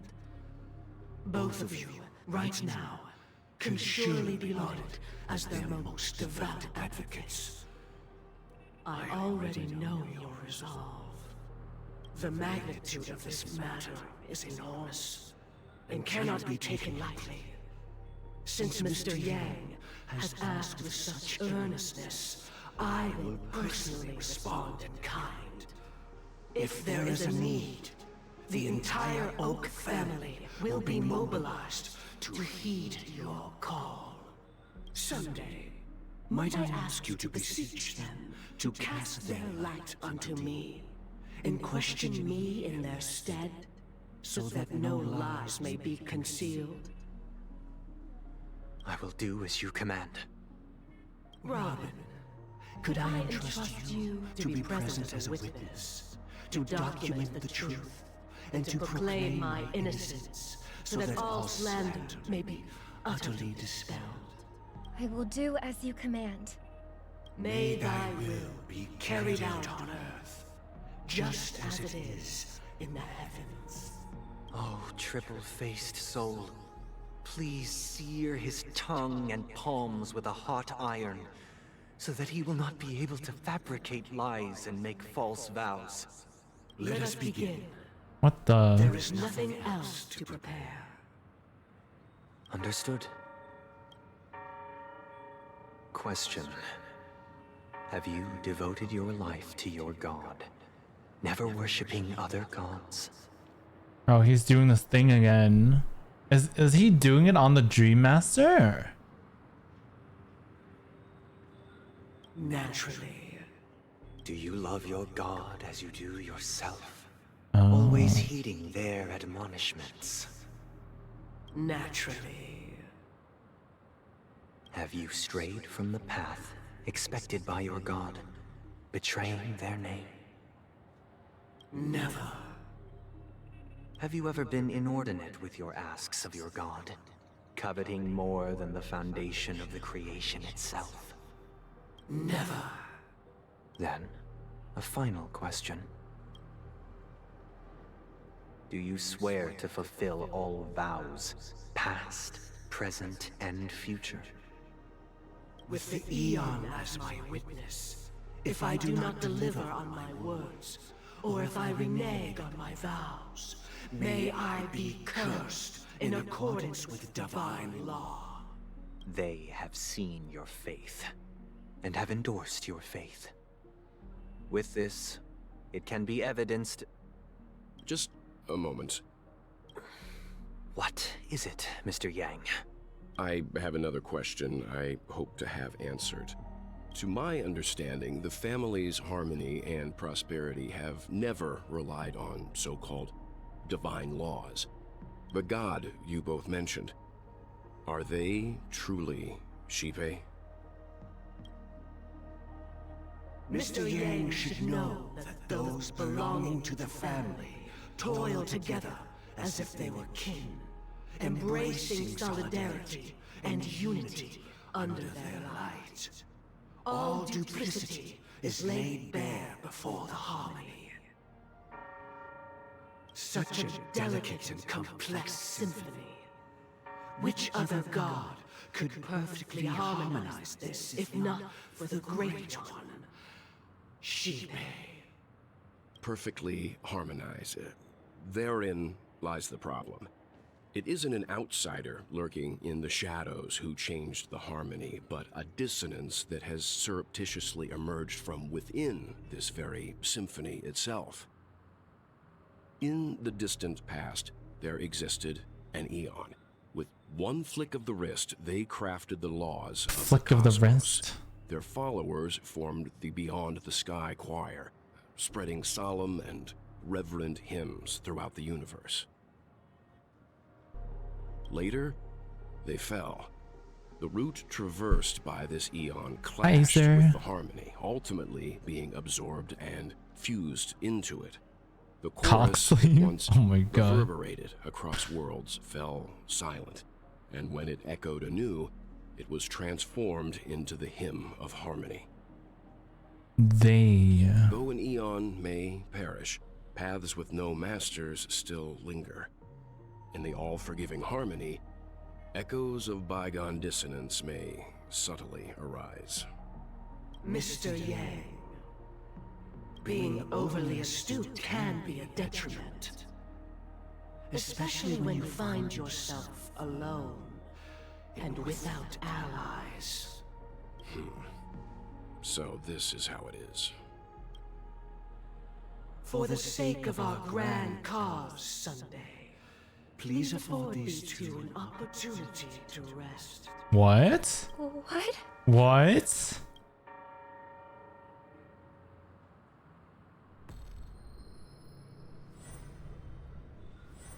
No way. Sorry, Robin.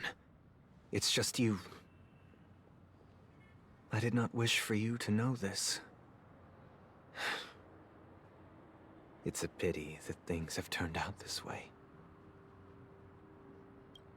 So, this is the true reason I can't sing? The shadow that envelops Penacony is actually... We were never children of the Harmony. Our ideal paradise could not have been crafted by Shipe. True bliss can only be guaranteed by the one who transcends the many. Within Who's the foundation one? of law, humanity establishes civilization, and through harmony, we obtain order. I fucking knew it. I knew it was Enna of the Order. Oh.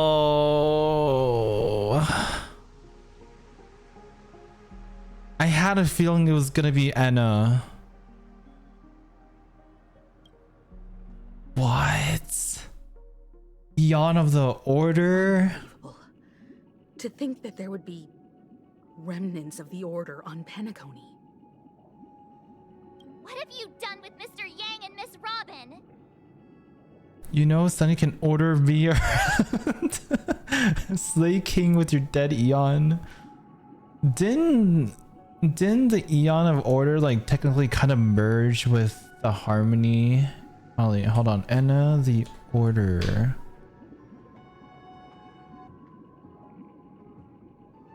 Yeah, it's the one with all the puppet strings and shit. It got absorbed? Oh, Enna was the Eon who represented the path of order. They were absorbed by Shipe. Right, because of the colliding paths. It was actually more... yeah, Shipe just like... Nom, nom, nom, nom, nom. Nom, nom, nom, nom, nom, nom. Don't worry. I just gave them some time alone to ponder their fates.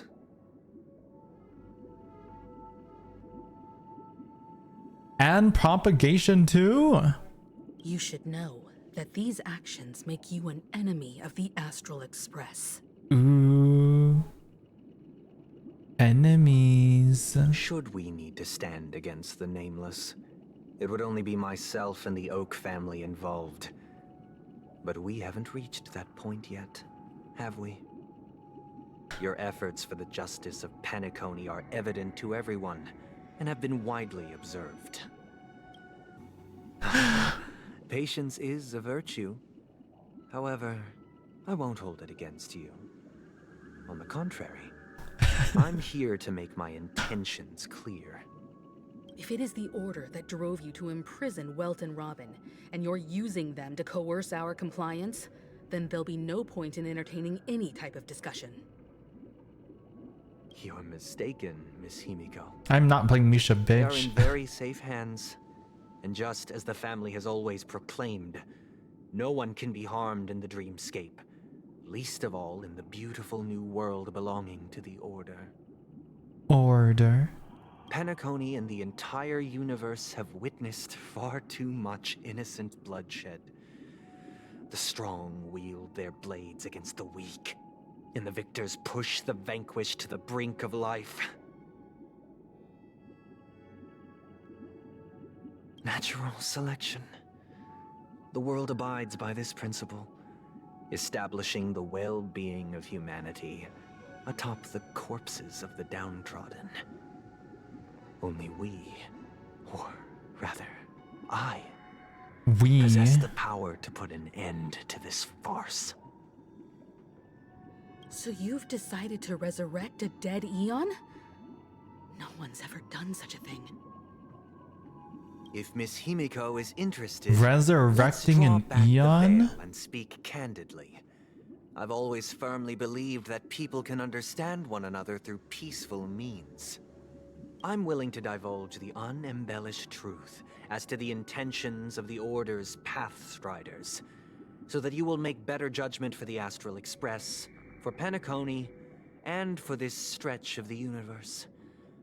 Words can hardly do justice to the beauty of that ideal. So, come with me, everyone. Let us retrace our steps and see once again where this. Oh my god, Sunday sweets. Sniffer. Huh? Where'd he go? Where did he go? Welcome. This isn't any location in Penacony's dreamscape. It's my inner world. The reason the scenery before you remains unchanged is because your consciousness has drawn on similar concepts to fill in the gaps. You've imprisoned us? Who in their right mind would expose their inner self like this? That means... Did you do the same to Welt?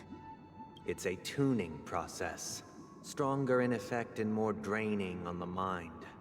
The gray-haired guest has experienced it before, so he should understand what it entails. Tuning allows you to intuitively grasp my feelings, which also means that I cannot hide anything from you. Oh, we're in his head. Everyone, please look at the huge screen. The road we once took begins here. From this point on, you will witness the numerous decisions I've faced. I've selected a portion of these to share with you. Oh, the birds? I believe after going through similar predicaments, you'll be able to better understand my thoughts. Let's begin. The first decision. This story happened when Robin and I were very young. We were victims of the Stellaron disaster, and the family's Mr. Gopher Wood, who would later become the Dreammaster of Penacony, saw that we siblings had no one to turn to and took us in. Later on, Robin and I lived a time with nary a care in the world. One day, after dinner, while my younger sister and I were lounging about in Mr. Gopher Wood's yard, we spotted a fledgling Charmony dove all on its own. That baby bird was tiny. It didn't even have all of its feathers. And it couldn't sing. When we found it, it was already on its last breath, having fallen into a shrub, probably abandoned by its parents. We decided to build a nest for it right there and then. However, thinking back, that winter was unusually cold, with fierce winds at night in the yard, not to mention the many poisonous bugs and wild beasts in the vicinity. It was clear that if we left the fledgling in the yard, it stood no chance of surviving until spring. So, I suggested we take it inside, place it on the shelf by the window, and asked the adults to fashion a cage for it. We decided that when it regained its strength enough to spread its wings, we would release it back into the wild. The tragic part, something that we'd never considered, was that this bird's fate had already been determined long before this moment. Its destiny was determined by our momentary whim. Now, I pass the power of choice to you all. Faced with this situation, what choice would you make? Stick to the original plan, and build a nest with soft net where the Charmony dove fell. Or build a cage for it, and feed it, giving it the utmost care from within the warmth of a home. Oh god. Do I really have to make a choice? I eagerly await your answer. Oh, there's no way. Decide the little Charmony dove's destiny, talk with the others and see what they think. Stick to the original plan, build a nest with soft net where the Charmony dove fell. Interesting. Interesting. Since you've made up your mind, allow me to reveal what fate this choice will bring to the fledgling. Oh god. Oh god. From what I've observed, there are at least 3 predators in that yard that prey on small birds. The Vosicle Scorpion, Asdana Wolverine, and the Huntington Winged Snake. Even if they shy away from humans, these animals are still near apex predators in a fenced location like a yard. In such a location, only one fate awaits that little Charmony dove. A painful death. As for the choice you made, I am deeply sorry. Now, let us advance to the second decision. This time, it's the story of a dream chaser. This story happened when I was appointed as Bronze Melodia, a position exclusive to the Oak family, charged with listening to the problems and vexations of dreamscape residents, and providing them with the relevant guidance. Oh, this is when he worked in the confession booth? It was during that period that I had the opportunity to hear voices from all corners of the dreamscape.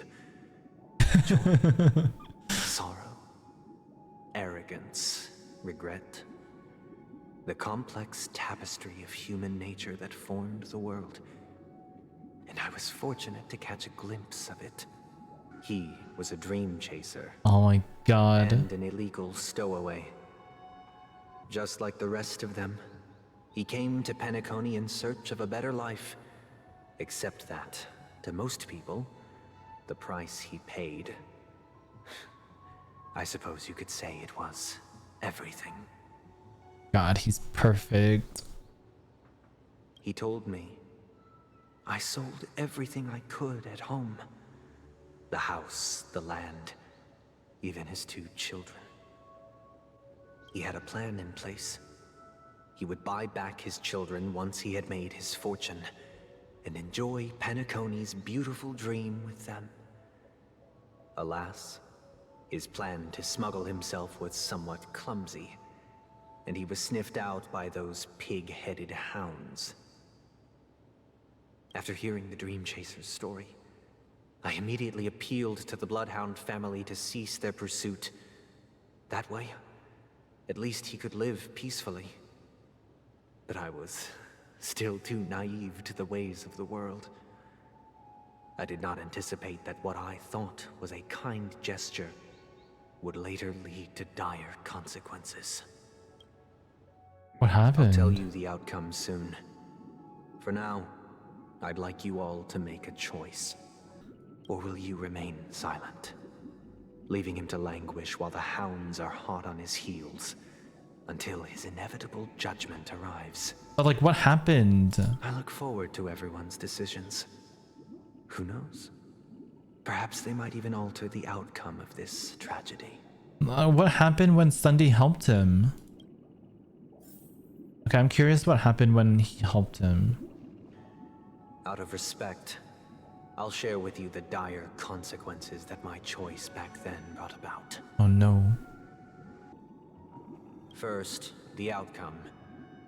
He attained major success. He was successful? After avoiding capture, he ran a business for a few years, very quickly making a name for himself, elevating his status.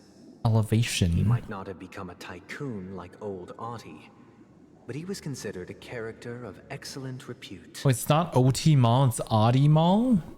But I swear other NPCs said OT Mall. Now then, did he realize the wish he set out to achieve? No. The last time I saw him was in the real world, where the hounds were going to permanently exile him. Oh. And I was the accompanying Bronze Melodia. The mission was simple. Listen to the criminal's repentance. He told me the reason he was in this predicament was because he conspired to usurp the head of the Alfalfa family. When I asked him about his 2 children, he instead responded with a question. What children? In the end, my heart aligned with the harmony, and the good deed I dared to undertake held no value, turning instead into a wrongdoing.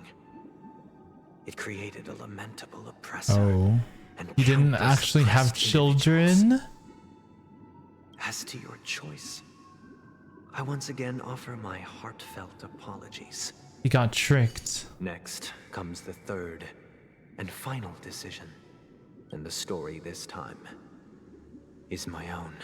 His own story?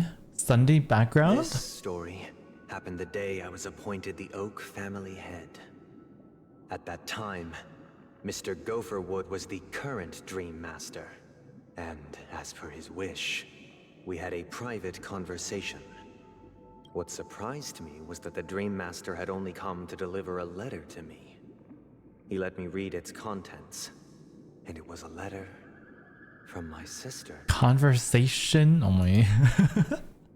The letter contained the usual pleasantries, anecdotes from her travels. Nothing out of the ordinary. Just as I started wondering how this letter related to our discussion, the Dreammaster began to speak. Do you know who wrote this letter? My sister, of course. But why would you personally visit me to hand me a letter from my sister containing mere trivialities? To help you grasp the full scope of this issue. Do you know where Robin is at this moment? From what the letter indicates, she must be in Caspelina 8, correct? She's touring there right now. Correct. Has she mentioned anything about a stray bullet? A stray bullet? A stray bullet? What? A war has broken out on that planet. It is because of this very reason that Robin chose this destination. To spread the word of the Harmony. And to save the lives of that planet. She personally made for the front lines. She hoped to ease the people's suffering with song, and was willing to brave mortal danger to deliver the IPC's medical supplies. Unfortunately, stray bullets show no such compassion. Is she all right? If the operation was successful, she should probably be recovering in the field hospital.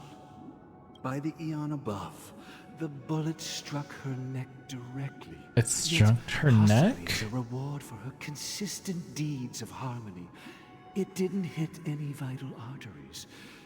Once you've attended to your outstanding tasks, it'd be advisable to write her... Damned savages! I'll pack my bags right away. My gratitude for bringing this to my attention, Mr. Gopherwood. How do you know he's not lying? Now you understand why she always wears such elaborate neck ornaments, don't you? Wait, was Robin really shot in the neck? How could this happen? Miss Robin. It's all in the past, so please don't worry. I share this in the meager hope that you will understand the Harmony's limitations and predicament. As grandiose as the strong defending the weak sounds, many times, it is nothing more than wishful thinking. Likewise, I've prepared one last question, one last choice. But rest assured, this choice will not have any grave consequences, because this is merely a figment of imagination. A Imagination that has haunted me through countless nights. If you ever had the opportunity to make a choice like I did, would you still support Robin's journey on the path of harmony? I mean... Oh,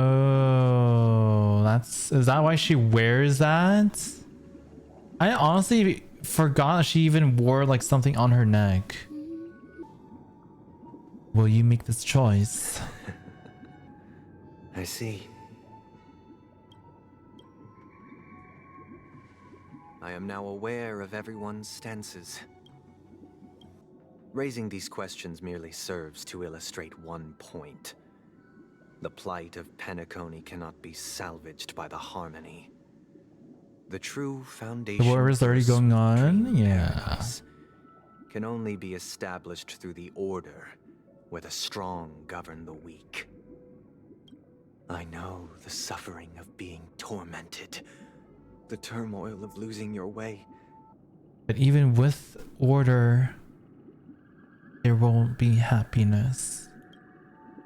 We must teach the weak how to live a happy life. And this life isn't some noble propriety that the upper crust preaches, but in definitive terms, a way of survival that belongs to everyone. So what is your definition of living a happy life? Good question. Human consciousness is fundamentally an illusion, a cage known as self-worth. People lured in by this illusion make mistakes, yet still ask that external influences bear the burden. It permeates the masses. They become impossible to trace. Thus, the amassing of these individual cages culminate to form a prison. A place dictated only by the rule You're so funny, I know. Survival of the fittest. Survival of the fittest. Nature is always accompanied by predation and sacrifice. Predation. Its antithesis is known as order. That is what I want to do. Unite people's happiness under the banner of order. Order. They don't need to make bitter choices any longer, nor face the weaknesses of humanity. They can cast aside their primal instincts to build a haven for mankind. Simply describing thoughts is far too abstract, so allow me to provide a simple example. As you all may know, there are societal norms like weekends and long weekends that exist on some worlds. During these hard-earned rest days, people are given the chance to extricate themselves from the stresses of everyday life, allowing a certain tranquility to return to their souls.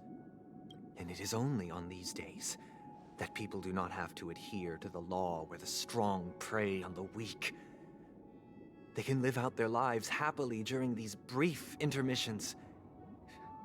It's just a pity that 2 or 3 days are still too fleeting compared to the span of a lifetime. From where I stand, society's ideal system should be 7 rest days. Following Sunday, there should ensue a second, a third, and indeed an infinite procession of Sundays. Okay, dude. This should be the face Every of the day new is world. Sunday. Idyllic, eternal, peaceful days. Some gaze in reverence at the stars, pouring their whole beings into calculating the distance between us and the isolated world of Pagana. Meanwhile, some seek refuge in quiet corners, Pagana? holding one another, Peg? unencumbered by the chains of unwelcome obligations. There would be no need to bear the hardships of reality. Only in this way can humanity face the inevitable end with the purest of spirit, living a life of dignity. This is what it is to live in bliss. Miss Firefly, you who are stricken with entropy loss syndrome, you of all would surely understand this.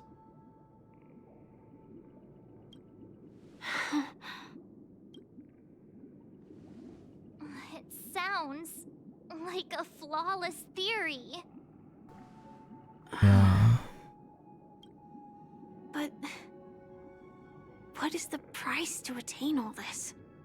Yeah, it sounds too good to be true. Like, what are the consequences of attaining this order?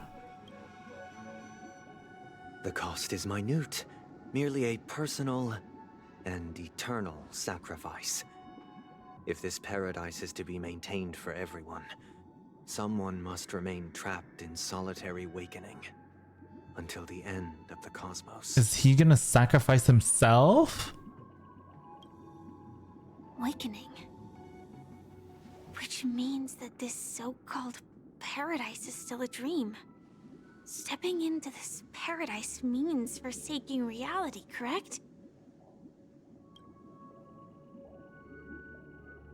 It is not forsaking, but transcending.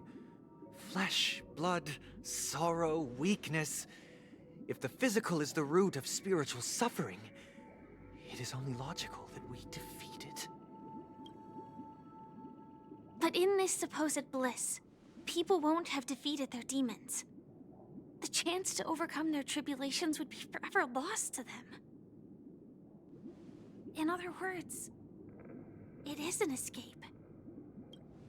That's another way of understanding it. But there is no shame in escape. What's up, Playboy? On the contrary, the seeds of escape exist in everyone's hearts. Don't you agree, Miss Firefly? And as to why we sleep, it is because we are afraid to awaken from our dreams. But this is not in conflict with the grand plan.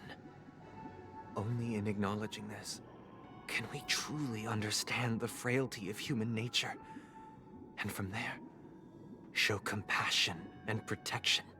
Compassion, protection.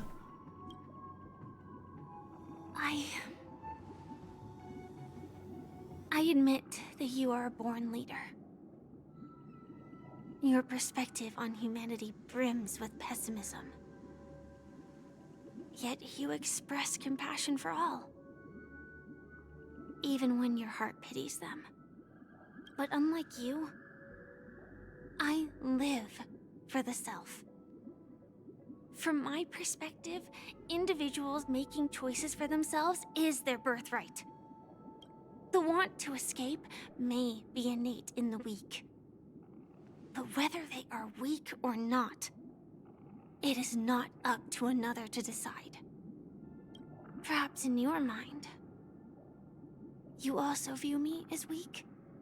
Firefly beat his ass.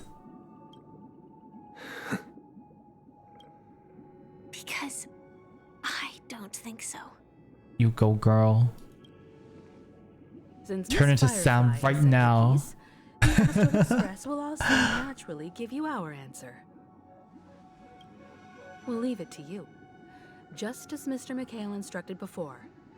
Tell him our choice.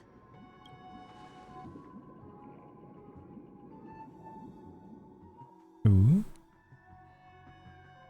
Not long ago. Is this? Does this place ring any bells, Misha?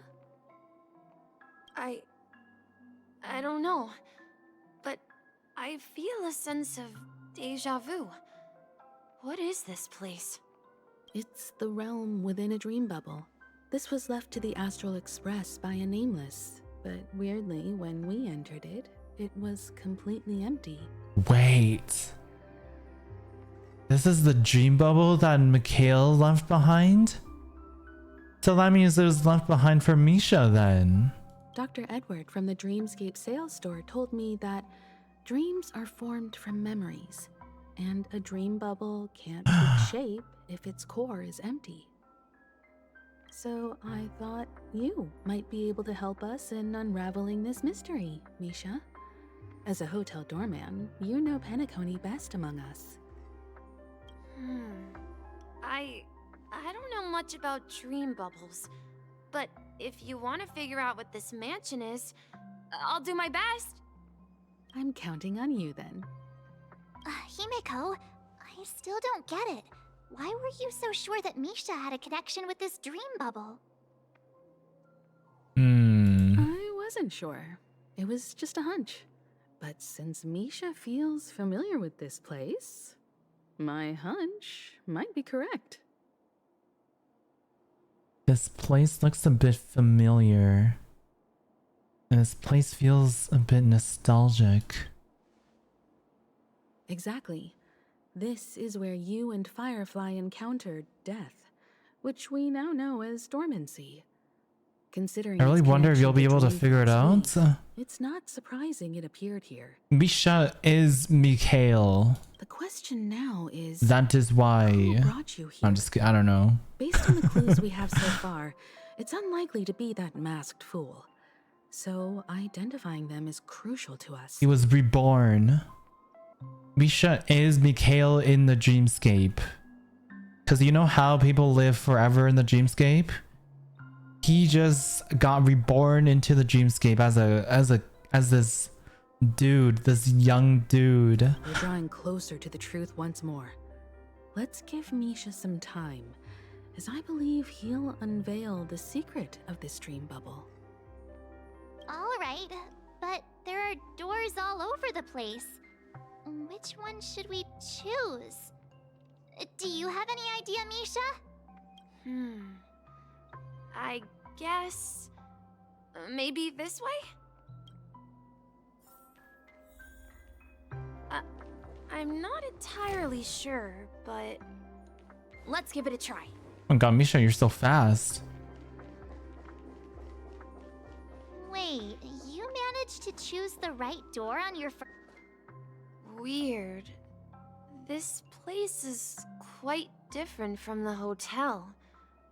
But I feel like I've been here before, and even lived here for a while. If I remember correctly, there should be a fireplace down that hallway. Clocky and I used to sit by the fire, listening to the crackling of firewood. And the room on the other side was the toy room. I loved spreading out all the toys from the box on the floor and Isn't this just the other making up map? stories for each of them. Hold on.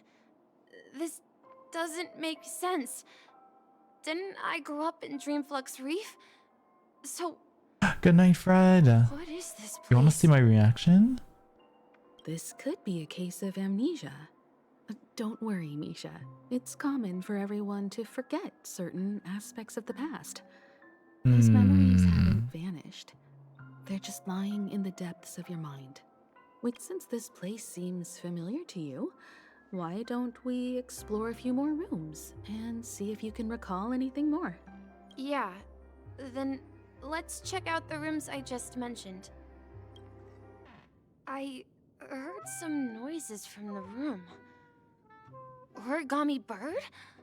That's a friend of mine. You and Origami Bird are friends?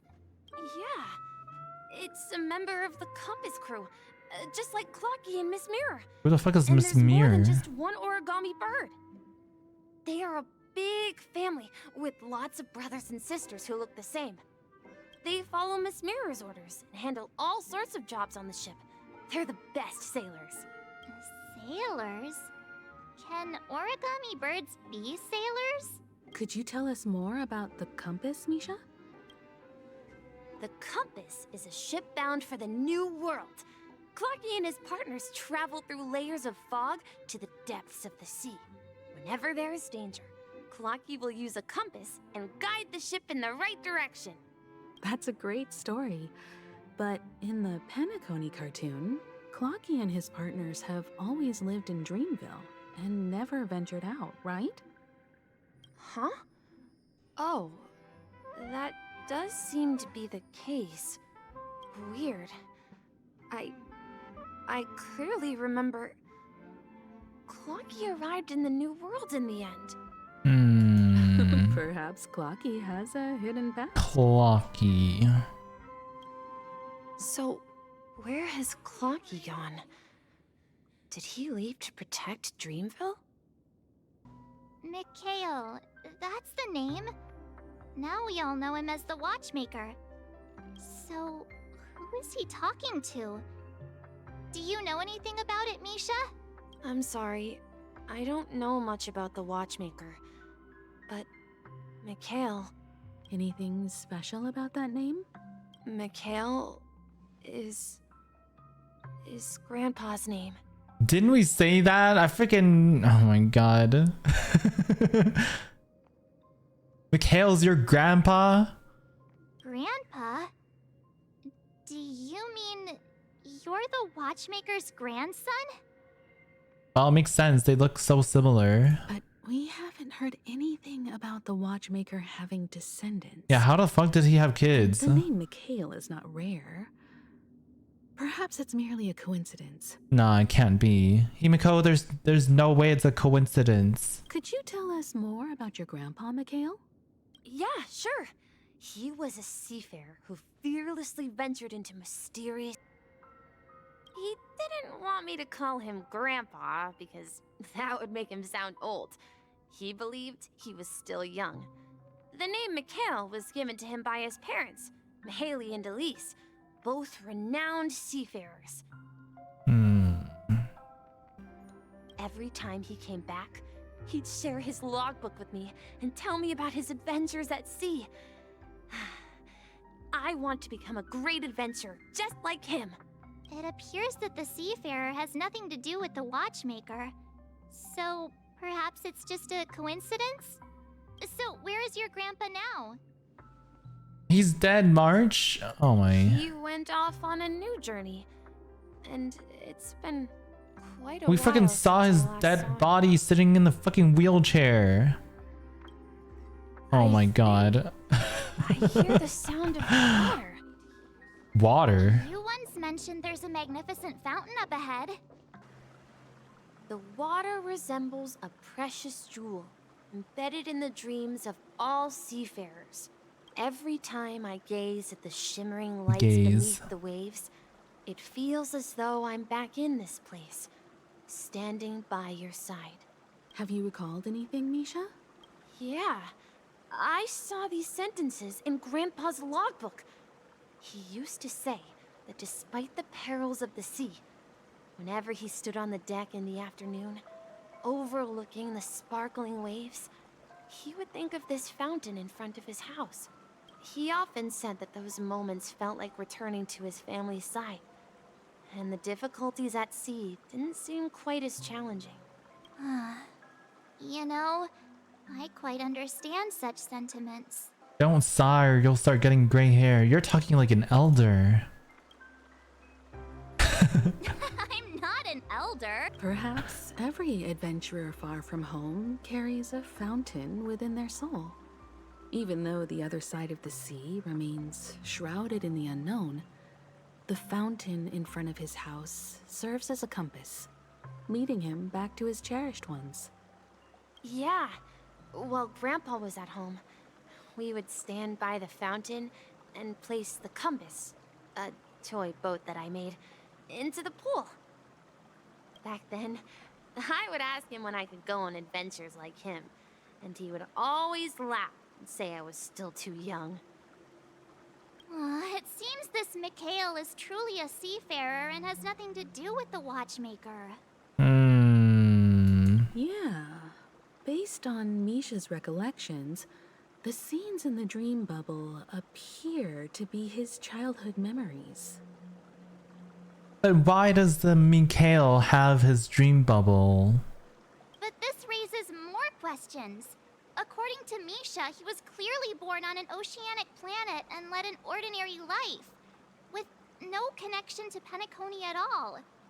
Could this be some sort of metaphor? Perhaps the sea refers to the memory zone. Beneath the waters lies an endless abyss. I'm sorry. I don't know. My memories keep pouring out uncontrollably, like water flowing from a fountain. Perhaps I'll remember more things if we Maybe go you should forward. put a boat in the fountain. Follow Misha and continue ahead. Side, right? Going to the other side. Huh? Other Something side. feels different about this place. Up ahead is Grandpa's study. Study room.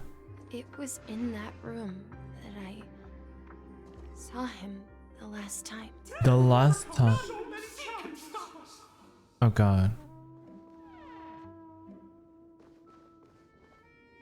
The atmosphere in this room feels totally different. Misha! You finally come! Oh my god, it's Clocky. Clocky! You're here! What if Clonky is his grandfather? What if Clonky is just Mikhail? And he just became a clock himself. Are those books on the bookshelf logbooks left behind by that seafarer? Yeah. Whenever he came back, he placed a logbook on the bookshelf in his room. Hold your pants? They contain records of his Why? expeditions to every corner of the world. He described our world as a fountain. At some point, the sea started to gradually swallow up the land where people lived. Oh my god, it's Fontaine. He went to Fontaine!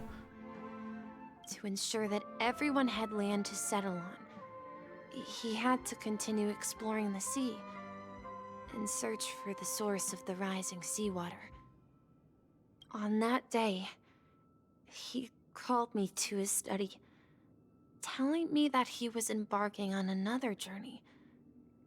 However, I could sense the gravity in his expression.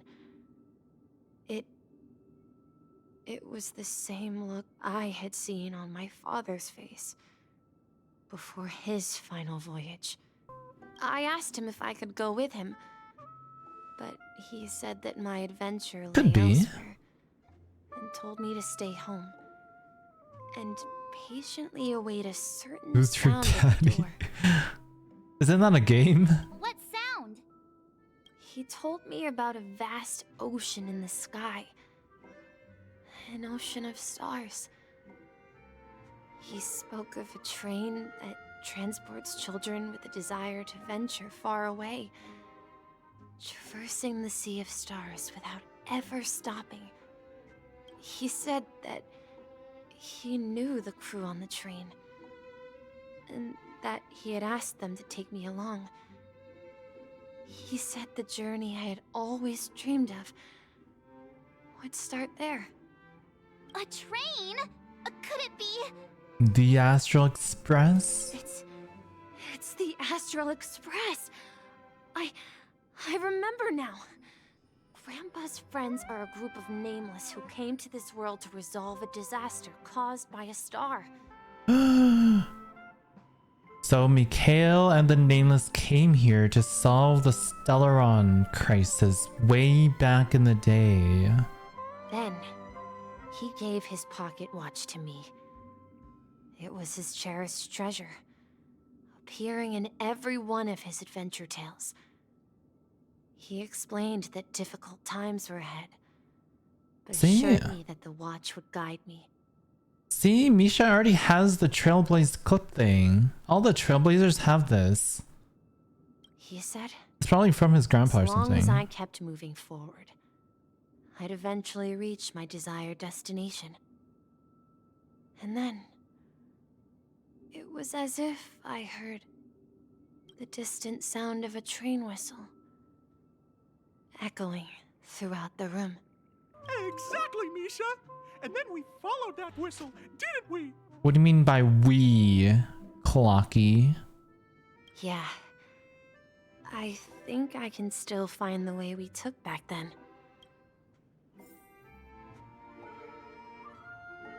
But in the end, we arrived at the new world. We lost our way many times. Let us continue sailing. Not even the sea can stop us. We finally come out of the fog. Across the ocean is our destination. Captain Misha, we are now heading into the correct direction. This is the dream jigsaw, right? So we're supposed to find the exit. But where can we find the last piece? Do you remember? You said you obtained a mysterious shard when you stumbled into this place. Check inventory. The shape seems to match. So this shard is also connected to Misha? Dude, I love how the most, like, involved characters, well, not most involved, but, like, two of the most, like, important characters to, like, this whole story is, like, Gallagher and Misha. Looks like we're just one step from revealing the truth. Let's get to the other side and investigate.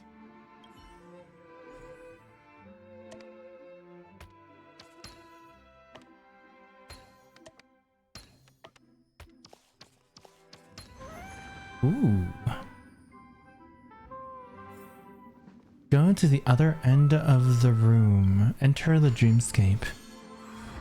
I love how Himiko sounds like she knows everything. This is my room of clocks. My room of clocks. While I spent my time waiting for Grandpa to return from his voyage, Walter gave me this workshop, and it became my secret base.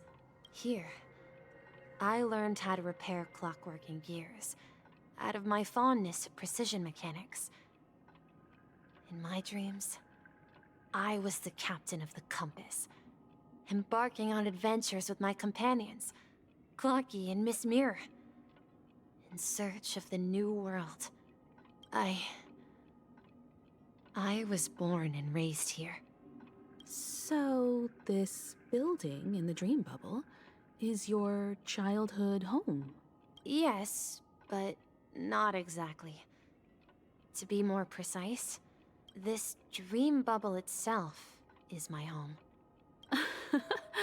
Looks like you've remembered everything now. His dream bubble was his home? Wait. Why does it feel like everyone else knows something I don't? Yeah, you're the only one still in the dark. March, do you remember when he mentioned a clocky that only he could see?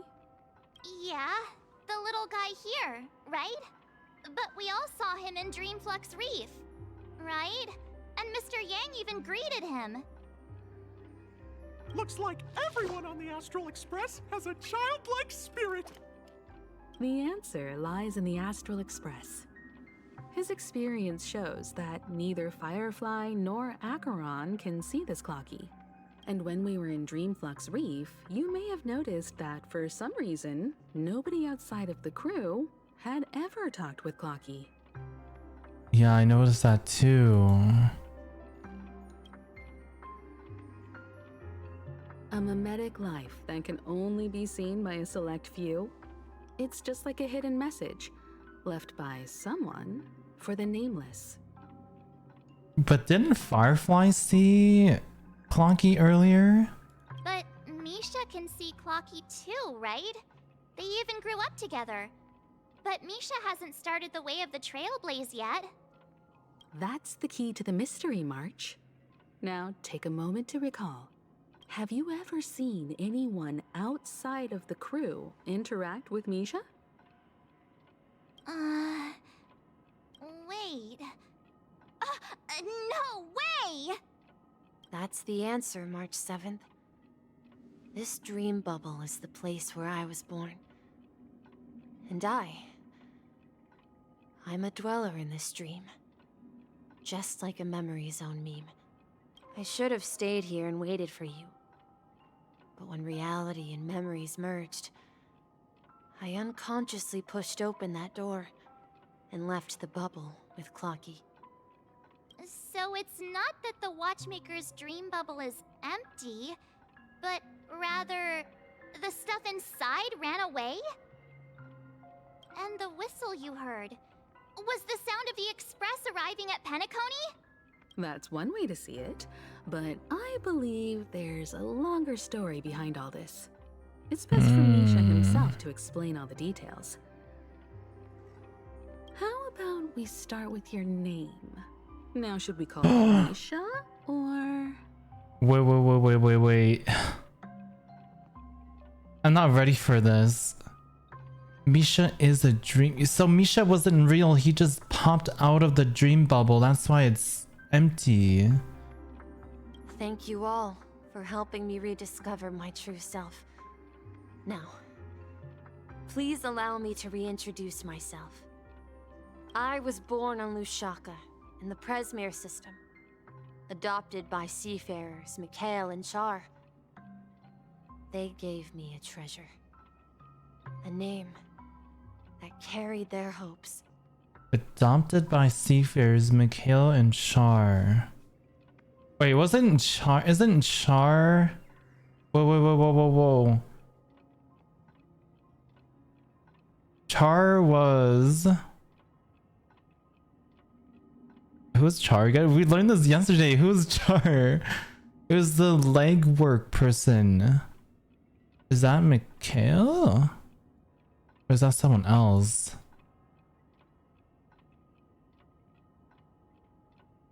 Oh, was that the middle name? Okay. Mikhail Char Legwork. Or simply, Misha. If you prefer, you can call me by a more familiar name. The Watchmaker. He is Mikhail. So, you're the Watchmaker himself? What? Unfortunately, that legendary figure is no more. I am only a reflection of his life. As for the child who has been with you, he's the innocent protagonist of Misha's childhood dream. No, Misha's. Friend of What the Clonky. fuck? A young apprentice It's a bit different. and a future mechanic on the Express.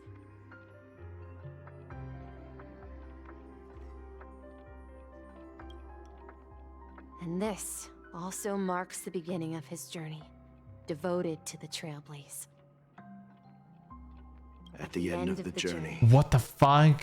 I left this little flame, which I so cherished, in my deepest dreams, hoping to pass it on to the nameless of future generations. However, he somehow left the dream bubble and forgot all about his task. I apologize for all the confusion this caused. Because he was born with a desire to trailblaze, wasn't he? I don't think Misha has forgotten his role as a guide. He remembered it, and that's why he mistakenly appeared as a hotel doorman in his dream from the very beginning. The one who brought our unconscious friend here must have been Misha. If that's the case, we encountered the Watchmaker's legacy from the beginning, didn't we? What the fuck? Well, I have a sarcastic friend who says I always take big detours and end up back where I started. Perhaps that's what every nameless has to go through. But in the end, you found me. I'm sure you're all wondering what my legacy is. I believe my hound has mentioned the Stellaron and my wealth. If I may apologize, the Stellaron part is real. As for my wealth, however, it's nothing more than a baseless rumor. I left my homeland as a child and embarked on the journey of Trailblaze. I traveled to various planets until finally reaching Asdana, where my friends and I built the original Penacony and fought for its future ever since. I've been moving forward all my life, doing what I could to overcome the obstacles in my path. But ultimately, my journey reached its end, and I left behind no possessions worth entrusting. So, if you ask what's left within this worn-out train engine that can be called a legacy, I suppose it's the things that are still burning in the engine's furnace. Now that you're well aware of the current situation of Penacony, I certainly hope that you'll help me get this world back on track. But I'll leave that decision to you, for the path of Trailblaze is never paved by others. All I have for you is a story and two gifts. I want to give you my pocket watch. It has accompanied me throughout my long journey, guiding that naive child forward, and has been blessed with the presence of so many great people up to this day. And my hat, too. The one His who hat? navigated for me placed it on my head and planted a fanciful thought. Child? The trailblazing expedition will never end.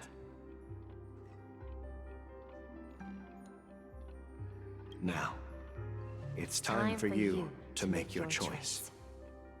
Once you've made up your mind, open that door and enter the long dream of an old man. Enter the long dream of an old man. I'll be waiting for you at the end of this Clonky's like, huh? His eyes are different? All right, everyone. Let's make a decision. Although I don't think anyone will have any objections. I'll choose the Trailblaze. I want to witness the legacy. I object. I want to witness the legacy. Of course. We've come this far. Surely there's no other option than moving forward. In that case, it's unanimous. Then let's proceed together to the end of this dream and tell Mikhail our decision.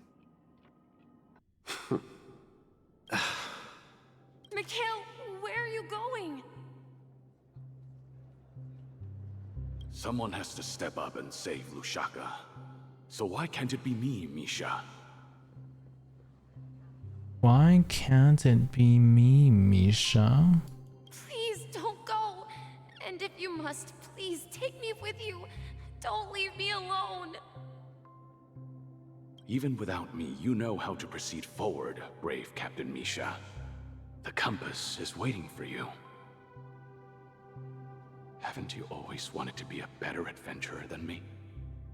Now go, board that train and start your journey. Where are you going, Mikhail?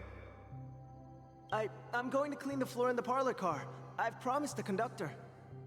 Wait, first tell me, did you fix this watch? Yeah? I know what it looked like before. Its chain was broken, the back case torn, and the marks on the dial all worn out. How did you manage to fix it? Well, it's hard to explain, but I knew it could be fixed. It's the hands, Mr. Amundsen. Its hands were intact and pointing in the right direction, so I knew there would be a way to fix the rest. I see. You'll work with me from now on. Haven't you always wanted to tinker with this train? But I only know how to fix watches. Don't worry. You've got what it takes. I'll teach you what you need to know. Where are you going, legwork? It's time to head to our next stop.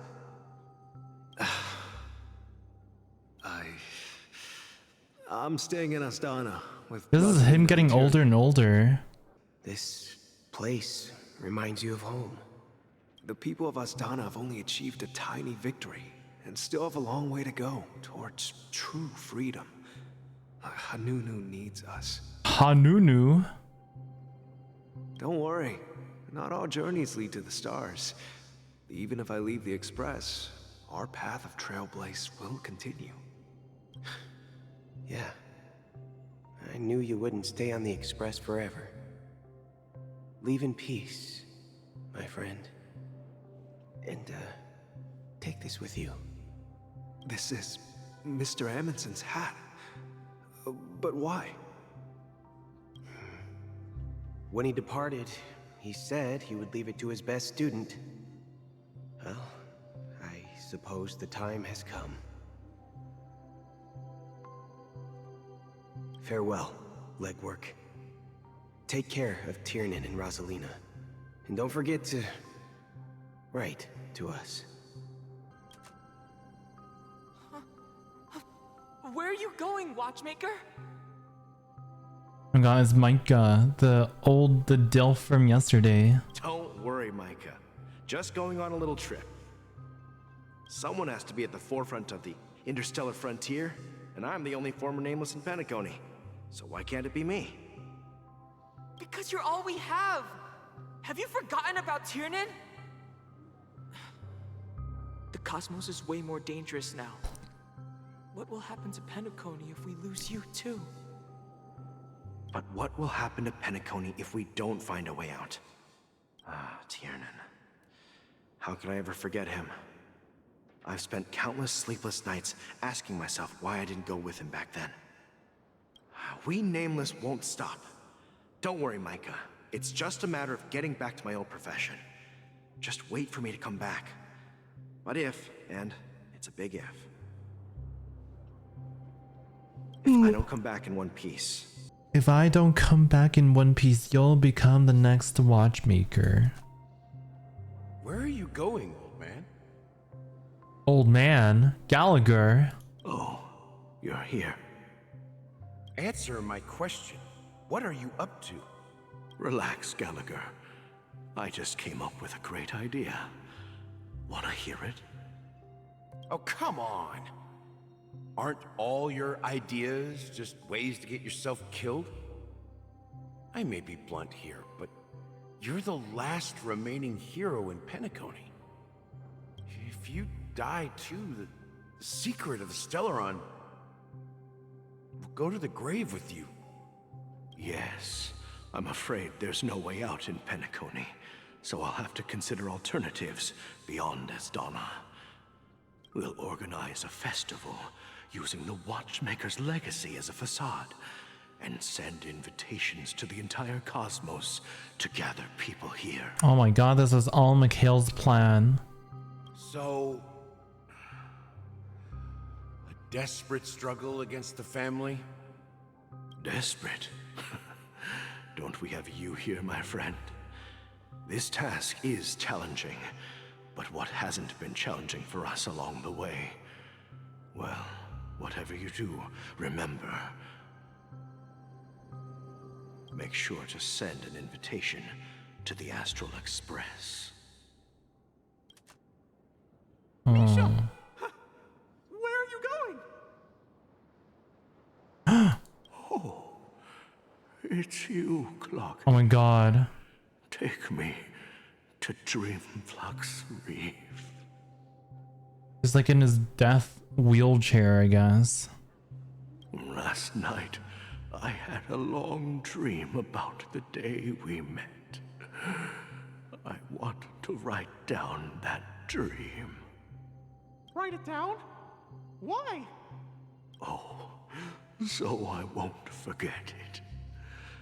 Do you remember how you got your name, Clocky? Of course!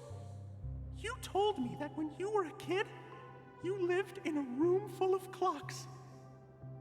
Those wall clocks and pocket watches grew up with you and were your best friends.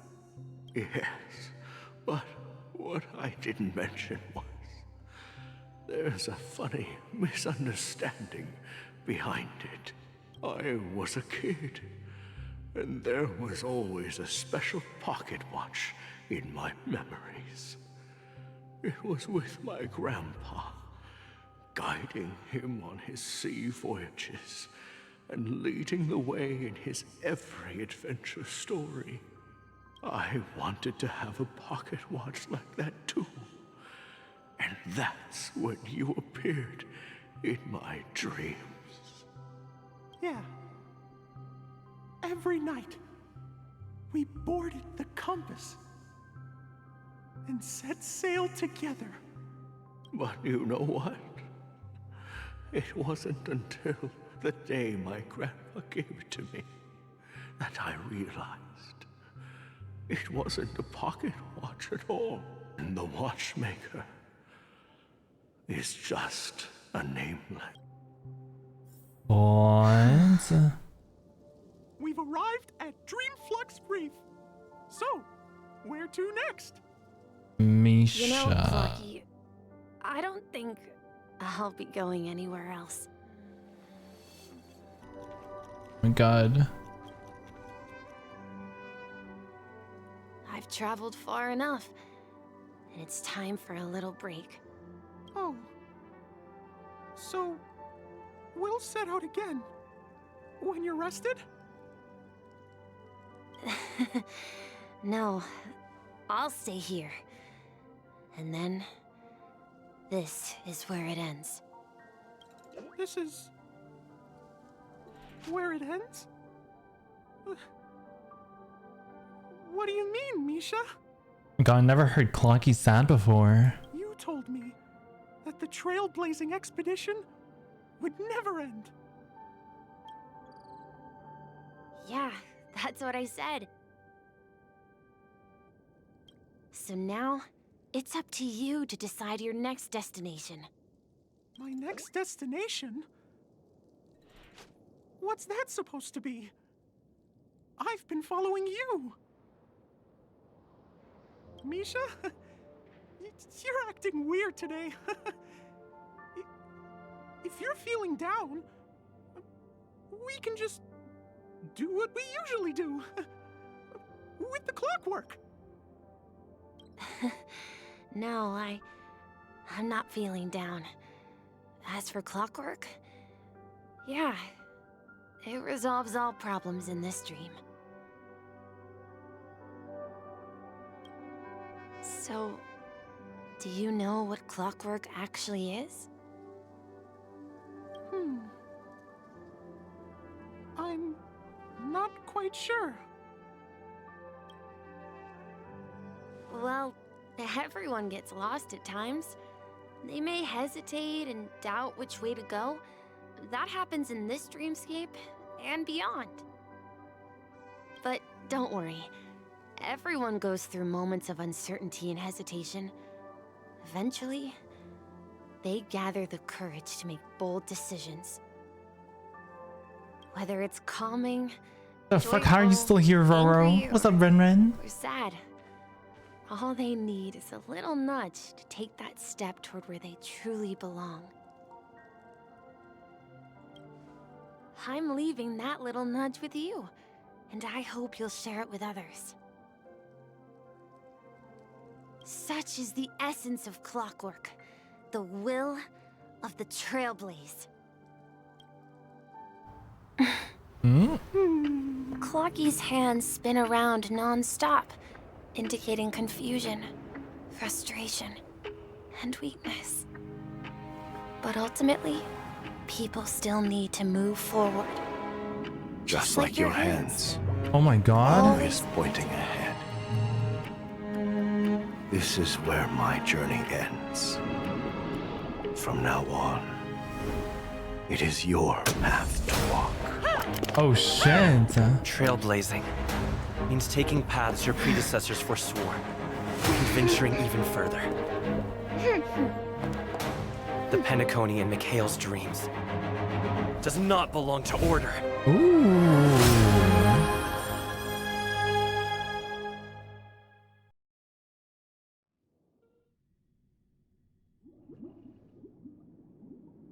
Wait. So the Misha we know is literally just a dream of Mikhail. Is that right? Like the Misha we've been talking to is literally just his dream. Him as a kid, basically. Oh.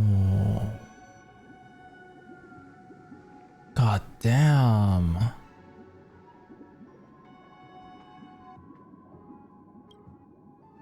I can't believe that Eon would cast a glance at Penacony at a time like this. Is it because of the resonance from the legacy of the Trailblaze?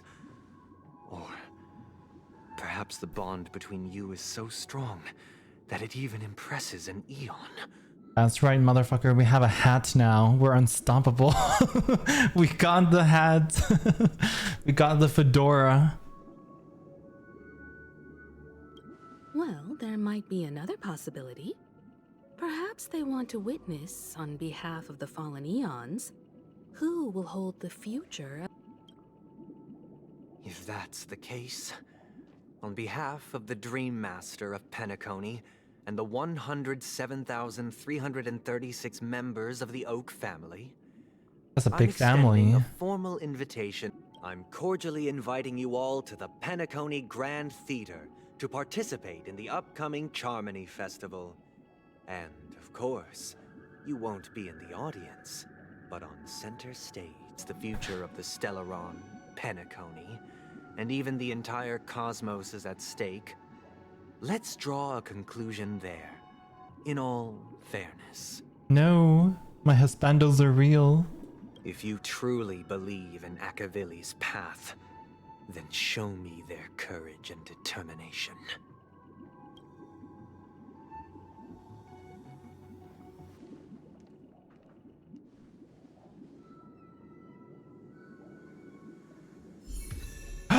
Tread on the brand new path. Oh my god, Kylus. hell yeah, we're gonna switch to Harmony, baby. Let's see. Oh my god, he throws the hat. Please stay tuned. Oh my fuck. That's so cute. Please stay tuned. What the fuck? Please stay tuned. Oh my Please stay tuned. god, I love him. Does that mean he wants to fight us during the Charmony festival? He wants to fight us? This is weird. Aren't Arc villains usually plotting some dirty conspiracy? This is in the weird. end? But he actually said something like, "In all fair," meeting us. Well, in my opinion, Sunday is deeply committed to his own philosophy and genuinely wants to prove that the Order is right. I sensed a strong conviction and a desire for dominance in him. That's why he'll give it his all in the upcoming battle. Oh, he's gonna give it his all. Oh my god, Jack. We won't back down either. But he's such a gentleman. If evil... Oh my god, this option. But he's such a gentleman. If evil, why nice? If evil, why hot?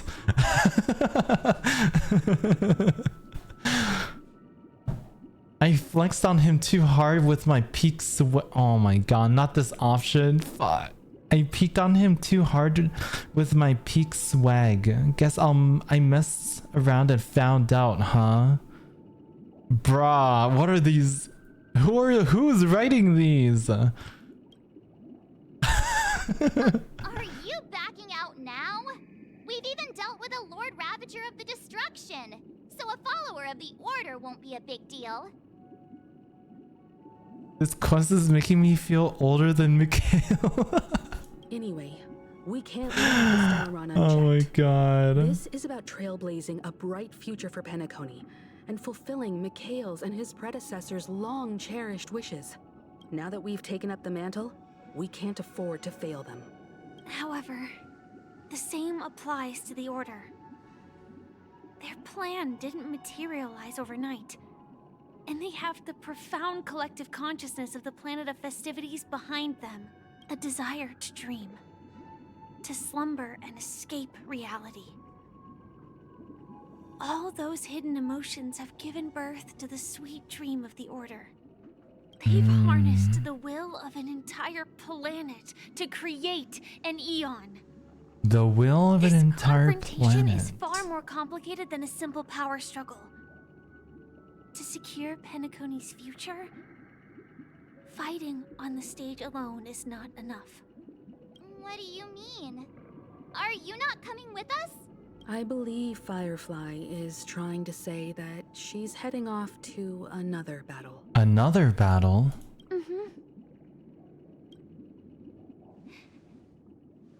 Before I left, the Destiny Slave told me that this journey would bring unforgettable rewards. Even though the script he gave me only had a few lines, I couldn't ignore them. Because one of the lines said, "I'll experience death 3 times in the land of the dreams." 3 times? 3 times? This can't be serious. Wait, so Firefly died once, right? Quote unquote died once? That means she has to die 2 more times? The first time was a painful death when I was stabbed by the Blade of Dormancy, which led to all subsequent events. The script will always come true, but in a way that will only be revealed when that page is turned. Oh no. So now I've understood the meaning of my second death. And I am prepared to face it. If all goes well, my efforts will provide crucial support for you. Only by achieving victory in this battle can we secure a future for Penacony. And only then, my third and final death won't come true in the most terrible form. The most terrible form? Does that mean... The true death. Where everyone in Penacony loses themselves completely in the eternal sweet dream of the Order. We must do everything we can to prevent that. Have you made up your mind, Firefly? Yes. Otherwise, I wouldn't be here. Thank you again for your assistance for the Astral Express. May we meet again, in reality. Yeah. Farewell, everyone. May your trailblazing expedition never end. Oh. Oh shit.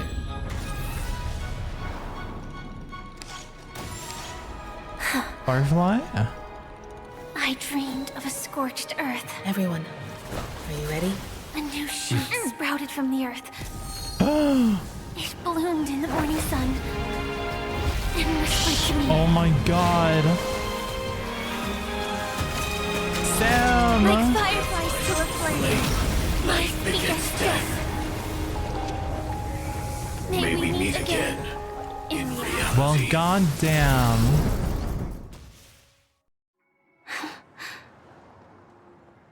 Oh, this scene again. Today, Japella's name will disappear from cosmic history, and the Everflame Mansion will take its place. In the not-too-distant future, you'll receive an invitation.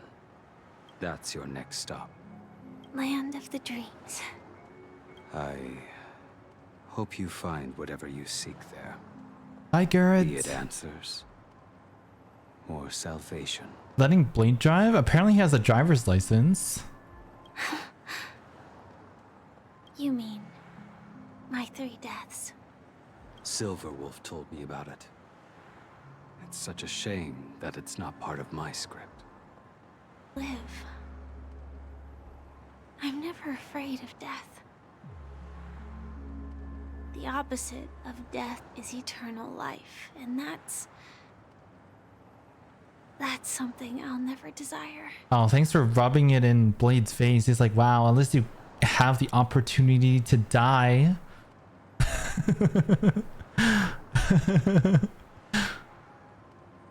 People die. And I am no exception. He's like, damn, I'm just sitting here. I'll never be able to die. Like a script. A fate that cannot be defied. But that's exactly why we have to choose where we want to rest forever. Do you exist just to perish? Are you not the same, Blade? The end you desire is not one dictated by others. If I were to die now,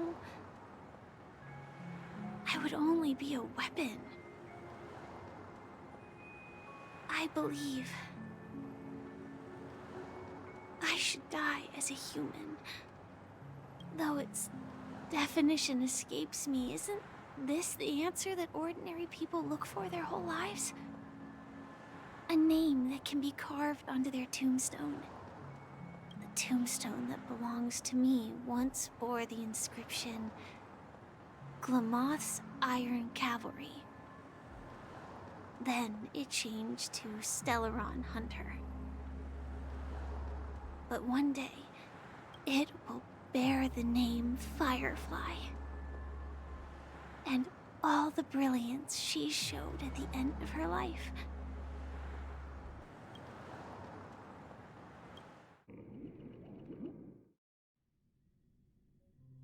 You can just go get a rocket and do it yourself. Quite unexpected, old man. Oh my god. Who would have thought your crazy plan would actually work? Do all you nameless fools just act on a whim? I can sense that this false sweet dream is coming Oh my to an end. god.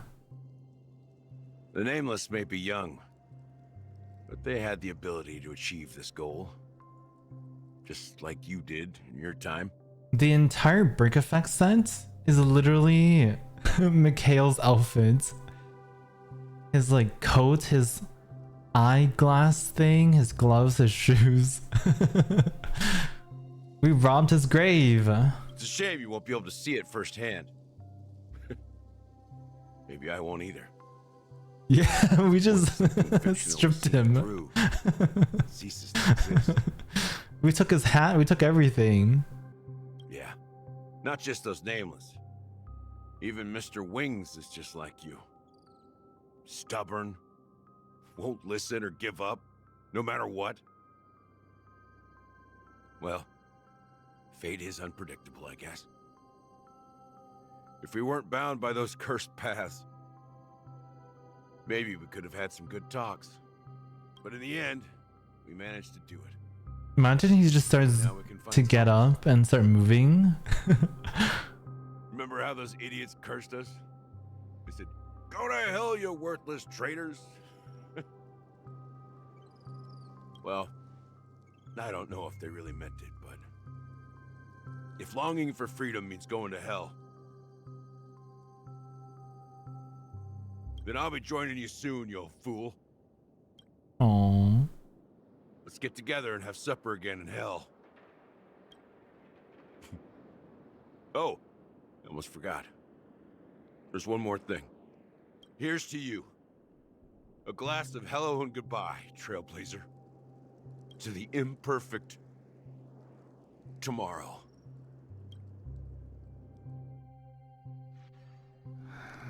It's warm. Ooh.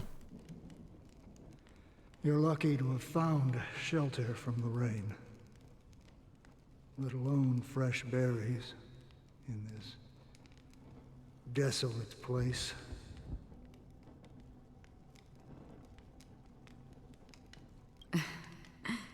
I was just following the scent of life.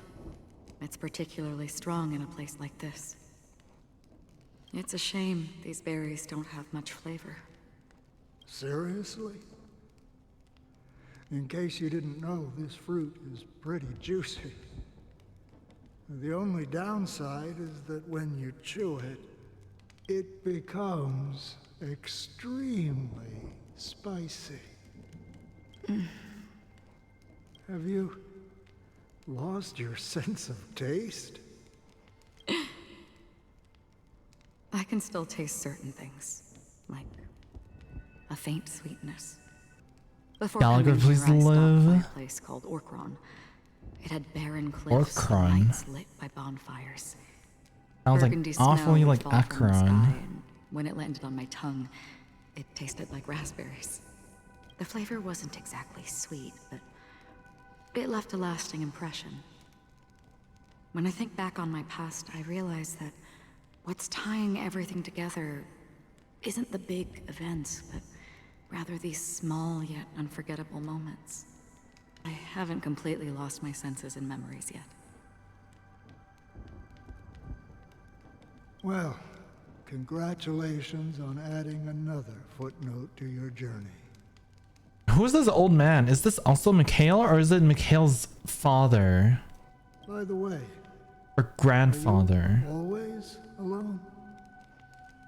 No, I had a companion in Orkron. She's a short, nameless girl who aspired to explore IX. She always said she'd walk a path deeper and farther than Akavili's.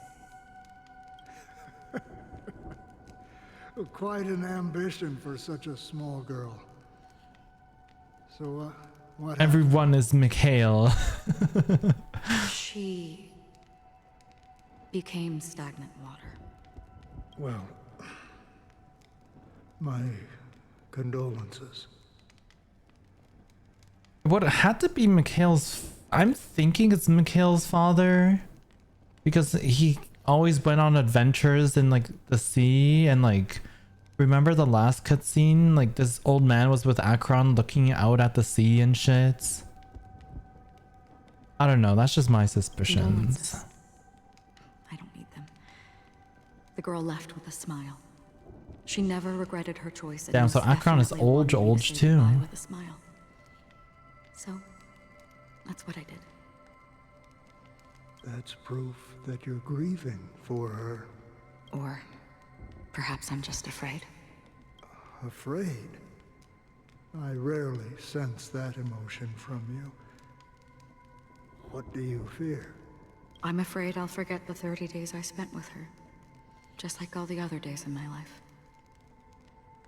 Most of them have already washed away with the rain, disappearing into an unseen realm. I fear that those vivid red memories will fade away too. There isn't much color left. And besides this faint, warm red, there's almost nothing. Hard to imagine. A ranger accustomed to bloodshed, destruction, and chaos finding... I have experienced this warmth many times. Long ago, I promised someone that I'd bring it to more people. And that for every remaining moment of my life, I'd strive for a better ending for all. As long as this red color still lingers, I have a chance to fulfill that promise. It represents a burning fire, a blooming flower, the berries in this cave, and life itself, fleeting yet still dazzling. In the end, it will lead me beyond the horizon of existence.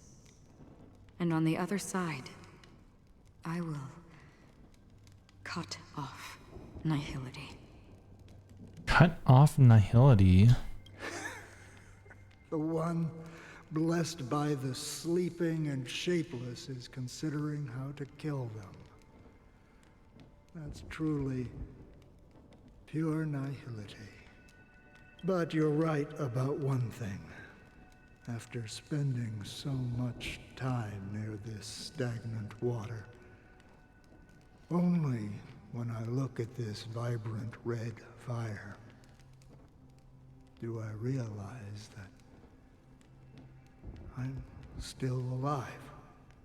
When will this rain ever stop? Perhaps when the sorrows of the departed have finally... 4 system hours until, oh my god, 4 hours? Boothill! Oh my god, we're back. Oh, we're back on the Astral Express now. Have you heard of a planet named Biari Scamandros, Danheng? Biari Scamandros? It's one of the Paradise Kingdoms under the influence of the Harmony. A sought-after wonderland for the inhabitants of the Dardanu major and minor systems. Half an amber era ago, the family held an unprecedented festival there. And after that, everyone on the planet became part of the family. Do you think the same thing will happen on Penacony? Yes. Or how else can we explain it? The family deliberately used the Watchmaker's invitation to keep all the Pathstriders here, but banished the Emanator of the Nihility. Because of the Nihility, I'm rarely affected by the power of other paths, but somehow I can unconsciously infiltrate them. Maybe that's the risk they're trying to avoid. I would disagree. Biari Scamandros is not part of the credit system or connected to the Silver Rail. It's nothing more than a remote civilization sheltered by the Harmony. But Penacony is different. If the family messes with Penacony, that would be like declaring war on almost half of the factions in the cosmos. They have no reason to do that. No, they don't. If they truly serve the Harmony, that is. What do you mean? Oh. The path in Penacony is impure. The Harmony here has impurities. Do you remember the ancient swarm disaster? Tazeront, the propagation, brought endless havoc to the universe, and it eventually evolved into a fierce battle among all eons. 2 paths lost their eons in that war, the propagation and the order. Coincidentally, their downfall is related to a certain eon. Oh, so that's how you knew propagation order. Shipe, the Harmony. Legend has it that they participated in the crusade against the Imperator Insectorum and devoured Anna the Order for unknown reasons. Oh my god, it's actually Vor. Shipe actually just vored Enna. Holy You can find it other places too. So you're saying that the two leaderless paths are working behind the scenes? Holy forkeroni. But I don't see any descendants of the propagation in Penacony.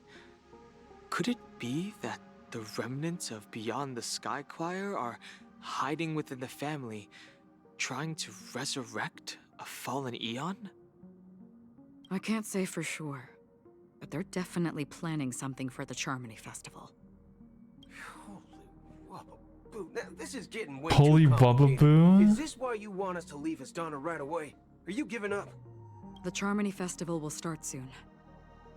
There's one thing that I need to confirm no matter what. Didn't Boothill's program restrict him from swearing? Yeah. A warp jump is the best way to do so. Time is running out. I have another plan.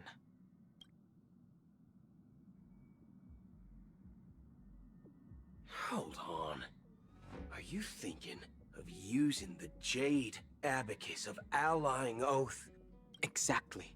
The assistance from the lawful Cloud Knights would be enough. Ooh. Think it over carefully. You can only use that once in your lifetime. I have considered it thoroughly. My companions are... they're also once-in-a-lifetime treasures. Ooh. Now the Xianzhou is involved too? 3 system hours until the Charmony Festival. Oh. Are you the only one here, my child? Oh my god, wait, the Dreammaster? Wait, so these crows aren't Sundays?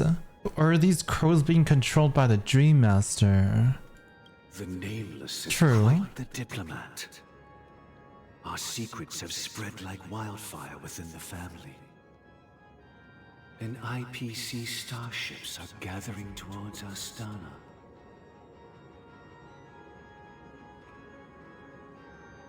Our secrets have spread like wildfire within the family. The IPC starships are gathering towards Astana. This is a crucial moment for us. So, where is the chosen one who harmonizes the varied sounds? Actually, it could still be his bird, but like, maybe the Dreammaster is just controlling through it? What do you mean, Master? We I'm literally right said here the in same front, thing. Aren't I?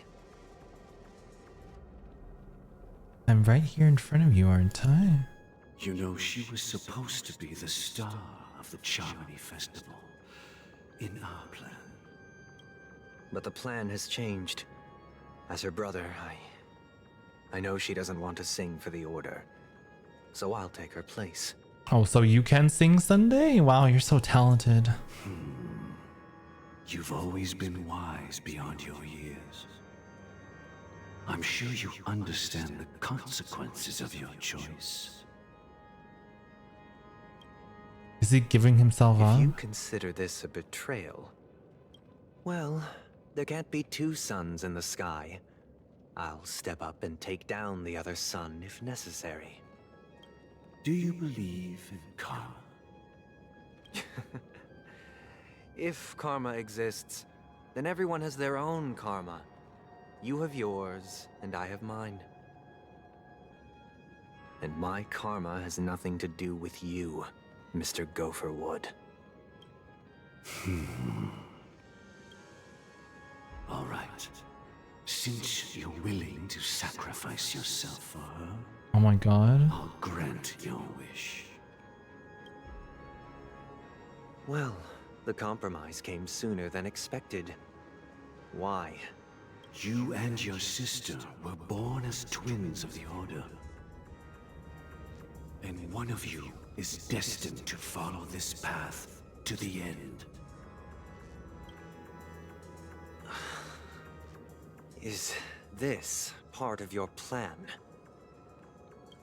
Of course. You're still as clever as you were when you were a child. The opening is near.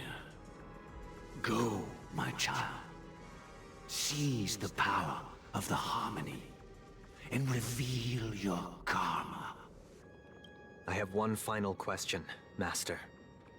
Why did you choose to bring the Order to Penacony? Wouldn't it have been better to choose a desperate world instead of a city filled with hope and dreams? Why? It's for justice, my child. If we lose justice in our hearts, we'll make the same mistake as the Harmony did. So, it's not you who manipulates the dreamscape with the Stellaron, but...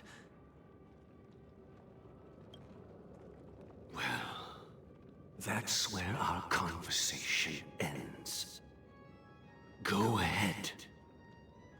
The 107,336 souls of the Oak family have dreamed of this moment too many times.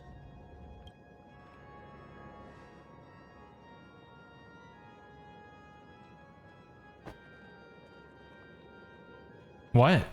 The bird just died? What the fuck? I shall ascend to the heavens, becoming the scorching sun.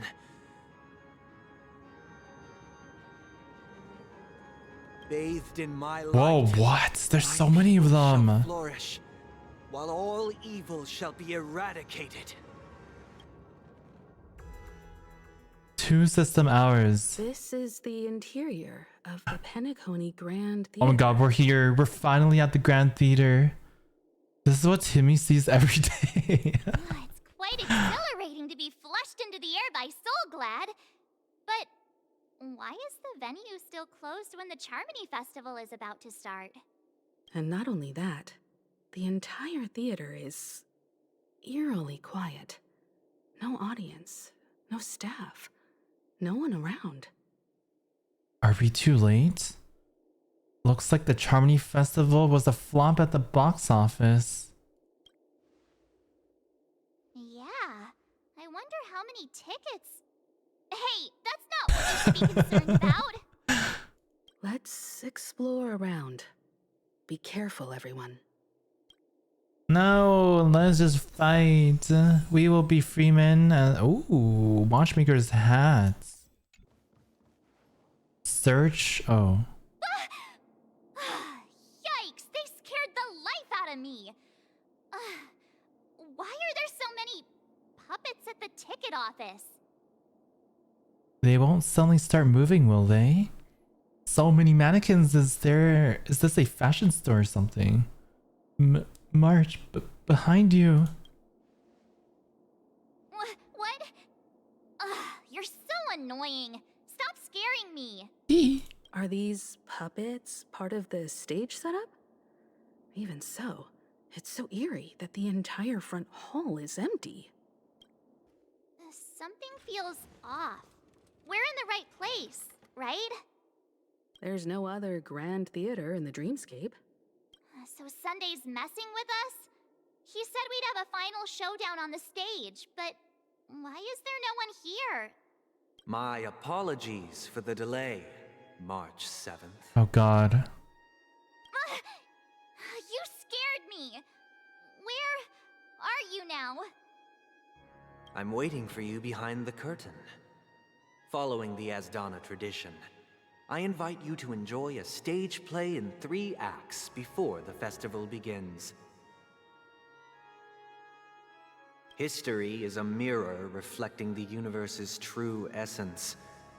Let's use this opportunity to delve into the rich Also, could we stop talking about like how long the story's left? It kind of ruins it a little bit because I'm like anticipating like what's happening. And like...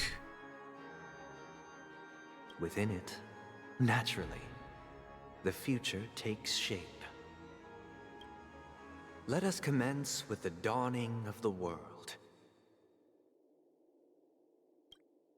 After the Dusk Wars, darkness veiled the sky, and chaos consumed the earth.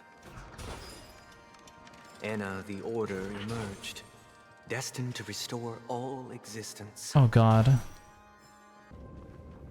Oh my god, they're all like The puppets praying. are gathering around the frame. Are they expecting us to enter it?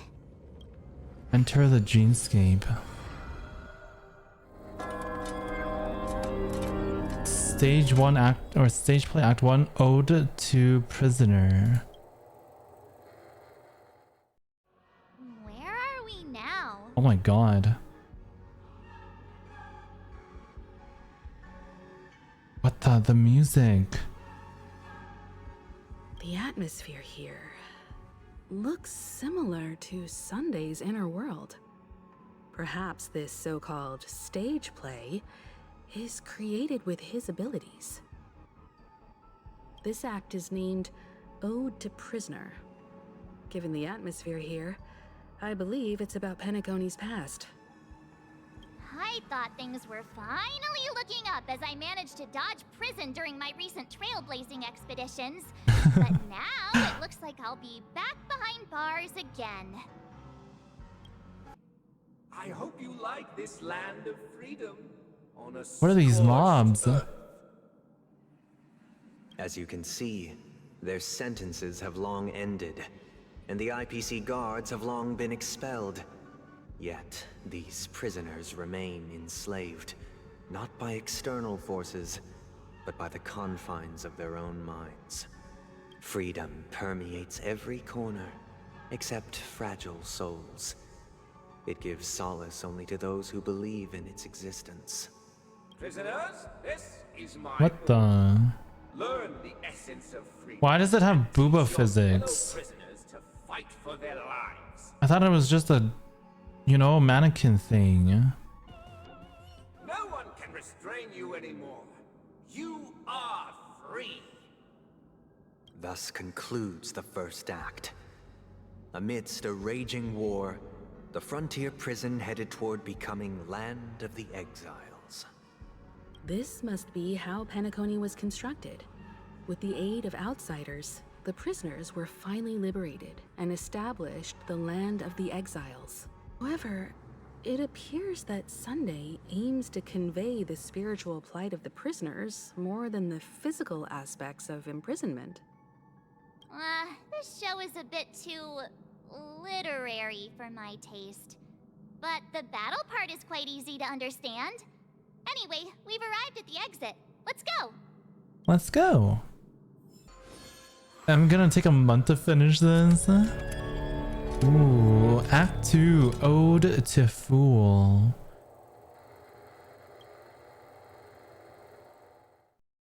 Ode to Fool. This must be the second act. Oh, I see bird. The surroundings are different from before. The stage decorations look a bit tidier now. Dear outsider, Ooh, what is this one? I beseech your aid. He has like a mohawk. Of the poison spread by the lurking instigator. New master. You want us to help you? What do you need? I wish they could regain their reason. I'm already in the land of dreams. This is the second act. Looks like it's about Penacony's journey to becoming the Land of the Dreams, during which the family plays a crucial role. But this new master seems like a bad guy to me, don't you think? Perhaps this is the truth Sunday is trying to express, if you read between the lines. The Harmony changed Penacony just as the guards once did. Looks like we've gotta help those guys kneeling down over there calm down a bit, right? Alas, they remain but slaves till the very end, with the illusion of freedom. Thus concludes the second act. Amidst an illusory harmony, Land of the Exiles charted its course toward becoming the planet of festivities. This is how Penacony fell under the family's control. Since the arrival of the Harmony, the Land of the Exiles has undergone dramatic changes, not all of which have proven beneficial. This guy really loves dramatic scenes. Bet he comes from a whole lineage of stage performers. This guy is really into these puppets. Alright, Act 3, Ode to Order.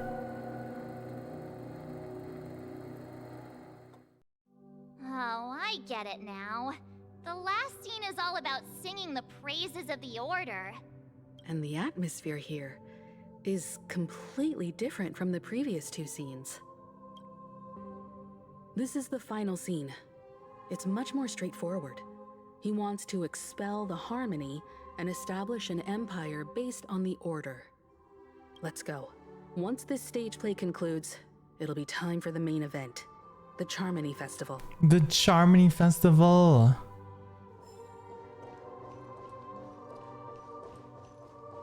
Please just let me fight the boss. Oh shit, okay.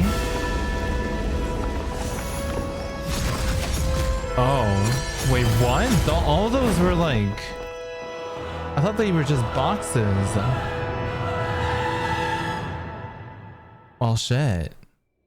1 system hour until they the... imbued the world with meaning, perfecting all things in the heavens and on earth. Then, they rested from the labors of creation. Yet, all beings cried out to Enna. Under the banner of the Order, you have defined all things in the cosmos.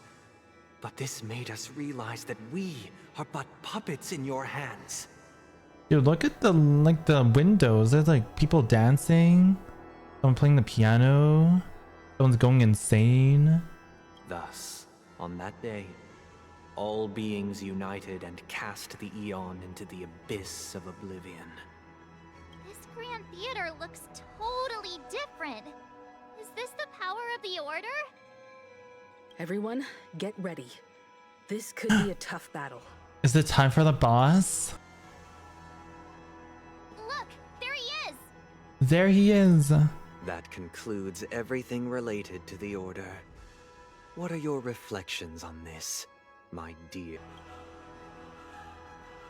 Nevertheless, this is but a trivial blip in the annals of I want to know what galactic happened to history. Worlds. What truly matters is the course this river shall take in the days to come. Oh. There will be many days to come. You've arrived at the perfect moment. The Charmony Festival is about to commence, and it would be a shame if you were absent for the Harmony's prologue. The Order's prologue. Allow me to extend my warmest welcome once more.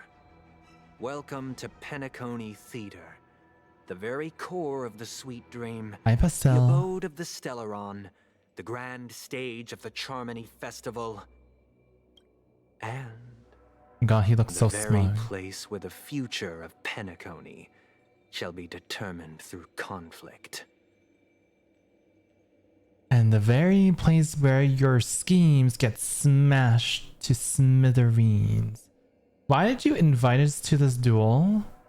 Where's the Stellaron? Why am I not seeing it? Why did you invite us to the duel? Because our shared goals give equal weight to the beliefs we strive for. True goodness can only be achieved through faith. Allow me to point out that falling into a permanent slumber is not happiness. Control the universe as their puppet, Himiko. Do you still believe that the Order only seeks to control the universe as their puppet? No matter how perfect your vision of paradise may be, a cage remains a cage.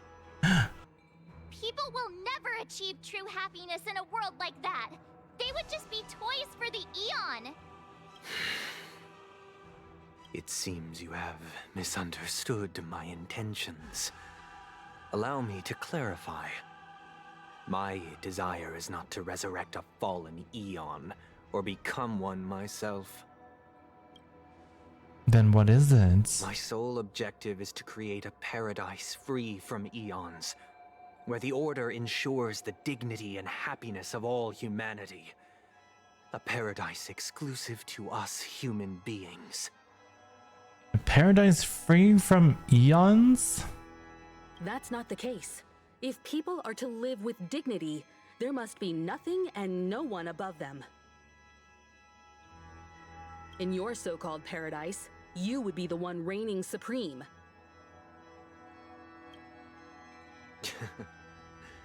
Looks like we won't be able to convince each other.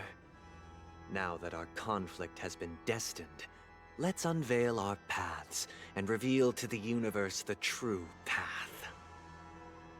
However, before the prelude to the future begins, please take a moment to ponder the questions I've posed. Is darkness equal to daylight? Oh shit. Are sinners equal to the righteous? If you are born weak, which god should you turn to for solace? Oh, Father, I have sinned. The Eon with great might, under the banner of What is this? What is this link thing? all things in the cosmos. I don't know what that is. Let's do this. Is your HP? Oh, okay. Dreams do come true. Alright. Act 1. One act play. Oh, I got an achievement for that. I already know your decision. Oh no. I now permit you to gaze into the sun. On these 107,336 stones. Oh god, here he comes. Mighty and powerful strings of harmony are at my disposal. Oh shit. Tuner, harmonious choir, Dominicus. Oh shit. Lost souls, come and meet your master. Oh, master. Every time you break a layer of the enemy toughness, you gain a certain collective shield. Better hedge your bets. I'm just gonna auto battle this. Wait, I can't auto battle? Are you kidding me? Whatever. Answer me this. Well, let me do this. Harmony and the order merge into one. Boom. Feeling like there's another world in front of my eyes. It's the power of tuning. Don't let the song distract you. Enjoying yourself? All in. Is that it? That's it? The time has come. Never mind, there's more. Born from the remains of the gods. Oh, it's Danheng!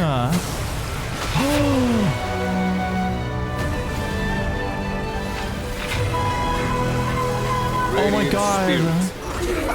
Heed my word. Ding Yuan too? Show no mercy. Oh shit. Oh my god, that cutscene was so epic. Wake up. Wake up. Hey, wake up. The sun's frying your butt. Ayo. Are you alright? Can you hear me? Do you remember your name? Didn't I shoot the sun out of the sky? Kind of. It was General Qing Yuan who helped us shoot it down. In any case, since you remember what happened just now, well, that's put my mind at ease. Wait, so what happens now? Are we in a dream or reality? It's a long story.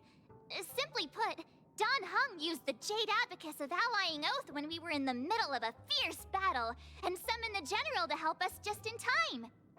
And then we returned to reality. Look, this is your room. Is this really reality? Everyone else has also returned from the dreamscape. Himeko and the rest are at the lobby discussing matters with the General. And now that you're awake, we should tell the crew that you're all right. Come with me. Hey, we meet again, sleepyhead. Mommy? What's Miss Black Swan doing here? Nothing, Miss March. I noticed he was awake and wanted to check to see how he was doing. Right. Though the strike from the General was timely, its destruction was also immense. When emanators collide, ordinary people inevitably suffer. When emanators collide? But, luckily for them, the dreamscape is my home turf. Thankfully, I managed to get everyone out before the harmonious choir collapsed. Oh, so that's what happened! Thank you, Miss Black Swan! Don't mention it. After all, I wouldn't want to see such precious memories vanish. You're heading to see your friends, aren't you? Would it bother you if I walked with you for a short while? Of course not. But you're not planning on doing something like last time, are you? Why would you think that? I've never harbored any ill intentions. Well, not when you were around, anyway. Himeko and Mr. Yang are probably still busy. Let's go look for Danheng first. You're awake. How do you feel? Well, fork me. Fork you must me. be that Stellaron they were talking about. Fork, huh? I prefer spoon. Fork, huh? I prefer spooning. Allow me to introduce him Oh my to gosh, she you. just appeared. This is Boothill, a galaxy ranger. During our pursuit of a certain person, we crossed paths and just so happened to uncover a shocking plot being concocted by Mr. Sunday to help the Astral Express save the world together. No need for thanks. The Galaxy Ranger's principle is correct every injustice one sees. That's how you lot in the Xianzhou put it, right, Danheng? More or less. Dude, Danheng's just tired of his shit. Danheng's like, whatever. Good enough. Wait, hold on a sec. This is the first time I'm hearing about this certain person. Who are you chasing? And why would that lead you to the Express? Good question. It's, who was it again? Danheng, do you remember? I don't know, man. You're looking kinda sus. What are these? IDK, man. You're looking kinda sus. No, that ain't it. I just can't seem to recall. Weird. My neurochip hasn't registered any malfunctions. Wait, can Black Swan influence the memory of his memory chip too? I can't seem to remember either. Nah, this is Black Swan's doing. What's going on? Heck, forget about it. If it slipped all our minds, reckon that person was just a minor scoundrel. Unimportant. Ain't gonna stop us from piecing together the story anyhow. Yes, when the dust settles, I'll just think of a way to recall it in the memory zone. Everyone, let's hurry up. Dude, and Black look for Swan Miss is Himiko, shall we? dangerous. He's now a minor She's so star, dangerous. and the entire hotel's concerned about his well-being. You're right. Let's head to the lobby then. That's all right. In these times of conflict for the sake of utmost safety, it is only right that the Alliance steps forward to mediate on behalf of the Astral Express. We must not allow you to take unnecessary risks. Furthermore, despite the IPC's eagerness for success, it prioritizes peace above all. And the family, trapped though it may be, professes a desire for harmony. The Alliance has always won people over with reason. I firmly believe both parties can indeed put aside their differences and come to a peaceful agreement. The General possesses a deep understanding of the greater good. With the Cienjo Alliance mediating, peace for Penacony is within reach. You flatter me. But ultimately, it's been all down to the Express. Without your efforts, this sweet dream paradise would have been claimed by the last remnants of order before there was even a shot at peace. Well, would you look at that? Here comes the big hero. Sounds like Dracula. I do what I can. Let me guess, you were thinking about me again. If it isn't the galactic baseballer, a hero with unparalleled insight. Are you okay? I heard you couldn't wake up. Are you feeling unwell? Don't worry, Mr. Yang. There is nothing wrong with him. He practically burned through a lifetime's worth of jokes on the way here. What about you, Mr. Yang? I heard that even Miss Robin wasn't spared. And that guy locked you both up. It's a long story. He used an ability called tuning to connect our consciousnesses with his. In other words, he imprisoned us within his consciousness. What if we're still imprisoned? Thanks to General Jing Yuan's destruction of the Harmonious Choir, we were able to escape. Oh, never mind. Walt was trapped. He used that tuning on us too. Does that mean that we were almost imprisoned as well? Yeah, what if we're still imprisoned? I can confidently say now, he was truly after a fair fight with us. Had he wanted, he could have easily taken us down, without so much as lifting a finger. Speaking of the Oak family head, where is he now? It's complicated, but in a nutshell, he's now the former Oak family head. The IPC has named him the key figure in the family's Penacony split, citing a threat to cosmic peace.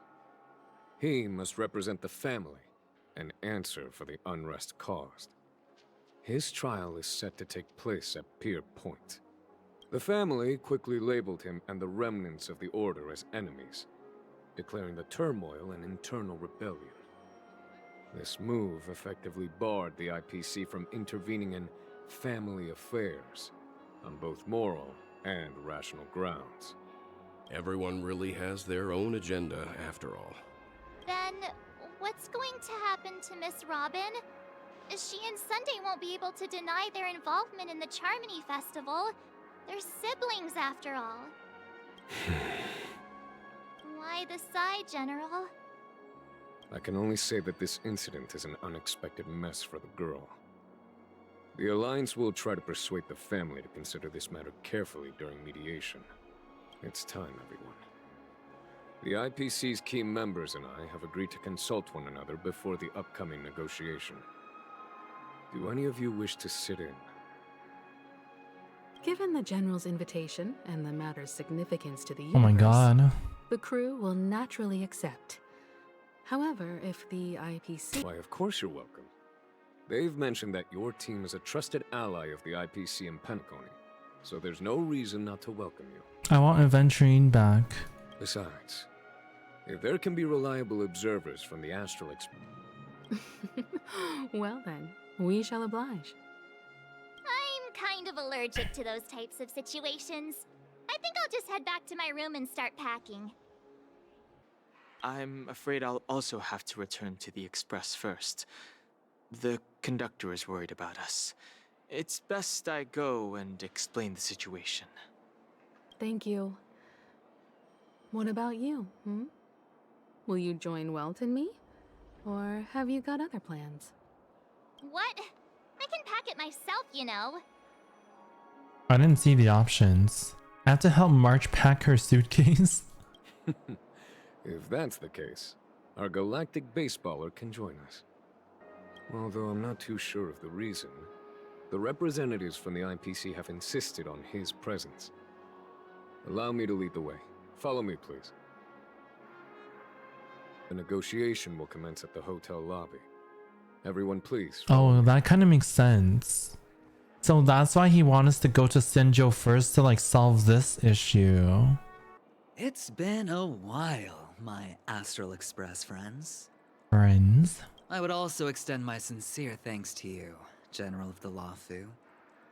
The presence of everyone here assures that the talks will likely reach a conclusion that satisfies all sides. Oh. Looks like everyone has come with expectations. Expectations. Of course. Topaz, if you please. Sure, leave it to me. In summary, it's good news. After much deliberation from the Strategic Investment Department's Council, the absolute majority of members have agreed to the following resolutions. In light of long-term considerations for interastral peace, and by authority of Pierpoint HQ, the Strategic Investment Department, on behalf of the Interastral Peace Corporation, will permanently relinquish its claim on Penacony sovereignty and offer unconditional support of the family's rebuilding efforts on Penacony.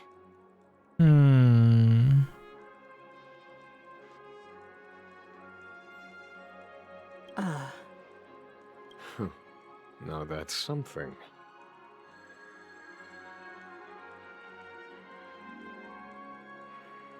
Doesn't that mean Aventurion took a hit for nothing? If that's what it takes to bring peace to the entire universe, it's a price I'll gladly... The IPC finished sharing all its thoughts. Then it's our turn. The Guild, much like the Genius Society, has taken a keen interest in the recent calamity in Penacony. Ultimately, both parties have agreed to a comprehensive collaboration, offering technical support for the reconstruction of Penacony. The floor is yours for the finer points, Mr. Screwlum. Enlighten us, please.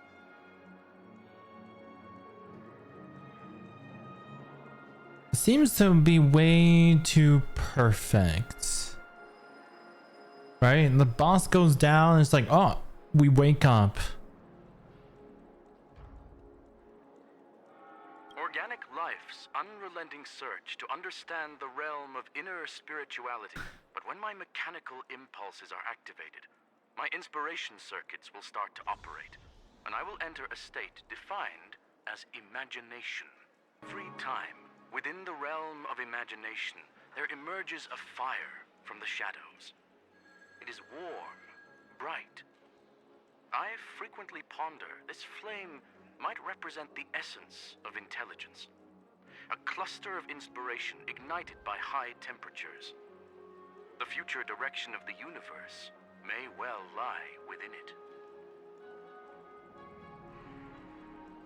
Alas, they are nothing but projections. We don't know how Aventurion got back. This all seems too weird. But after learning of Penacony's accomplishments, I have come to realize that the flame is not beyond my grasp. After deliberations with my partners, we have decided to defer the progress of the Simulated Universe project, and instead assist the Intelligentsia Guild as technological consultants in the research of the Dreamscape and Memory Zone, so that these assets may be better used to serve humanity. Whoa, whoa, whoa, Screwlum working with the IPC? Not only that, we've also established contact with the Garden of Recollection through the IPC, and they've pledged their support for our research endeavors. Yeah, that's hella sus. I'm truly happy for the Dream Chasers on Penacony. The cosmos' brightest and, let's admit, dimmer intellects are now at their service. Yay, it's a big W for everyone. I keep getting this feeling this all too good to be true. Agreed. It's hard to imagine members of the Genius Society taking an interest in such mundane research. Like why would the IPC just give up Penacony, you know, and like help? It all seems too good to be true. Like why would they go through all that work to try and reclaim Penacony, just be like, oh, okay, we don't want it anymore. Never mind. At the end of the day, this is a positive outcome. No wonder everyone insisted that he be there. It heartens me to learn that everyone is willing to put aside their differences for Penacony's plight. I trust that everyone will surely reach consensus in the upcoming negotiations. Looks like Penacony's future is decided. I'm wondering, is there anything else the crew is concerned about?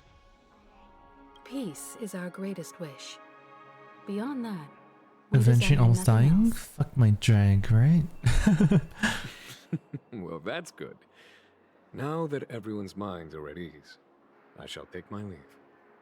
You may now depart with peace of mind. The Alliance will deal with all subsequent procedures. Sometime later. If that's the case, it appears that we have nothing else to worry about. No. This is too good of an ending. Looks like it's time for us to No. voyage. Sounds good to me. You two head back to the Express first. I'll pick up March and deal with the checkout procedure.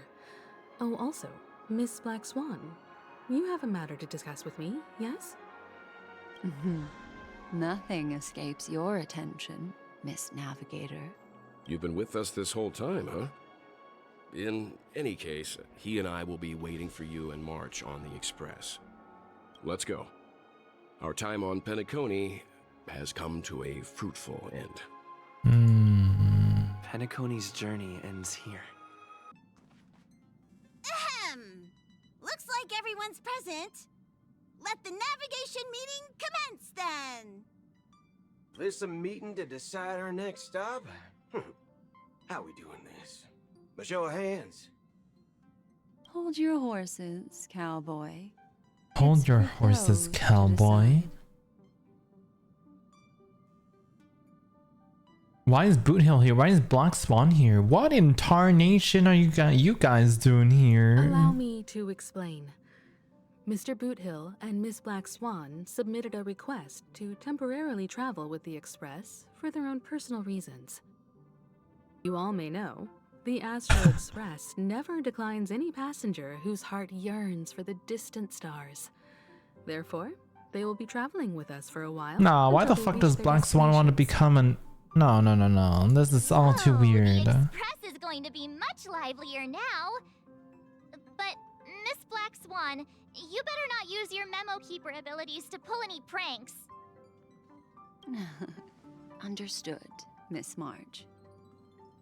I promise you, you'll never see me in your room while you're taking a break. She's pulling a prank right now, I swear. Don't! You're freaking me out. All right. Now that everyone's met everyone, we can continue our navigation meeting. Firstly, Pom-Pom wishes to thank everyone. If it weren't for you all unearthing the truth about Penacony, Pom-Pom would have never known where Mikhail and the rest had gone. What they had to go through was regrettable, but I reckon they all fulfilled their wishes. And it was thanks to all of you. Now then, we come to the crux of this navigation meeting. We must decide on the Express's next stop. Let me about introduce Misha? our current options. Oh, were you here? The first choice is from Himiko, the oceanic planet of Lushaka, a planet composed entirely of water. Lushaka. Many aquatic races reside there. Of Oh, course, it's God. also the home planet of the venerable, nameless Mikhail. Home planets of the nameless Mikhail. Which further solidifies my suspicions of the guy with Acheron. The old man with Acheron is Mikhail's... I don't know. The second choice is the agate world Melustanen, suggested by Welt. It's famed as one of the initial sites of the Stellaron disaster, and the place where the beauty Idrilla ascended. Idrilla? Today, it's celebrated as a planet of undying allure.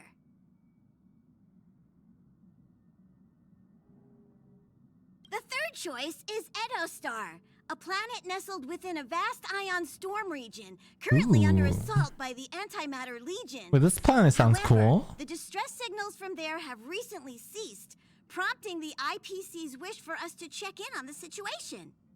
IPC? Why would they want us to... The last choice, courtesy of Black Swan, is the glass belt Petravia, a massive belt of asteroids that was turned to glass by the Lord Ravager Zephyro. These days, it's apparently known to house one of the branches of the Morning Actors Troupe. Are these all potential planets after Penacony? Ooh, so many options. I'm seeing stars already. I bet the glass place is pretty. Imagine it's like stained glass. Next up, everyone will select the destination that they wish to visit. And then we'll put it to a vote. Which one would you guys pick? Though the fact that the distress signals have ceased means we're probably too late. But I still think we should investigate the situation there. Yes, I agree. As Nameless, should we not extend a helping hand? You and Danheng make good points. I'll throw in a vote for Edo Star 2. If that's the general sentiment, then we should indeed investigate. I vote for Edo Star 2. I like how some people say Edo and then Himiko said Edo, just like us. All votes for Edo Star! Edo. Looks like we have a winner! Next stop, Edo Star! Then this navigation meeting is adjourned. I'll go check the warp jump coordinates. Everyone can catch up on some rest in the meantime.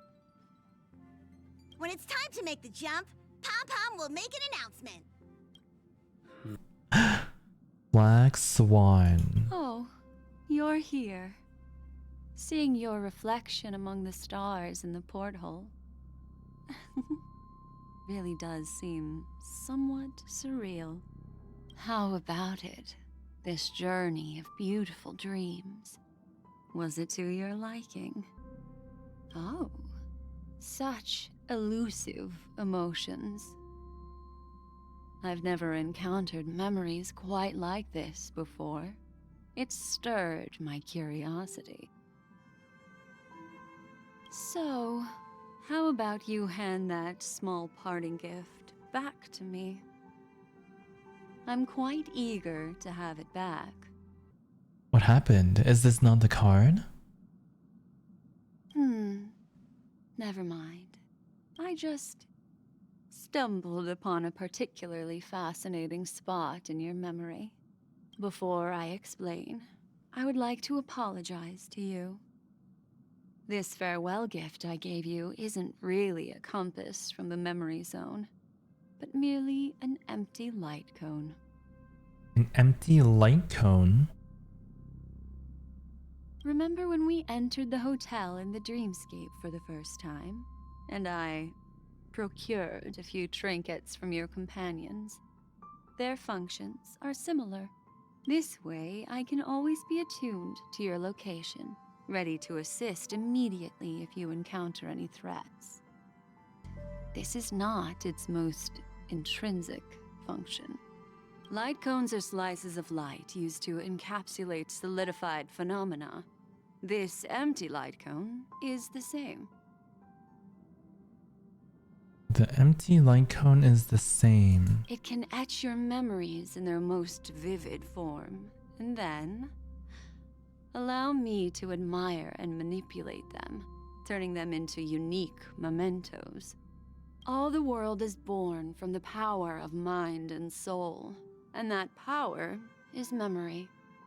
To prevent ourselves from being forgotten by the world, we must make the world remember us, or use our memories to recreate it.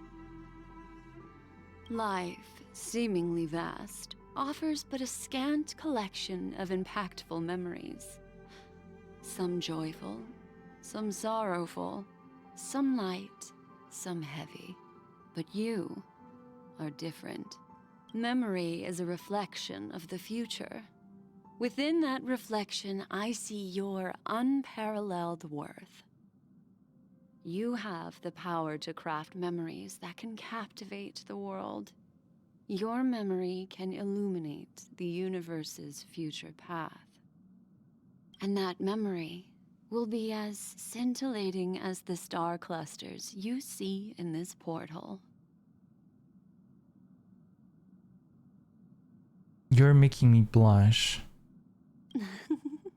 How adorable. But do you know the deeper meaning behind it? The reason is simple. In this grandiose and ostentatious dream of the families, only you personally experienced the entire course. Wait. What does that mean? Patience, my friend. I will reveal the answer to you, but that time is not now. Turn around and take a look at your friends. Every one of them is reveling at the arrival of their next destination, all filled with hopes and expectations of their own present. Everything at this moment would be a bit of a buzzkill, wouldn't it? I'm looking for an opportune time, a time when you're totally at ease. Perhaps when the night grows hazy and you're about to drift off would be the most opportune. How about one fine night? I will prepare the candles, aromatics, and even a cushy couch to create a cozy dreamland for you. And then I will tell you the answer in the form of a little bedtime story to lull you to sleep. Hi! Hello! Attention all passengers! The express is about to make the jump. Please be seated and hold on. It looks like we're finally about to set off. There are countless gleaming memories out there waiting for us. Why don't we just leave it at that for now? Ah, that's right. As a small token of compensation for playing that little trick on you with the empty light cone, I will gift you with some words. They hold great significance to me. Life is akin to a winding labyrinth where memories serve as our sole companions. You'll remember these words dearly, won't you? In the year 2158 of the Amber Era, the first year of the new epoch, the universe resumed its intended trajectory. The kindling of conspiracy smoldered in Penacony, the land of the dreams. Failing to erupt into a blaze, it instead flickered briefly on Klapoth's anvil, before vanishing in the blink of an eye. The dead and those fated to die remain in their eternal slumber, while the living find solace in deep sleep. All clamored in a cacophony of silence, and then went about their own ways. The cosmos emanated a vitality characteristic of a new era, all for the modest price of a brother and sister's mild grief. Babies are born as stars extinguish. The silver rail unfolds. The story of the Astral Express comes to a close, yet it also embarks anew. Time marches forward, heralding the arrival of a new chapter in the history of trailblazing expeditions. Penacony Line of Dreams, the end? There's no way. Honkai Star. What?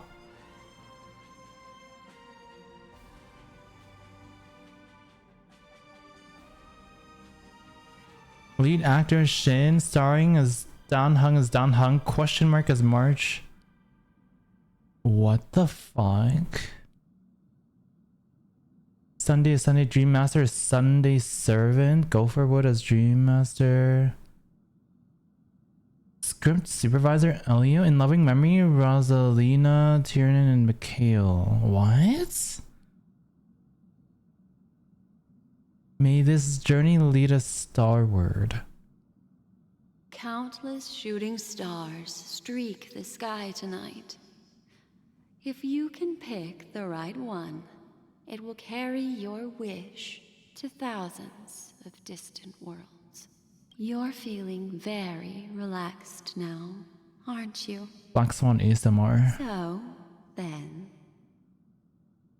it's time to tell you a little bedtime story. Oh boy. Well, let's start with a conclusion. The crew was defeated in the battle against Sunday. Huh? Everyone in Penacony failed, and no one survived. But don't panic. The truth, as horrifying as it may be, is not yet irreversible. There's still a glimmer of hope, and that's why I'm here. Next, I'll use this empty light cone that carries all your memories to relive everything that happened before. And when this story reaches its end, I'm sure someone as clever as you will notice that. There's a major flaw in the story you have experienced. A major flaw? Yet, within that flaw lies a glimmer of hope. Are you ready for it? Do you remember everything? When the clock turned back, the Express started a warp jump, sending you to a strange dream. You were bewildered back then, and then a Galaxy Ranger named Acheron showed you a way out.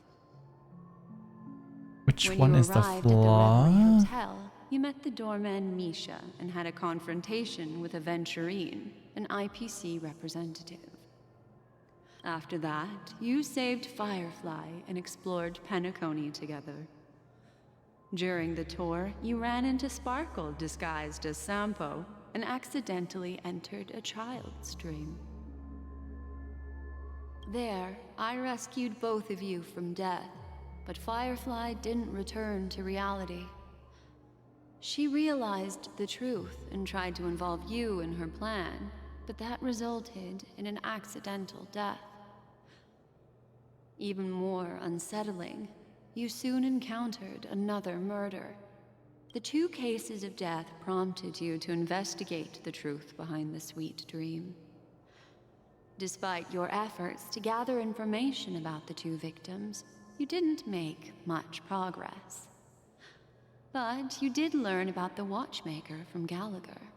Meanwhile, Aventurine was secretly carrying out his scheme, in which you were one of the pawns.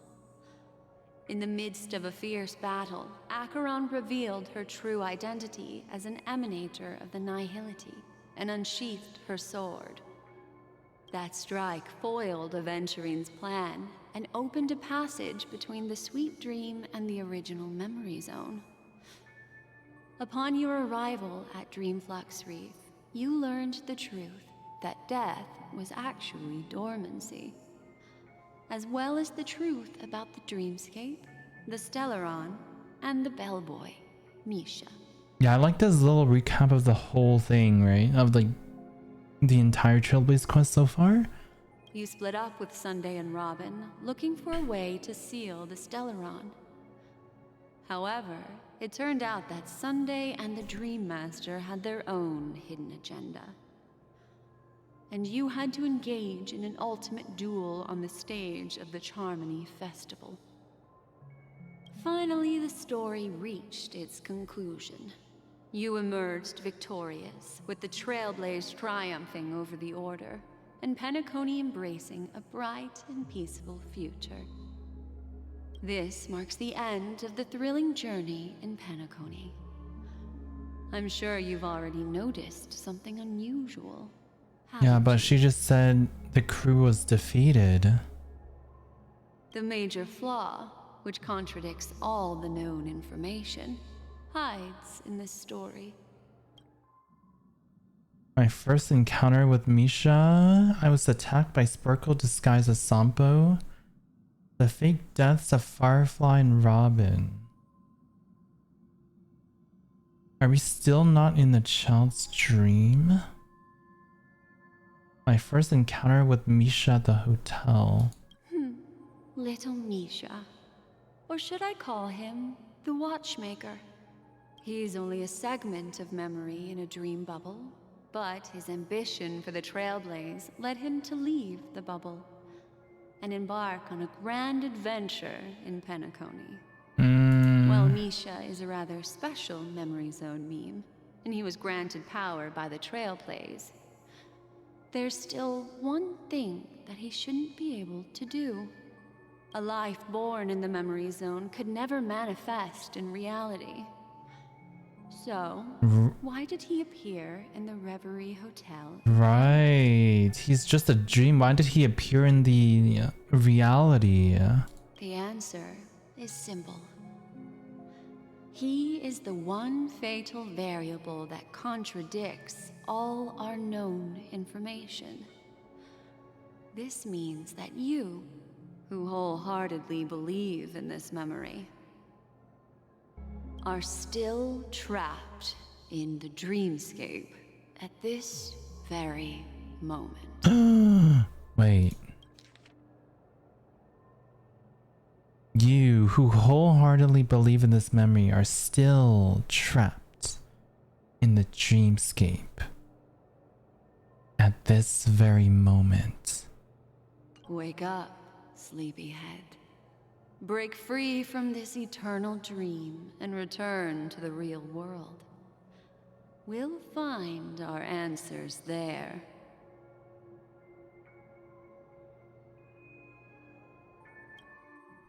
The train is about to make the jump. 5, 4, 3, 2. Oh. Oh my god, I'm getting goosebumps. Oh.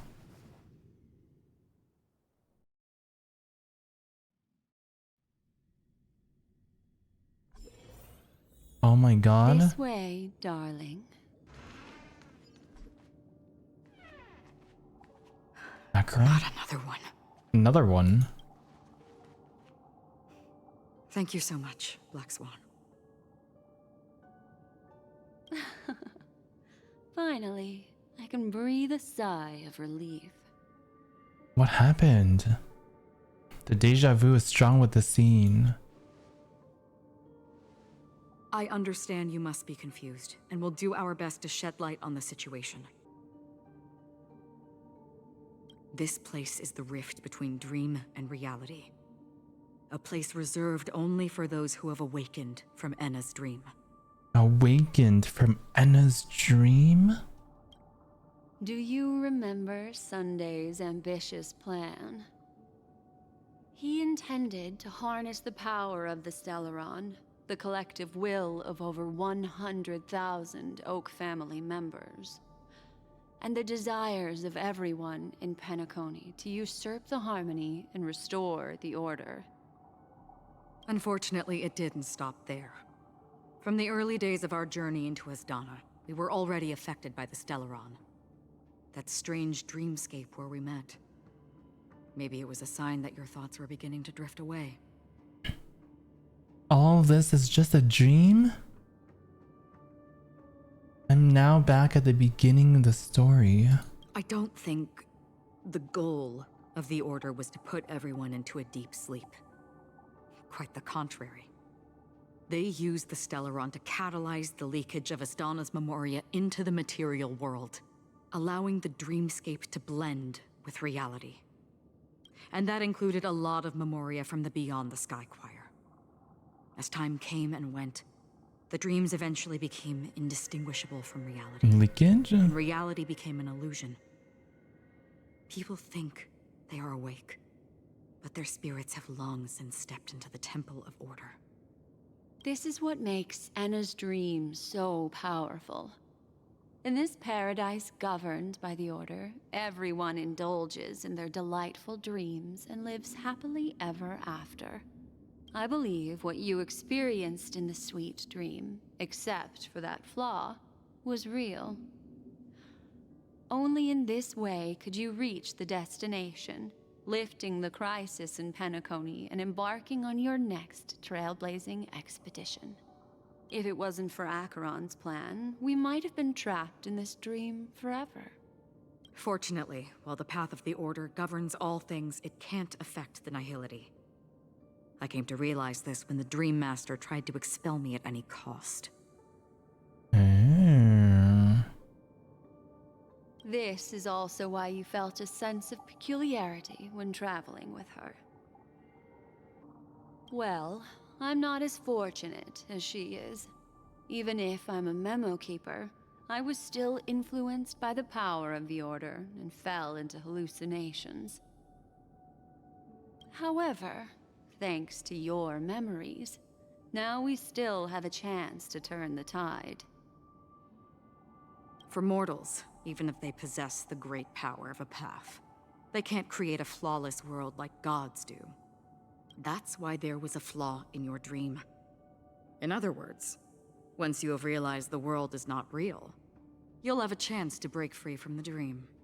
The flaw in your dream lies within Misha, who could have never appeared in reality. When I turned the pages of your memories, I realized that I was in an illusion too. I can't believe we missed that detail, that Misha appeared in the real world. Didn't expect it all comes back to Misha. Now Sunday has usurped the power of the harmonious choir through the Charmony festival. Asdana has thus fallen into Enna's dream, transforming everyone equally into the notes of the Aeon. Failure doesn't mean weakness. Only the strong can gather the will to resist the Order and try to break free. The Harmony views everything as gray, while the Order views everything as black and white. We still have a chance, though. To make it happen, please, Black Swan, guide us to those with a strong will.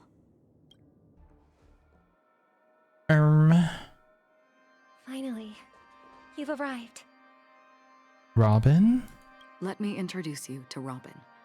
She woke up from Enna's dream by her own will, and it's this tough lady who led us here with her song.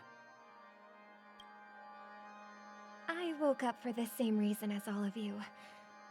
In the dream, I experienced something that could never occur in reality. Damn, Robin's gonna be the savior. Are we going to lock it up in a cage? I want to see it fly freely in the sky. This bird would be too fragile to survive on its own. Do you want it to die? No, but... Then let's take care of it together until it can return to the sky. Huh? Birds have wings because they're meant to fly. Even if they may crash on the ground one day, they shouldn't be trapped in a cage. Birds belong to the sky, so we should help them return there, right? The illusion was so impossibly blissful that I realized it was just a dream. And this is our final hope. Enna's dream is founded upon the harmonious choir, namely everyone's shared wishes. It will only materialize once the aspirations of all beings in Penacony merge as one. My god. It has become impervious due to people's desire to remain slumbering within the dream. And in order to destroy it, we must make everyone in Penacony want to wake up. That's gonna be so hard. How are you gonna convince people that they want to wake up from this dream? Now comes the tricky part. How do we do it? Maybe we should just go back to Enna's dream? You want to go back? Unfortunately, human consciousness always gravitates. Humans yearning for sweet illusions borders on obsession, leading them to subconsciously resist the harsh reform. I carefully selected a moment where he was completely unguarded, guiding him to uncover the truth himself to make him regain his consciousness. However, to wake up everyone in Penacony and get them to share the same determination, that would be nearly impossible. Indeed. I'm afraid it's almost as difficult as resurrecting an Aeon. But we can't just stay here and do nothing. What? Danheng and Boothill are here too? This is a critical moment for the whole universe. Who cares about some dumb number? You've woken up too? Well, well, well, someone enjoys making a dramatic entrance.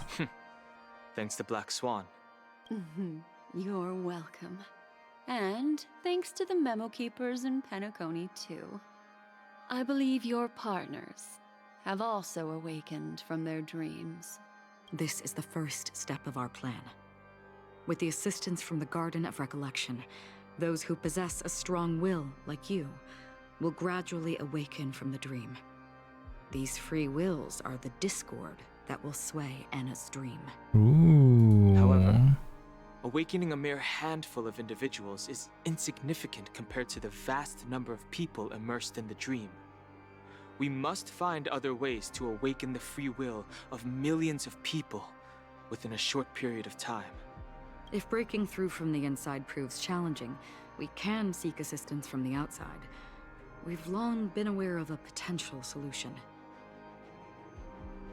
Asdana is a galaxy known for its abundant memoria and the remarkable phenomenon known as synesthesia dreamscape.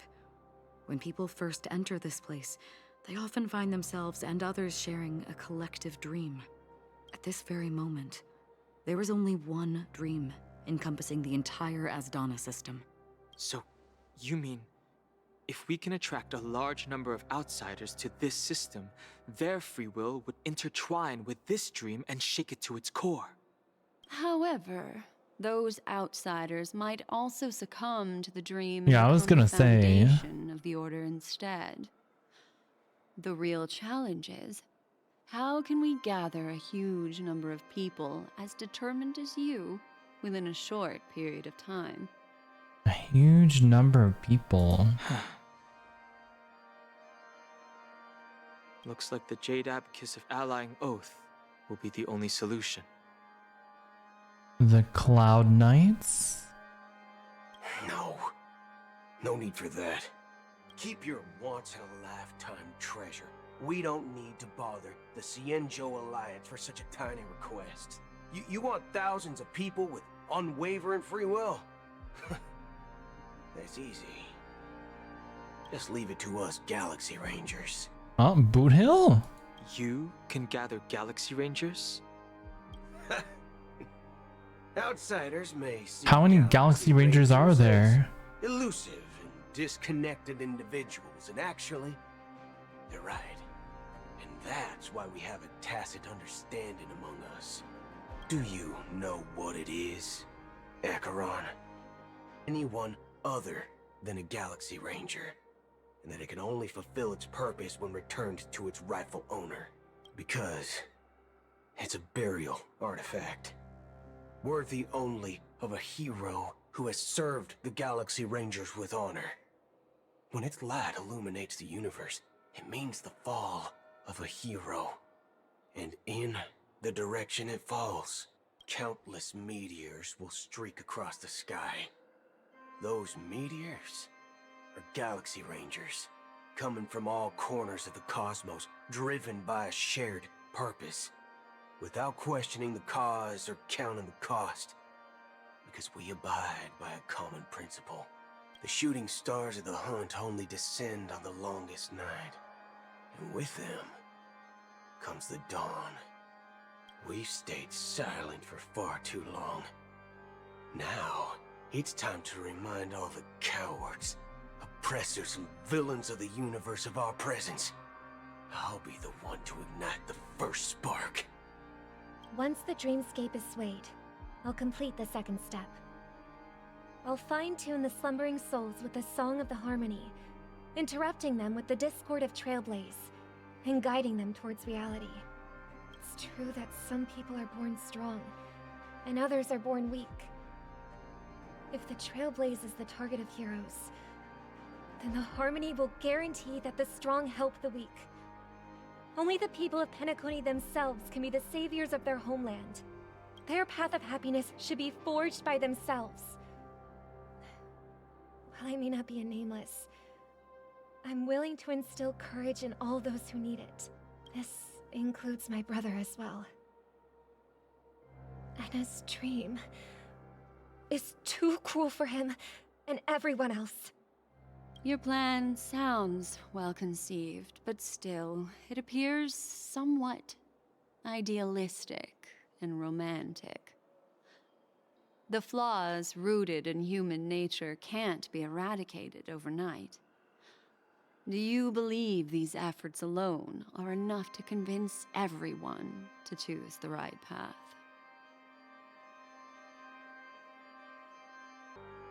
I agree with you, Black Swan. That's why the most critical aspect of this plan is not to convince everyone to choose the right path.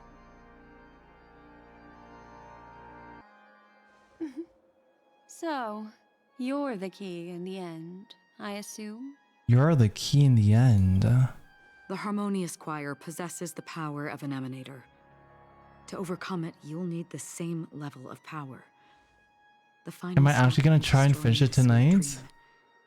Okay, realistically, how long do you think it'll take me to finish this? From this point on, how long do you think it'll take? Is it gonna take me like another like couple hours? I'm almost done. How close is around 1 to 2 more hours? Let's get to our battlefields and pose a grand finale. May I have a moment alone with you? There's one more thing I need to explain to you for the ultimate stage of our journey. Just as it marked the beginning of all the stories. Hi there, Shin, it's me.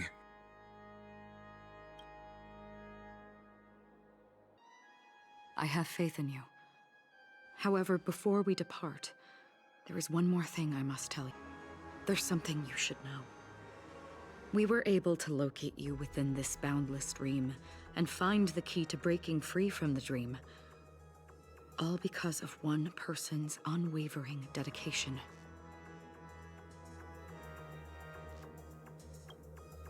Firefly. She awakened from the dream ahead of others, discovered the Express amidst the stars, and brought us valuable information about the remnants of the Order. She may have been aided by the script, and it came at a cost. Did I guess this part before it was revealed? No, I did not. This was so unexpected. Firefly is a stowaway who entered the dreamscape in a different way from ours.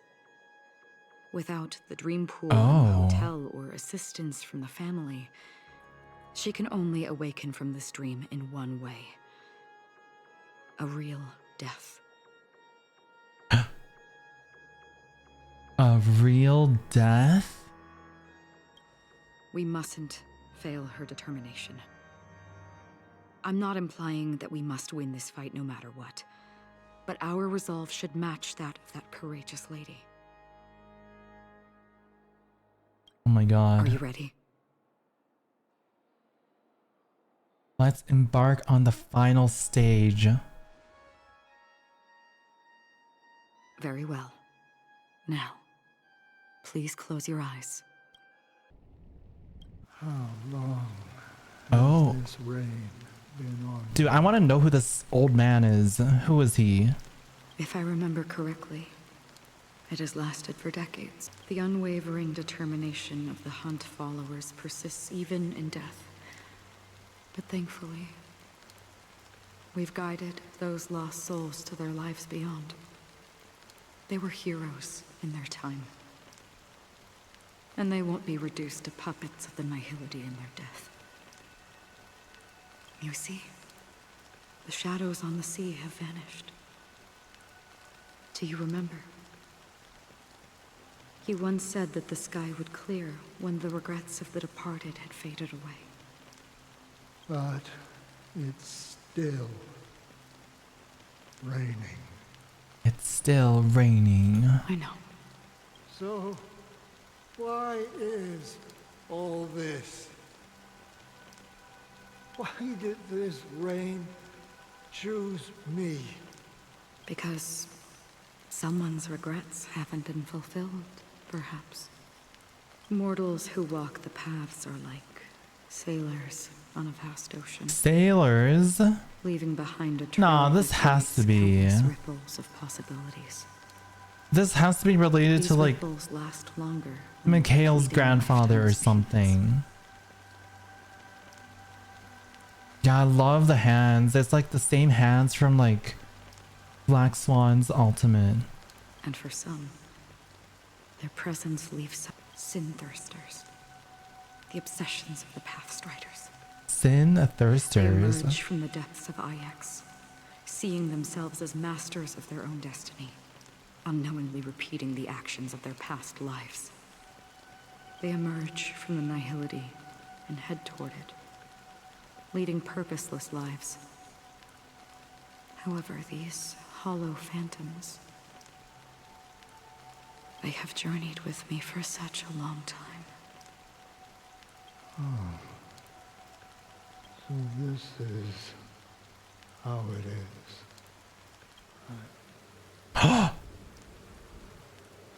I'm already dead. What? Yes.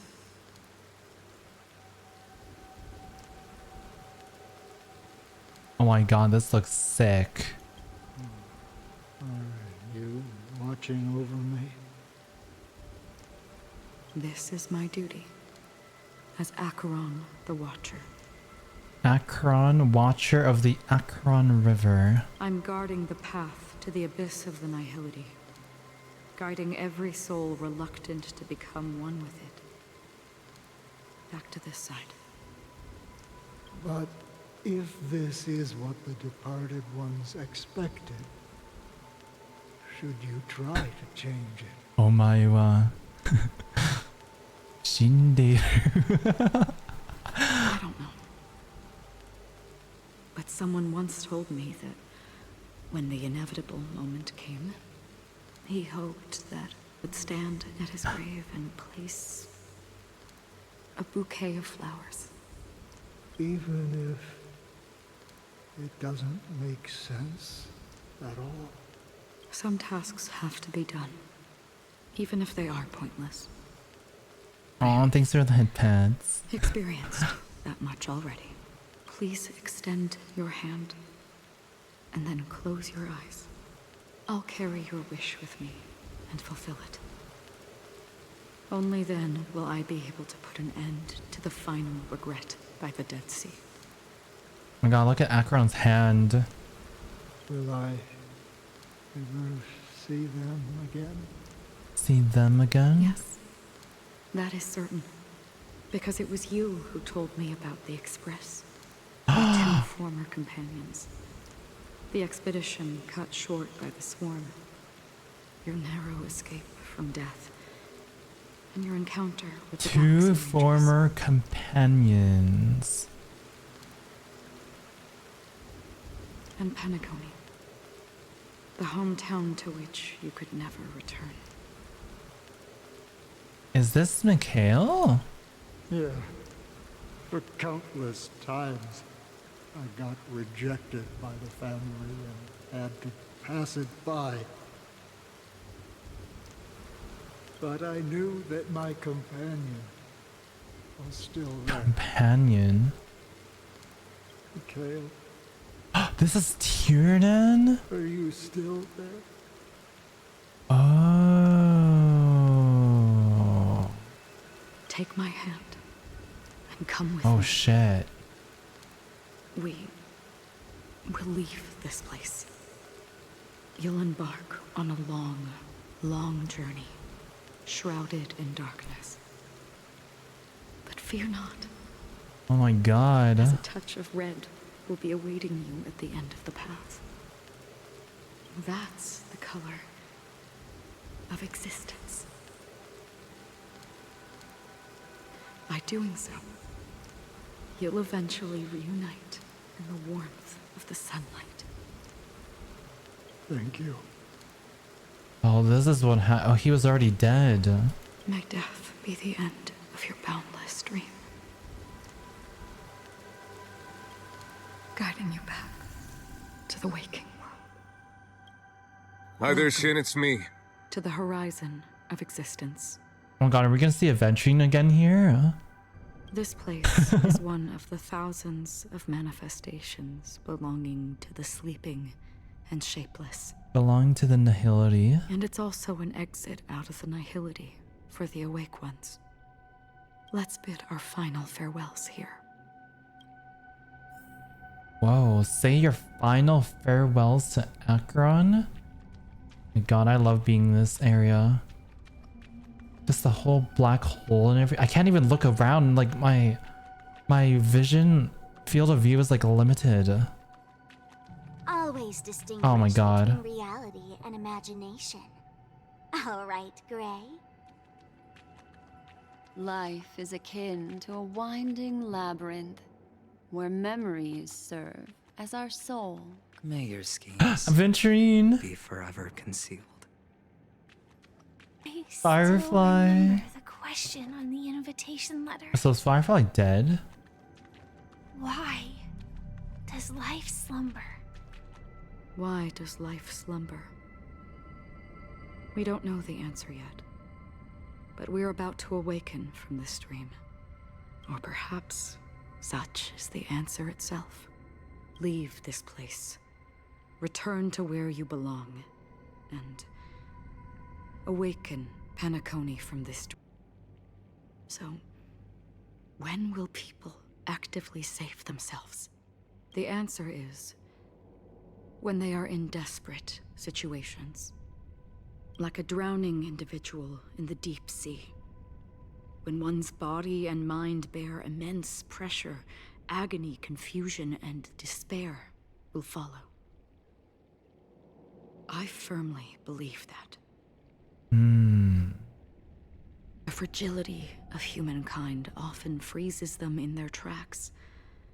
But in truly desperate situations, they will strive to save themselves. And now, Penacony has enough heroes to lead them forward.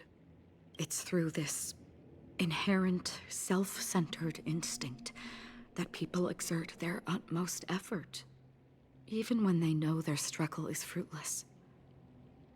As absurd as it may seem, it's their resistance.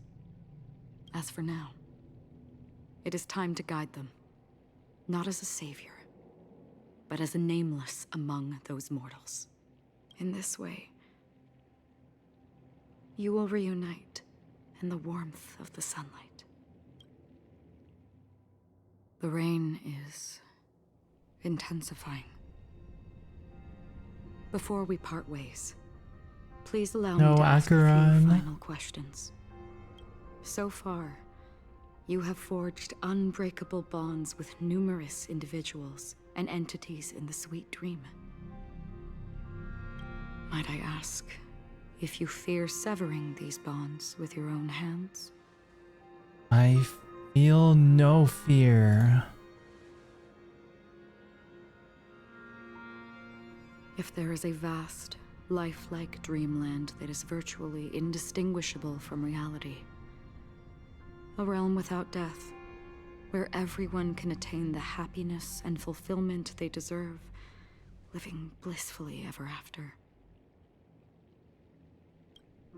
I would ask, would you wish to stay? I would never, ever want to live in a dream. Imagine if this splendid dream were fated to fall apart. Friends, family, strangers, followed by the gentle breeze, soaring birds, the stars, and ultimately yourself. Not gonna lie, that shot of the black hole there made it look really 2D. Everyone, and every face they remember. The joy and the heartaches.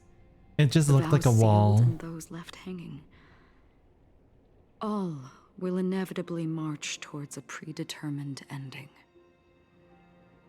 If you had grasped the journey's finale right from its inception,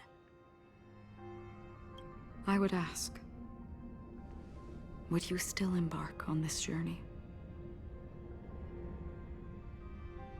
I would blaze a trail without hesitation. Hi there, Shin, it's me. I'm glad. The answer itself doesn't matter.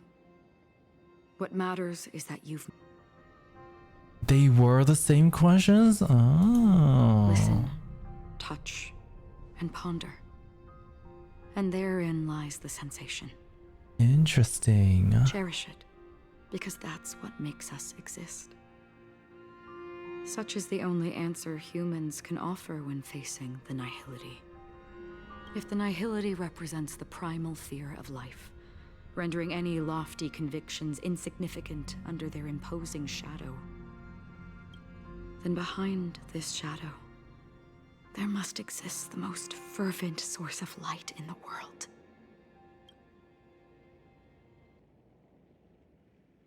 Just as every life that edges closer to death fervently approaches the end of the nihility, we must pursue that primordial light.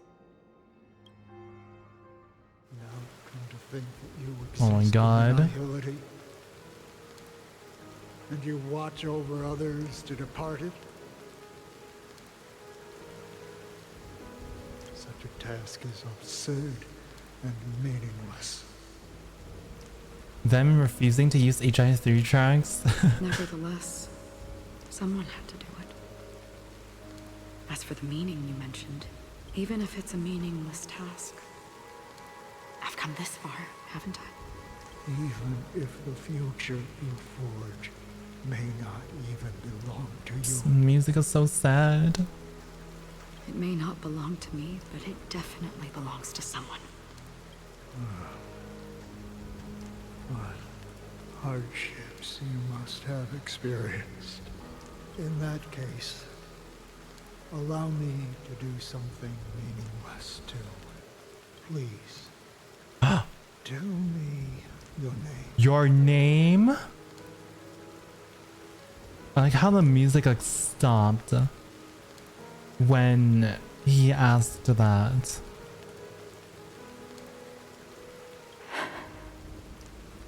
Perhaps my existence will vanish in the next moment and nobody will remember this conversation or your answer. But I believe that your name should be remembered. And this universe will remember it as well. Ooh. For me, some things are difficult to recall. Yet there are others that I find challenging to forget. Such is memory, a creation of the past that blossoms into significance in the distant future. I remember that marks the start of my journey. The origin of the vibrant red hue in my life, and the most fervent element amidst every tempest. That's my name. Raiden Bosun Mori May. Raiden Bosun Mori May. Raiden May.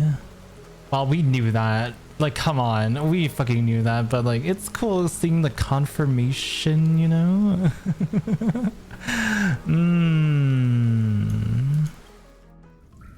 Oh? Oh. Oh, it's raining in The here. Golden Dream is getting restless.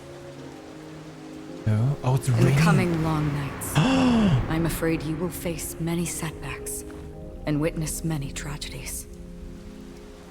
And in the end, you will only see in black and white. Boothill. Oh my god. Oh my god. We won? That in that monochrome world, there will be a glimpse of fleeting red. And when you make a choice, oh, holy it will shit. appear once more.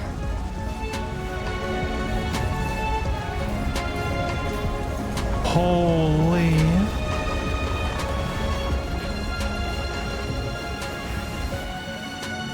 Oh my god, are those all the All the galaxy What rangers. you must do is ponder its significance. Oh. Then return to the waking world. Oh my god. That's where we all find our answers. The whole gang's back. Here we go. Is it? I thought it was Frozen. Have you broken free from the dream of order? Oh, the real fights. Can we not auto battle stuff? Fuck, we can't auto battle yet. What? Listen up.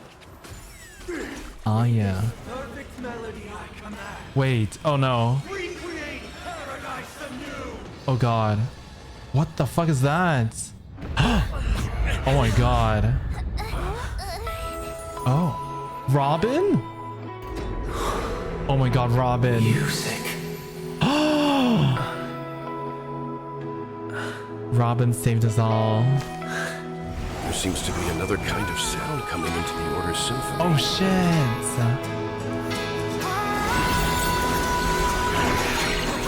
Penacony's first and last disharmony.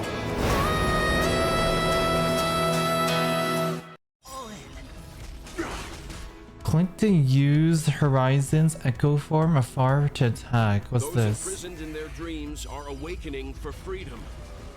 Ooh, oh my god, the train? Wait, that's sick. You get fucked. Brother, you have heard their cries. This is not the paradise they hoped for. Smash him with the train. That's why I had to become the lone star in the sky to guide them. Even if that star must hang in a perpetual night of solitude.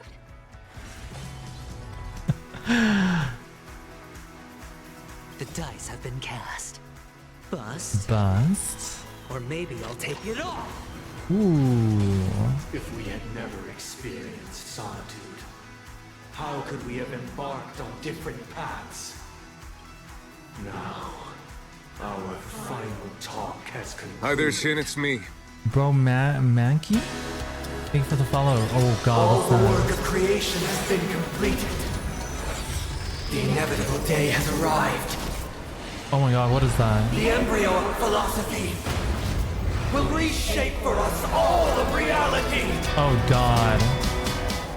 Oh, that looks like Enna. Paradise can save more people. The face looks really similar to Enna, like the Eon. Insolent. Wait, it has 8 weakness bars? Oh my god, the song. Ooh, we have a fat ass shield. Don't let his tune distract you. Let the show begin.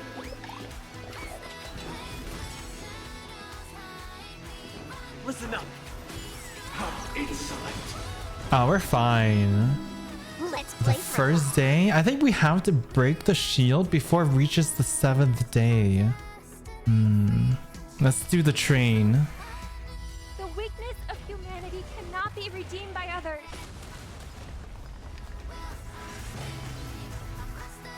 Wake up. Oh my god, wait. Dude, the super break actually does so much damage. Well, there we go. And then it was Monday. That's a funny achievement, to be honest. Why does life slumber? Because someday. Sparkle.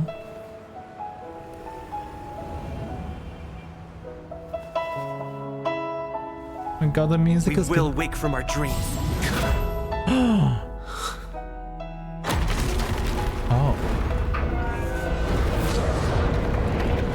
Oh my gosh. The night is still too short. Oh my god.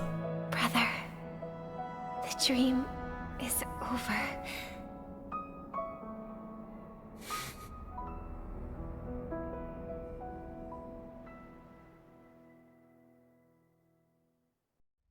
In the first year of the AE 2158, a I'm not fiery crying, you're conspiracy crying. erupted in the land of the dreams, but soon faded in chaos and destruction.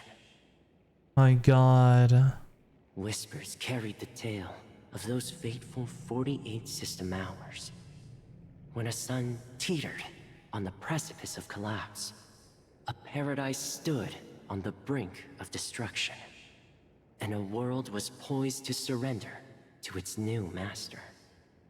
Amidst it all, a body decayed, a pack of vultures gathered, and a brother and sister were doomed for eternal separation. Eternal separation? What does that mean? And so, an eon succumbed to slumber once more.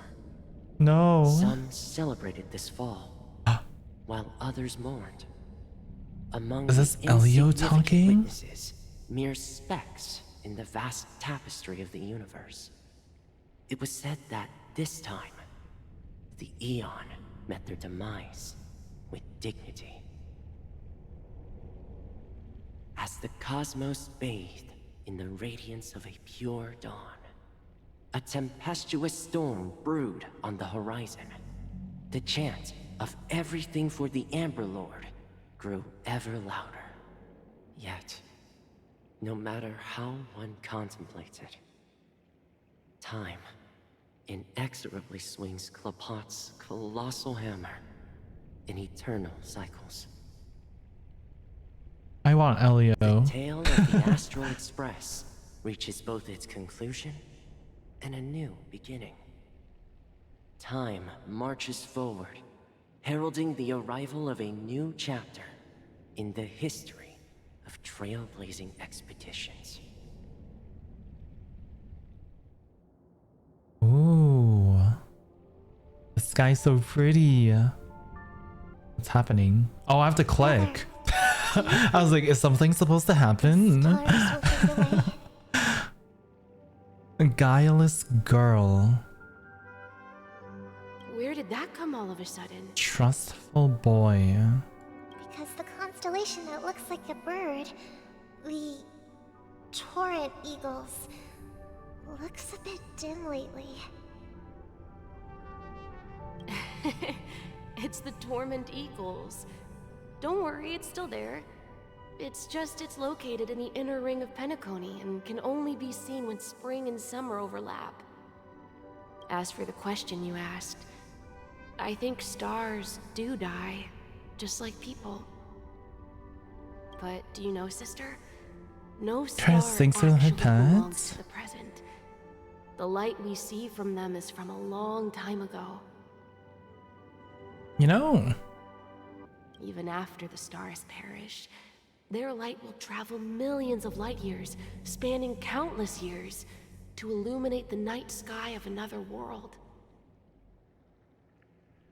In our paradise, I believe there will be a star like that, shining with the same light.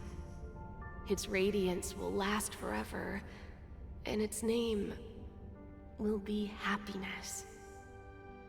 Yeah, you're right.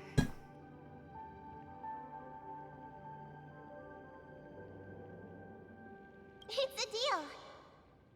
It's a deal then. I love astronomy this is too. Our promise, and nothing will sway our ideals. Penacony, Land of Dreams, the end. Is that the end? Honkai. Okay, this is the true end, right? There's no way that this is not the real ending. Imagine there's another ending. It's like, just kidding. Just kidding. There's gonna be another ending. Oh. Yeah, it's real this time? Okay, good. Script supervisor. Yeah, it has to be Elio. When are we gonna get Elio as a character? Look at Gallagher. I missed it. Penacony is Gallagher. No worries about another fake out. In loving memory. Rosalina Jane Estella, an ex-surveyor aboard the Astral Express, and a young scholar brimming with enthusiasm and curiosity. Hailing from the Zorina Earth system, enlightened by the remembrance and dominated by academic Clicks. She majored in memorial dynamics, seek to border academic. I can't read this. It's too much. Tiernan, former guard of the Astral Express. During the war, he was one of Penacony's most accomplished generals. Reopening Silver Rail, caught in the crusade against Lord Ravager Zulo. Self-annihilator found his relics. Mikhail. Bruh, I need to find a video on this and just read it after. Hailing from the oceanic planets. I would love to go to that planet and learn more about Mikhail, honestly. Elio's an NPC. I hope he's playable. I would love to have Elio as playable. Like, right? Elio is part of the Stellaron Hunters. And hasn't appeared yet. Jade? You've become the biggest winner of this festival. Oh my god, it's Jade. Are you calling just to poke fun at me? Oh my god, the parallels of like Topaz failing to like take over Belobog, or I guess Urielo 6, and like Aventrine was like talking down on her, and now Aventrine failed, and now Jade's like talking down on him. He's alive. No, I'm just impressed. Oh no, she's impressed? Not only did you venture alone into Penacony and discover the truth of Dreamflux Reef, but you also managed to escape with the help of that Knight of Beauty. Are you saying Argenti saved him? Remember the recording you received from your Trailblazer? What? It's now the most valuable chip in this game. The recording you received from your Trailblaze friend? However, this came at a high cost. Losing a cornerstone is a hefty price to pay. Diamond just called a meeting to discuss what to do with you. Oh, what are we gonna do with Aventurine? Just as I expected. So is Diamond planning to demote me or kick me out of the 10 Stonehearts? Why don't you take a wild guess? Well, alright. Then I'll guess. He's going to promote me to He's gonna promote me? Alright. What will you wager? Are we talking about a real bet here? I don't want to wager anything just to escape your clutches. But if it's just a friendly bet, I'll put on the line what I did when we first met. Hello? My life, ma'am. Oh, Aventurine, you cheeky little... Interesting. But since it's Diamond's call, no one can predict the outcome. I'm on my way to Penacony. Once everyone is settled, we'll return to Pier Point for the final showdown. Oh, is this where the next version is going? We're going to Pure Point? It has to be, right? Because Jade is being released next patch? Sounds like I'll be out of the action for a while. Finally, a chance to kick back and relax. Yeah. Leave everything to me and Topaz, child. Child. Thanks to you, as soon as the Jade Stone was delivered to the family's compound, we finished up our preparations. The seeds we planted have taken root. Soon, it'll be time to reap the rewards. Huh? Huh? Someone at the door? Let's wrap it up for now. Looks like I've got a visitor here. Is it Dodger Ratio? Oh, it's not. Oh, it's Boothill? So many surprises today. Didn't expect a Galaxy Ranger and wanted criminal to show up here. So many surprises today. One who managed to take out 2 IPC members under the noses of our fleet. Do you understand what that means? Screw wubba boo, I just put him to sleep. Don't try to intimidate me with that nonsense. Besides, I've taken down more IPC lackeys than the residual value you squeezed. And I don't mind adding a few more zeros to my wanted poster. I have a question for you. Be honest, or I don't mind putting a bullet into your head. Tell me, where is Oswaldo Schneider?